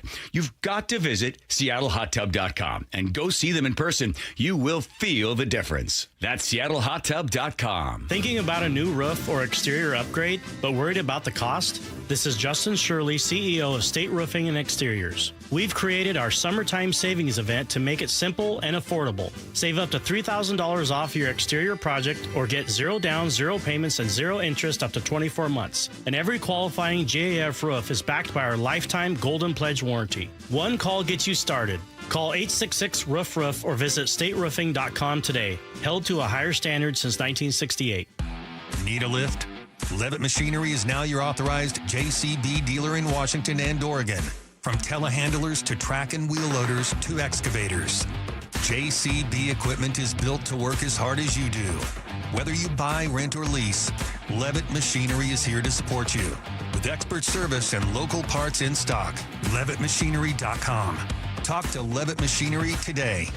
Stack it, reach it, lift it, Levitt. Summer is for going big. Julio! Dead center field, solo home run, 4-0 Mariners. Summer is for showing out. Crawford, out of the glove, Emerson to first. What a play! Summer is for Mariners baseball. Cal Raleigh with an RBI double. The big thumper comes through in the clutch. Where else do you get 9 innings of eye-popping swings and snags? Plus fireworks that make your feet dance and your jaw drop. Oh yeah, and the guys have a dance of their own. A wind dance. Party time at T-Mobile Park in the sunshine. Mariners baseball. Trident's up. Don't miss out on Mariners Fireworks Night at T-Mobile Park. Next up is the Sing-Along Show on Friday, September 4th, presented by T-Mobile after the Mariners take on the A's. Go to mariners.com to get your tickets and check out all the biggest events down the stretch, like the Andres Munoz Funko Pop giveaway September 8th through the 10th. Want to see the defending Super Bowl champion Seahawks open the 2026 season against the Patriots September 9th? Seattle Sports is giving away 4 tickets. Holy catfish! All you have to do is open the Seattle Sports app and enter. You can enter once a day from August 25th through August 31st to boost your chances. Full details at seattlesports.com/win. Touchdown, Seahawks! Nobody gets you closer to the action at Seahawks training camp than the home of the Seahawks. I see you, boy! Seattle Sports. The IRS finally caught up with Louie. I hadn't paid my taxes in 8 years. I owe the IRS a lot of money. Louie was in deep trouble. We're going to take your house, put a lien on your bank account, garnish your pay. They don't care. They're going to take your paycheck. Louie found out about Optima Tax Relief, the leading tax resolution firm. A+ rated by the Better Business Bureau, they've resolved over $3 billion for their clients. Optima Tax, they help me. They calm me down. They make me feel comfortable, and I trust them. Louie has a lot to be thankful for. I don't owe the IRS anymore, and I'm able to live a comfortable life, a lot better life. It was because of Optima Tax. For tax help you can trust, call Optima now for a free consultation. Take it from Louie. If you owe the IRS, don't go it alone. Give Optima Tax a call. They can help you. Call 800-343-6460. 800-343-6460. 800-343-6460. Optima Tax Relief. Testimonial from an actual client. Some restrictions apply. For complete details, please visit OptimaTaxRelief.com. This is a special alert to all Americans who own a vehicle with less than 200,000 miles with an auto warranty about to expire or with no warranty coverage at all. Due to a decline in the economy, CarShield is announcing a low-cost month-to-month vehicle protection plan that is now available to the public to save any driver out-of-pocket expenses on future auto repairs. Call now to find out how you can pay almost nothing for covered auto repairs. Yes, you heard that correctly. Pay almost nothing for covered auto repairs. An open phone line has been established for all drivers to call for a free quick quote.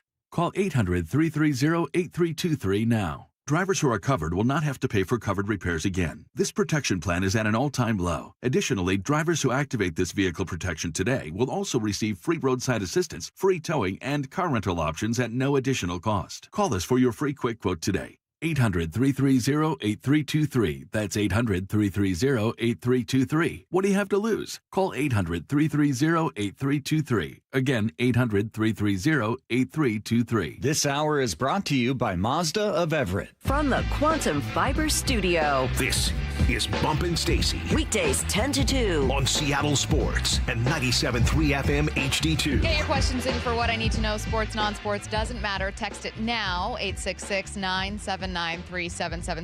Sometimes we get questions, and if it's too many of the same question, I wonder, like, were Brock and Salk talking about this? Or, you know what I mean? Like, I think it's interesting that we've had separate people text us a similar question. What do you do? So this is what someone said. How bad does your food actually have to be to send it back? Someone else said, what do you do when they said pickup order, but when your pickup order is incorrect, you go back? Like, where's the actual cutoff? Lots of, like, what if the food is wrong or bad type questions. Only way I really send food back is if I ask for something and they bring me seafood. Oh, so you're like, I straight up did not ask for this. But if the food's just not good, I'm like, I just won't eat that again here. Yeah, I've never sent back food I thought was like, I just didn't like it. Like, that's on me. Yeah, I picked this, and I just won't order that anymore. Yeah, they just must, they don't have a good version of this. No. I'm out on that. What are you going to send it back and get something else bad? Like, clearly it's just not a good restaurant. Yeah, some people do it, though. Yeah. Pretty horrible. Like, it would have to be uncooked, where I'm just not entirely sure I should be eating it. And I mean, like, where it's chicken, not like rare steak. I mean, I'm talking where you're like, this is a health risk. Now, if they just put the wrong side item on, if it's close enough, I'm probably not going to say anything.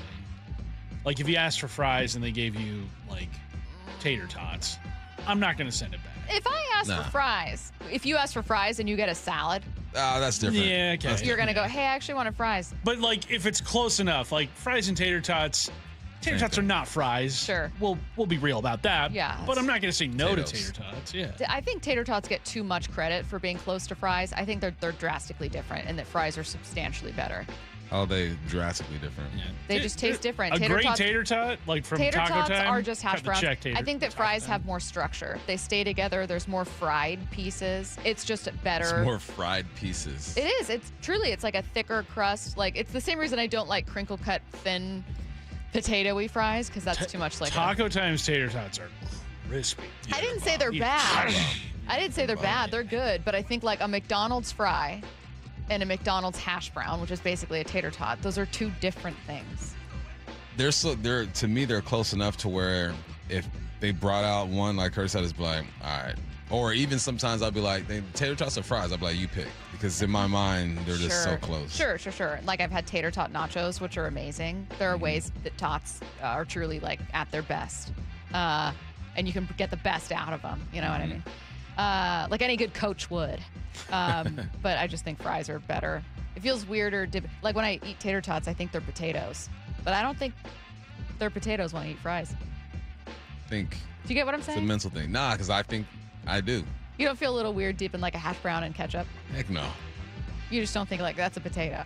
I think they're all related. Okay. They taste a little bit of the same. Just me, I guess. I'm sure there's others. What I need to know, is it okay for an engaged woman to share? Be careful now. No. No. She can't do anything. She can't leave the house. Is it okay for an engaged woman to share a tent with her two friends, one female, one male, both are single? I say, yeah, we're all adults. It's called trust. But my old-timey traditional coworker, he is 40, says it's not okay. Old-timey and he's 40? He said he's only 40. I'm old as heck then. Because, man, my girl ain't saying no tent with no dude.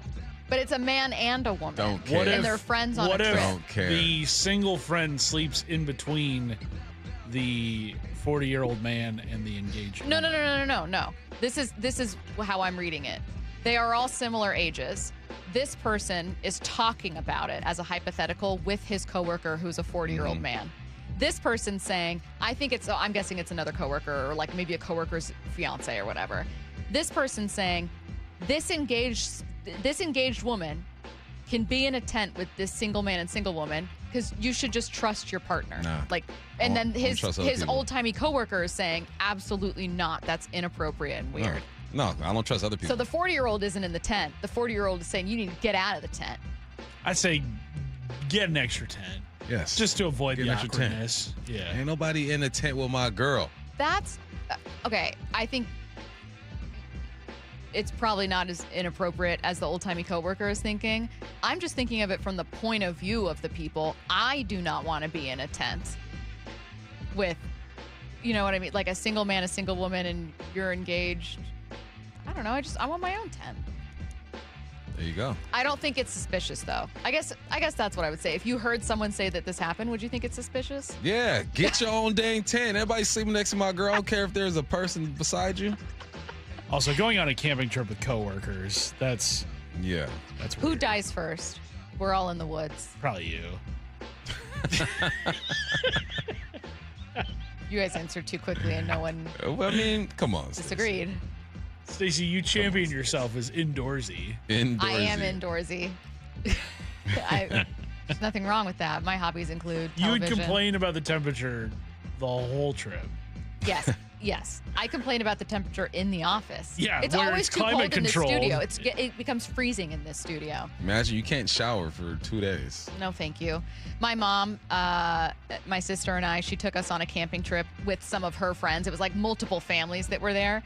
And my mom's the exact same way. It gets to the evening and she's like, we're leaving. That's the closest I came to camping. We packed up the car and left, and I never went camping again. I ain't mad at her. We camped for like 5 hours before my mom was like, I'm out. Couldn't be me. If it ain't for you, it ain't for you. Apple tree.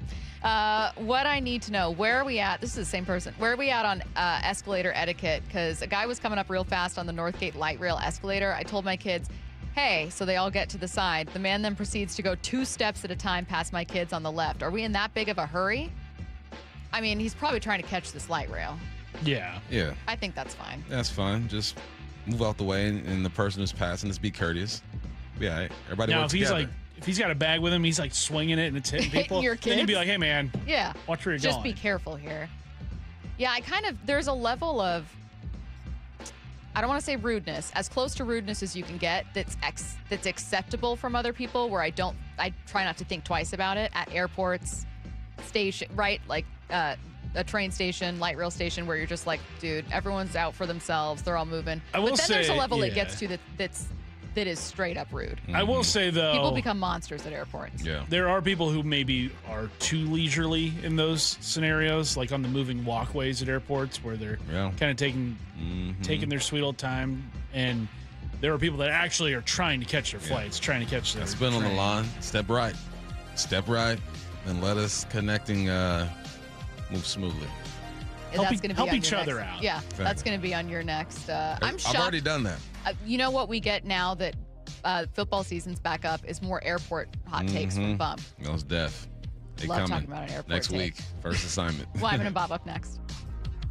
30 years ago, Paul Allen purchased the Seahawks. I wanted to be part of keeping the Seahawks in Seattle long term. 3 decades later, 12, they're bringing the trophy home.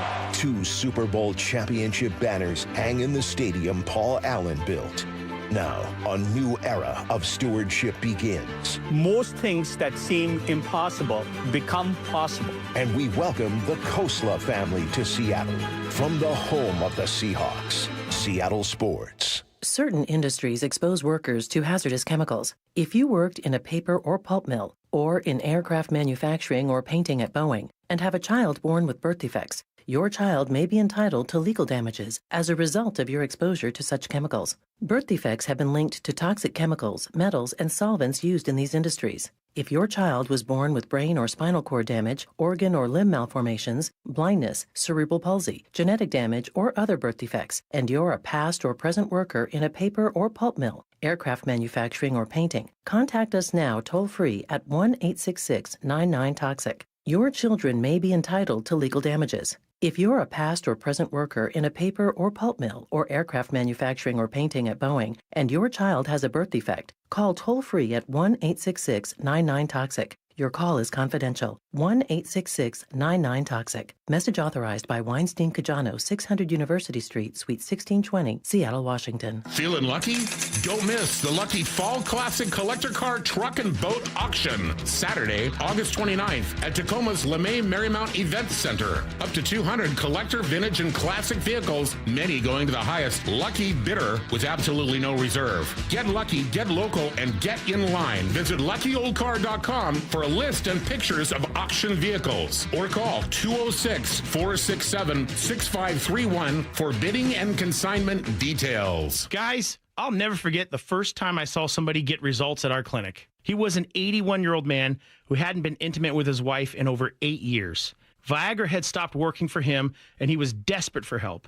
After several treatments, he walked into my office and told me he couldn't believe the results. Needless to say, this was a very happy man. This man made me a believer in what we do. He had taken pills for years, but he had never fixed the problem. When he came to us, we fixed the problem. Our treatment does what no pill can do. So give West Coast Men's Health a call today. Speak with our clinic manager. Ask him any question you like, how it works, the science behind it, and even the cost. Change your life today, like the thousands of men who already have. In addition to treating ED and Peyronie's disease, we now offer testosterone replacement therapy. With clinics in Redmond and Tacoma, call 206-519-6541. 206-519-6541. Online at westcoastmenshealth.com. In 2026, Bay Alarm celebrates 80 years of security.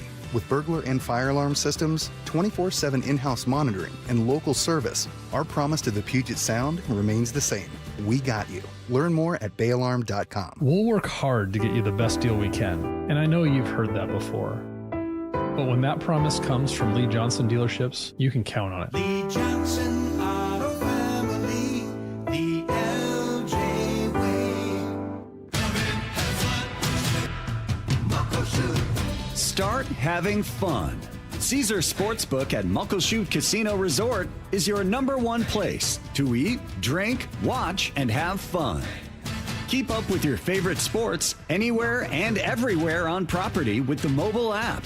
Visit MuckleshootCasino.com today. Scan the QR code and let the play begin. Muckleshoot.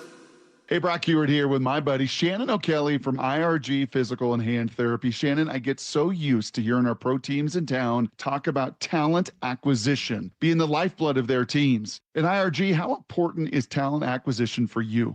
Brock, talent acquisition is everything. Here at IRG, we are looking for those people that want to be the best and the brightest. You know, our strength here at IRG is what I call our human capital. And our clinicians here at IRG are great, but we expect greatness. We provide them with ample mentorship opportunities, continued education, advanced certification payment, in addition to providing Con Ed. When they receive advanced certifications, we also increase their base salary because they've improved themselves as a professional. They've improved their ability to provide great care, and that's what it's all about here at IRG. Great care. We want the best and brightest. With over 40 convenient locations, IRG is in your neighborhood. Find all the details at irgpt.com.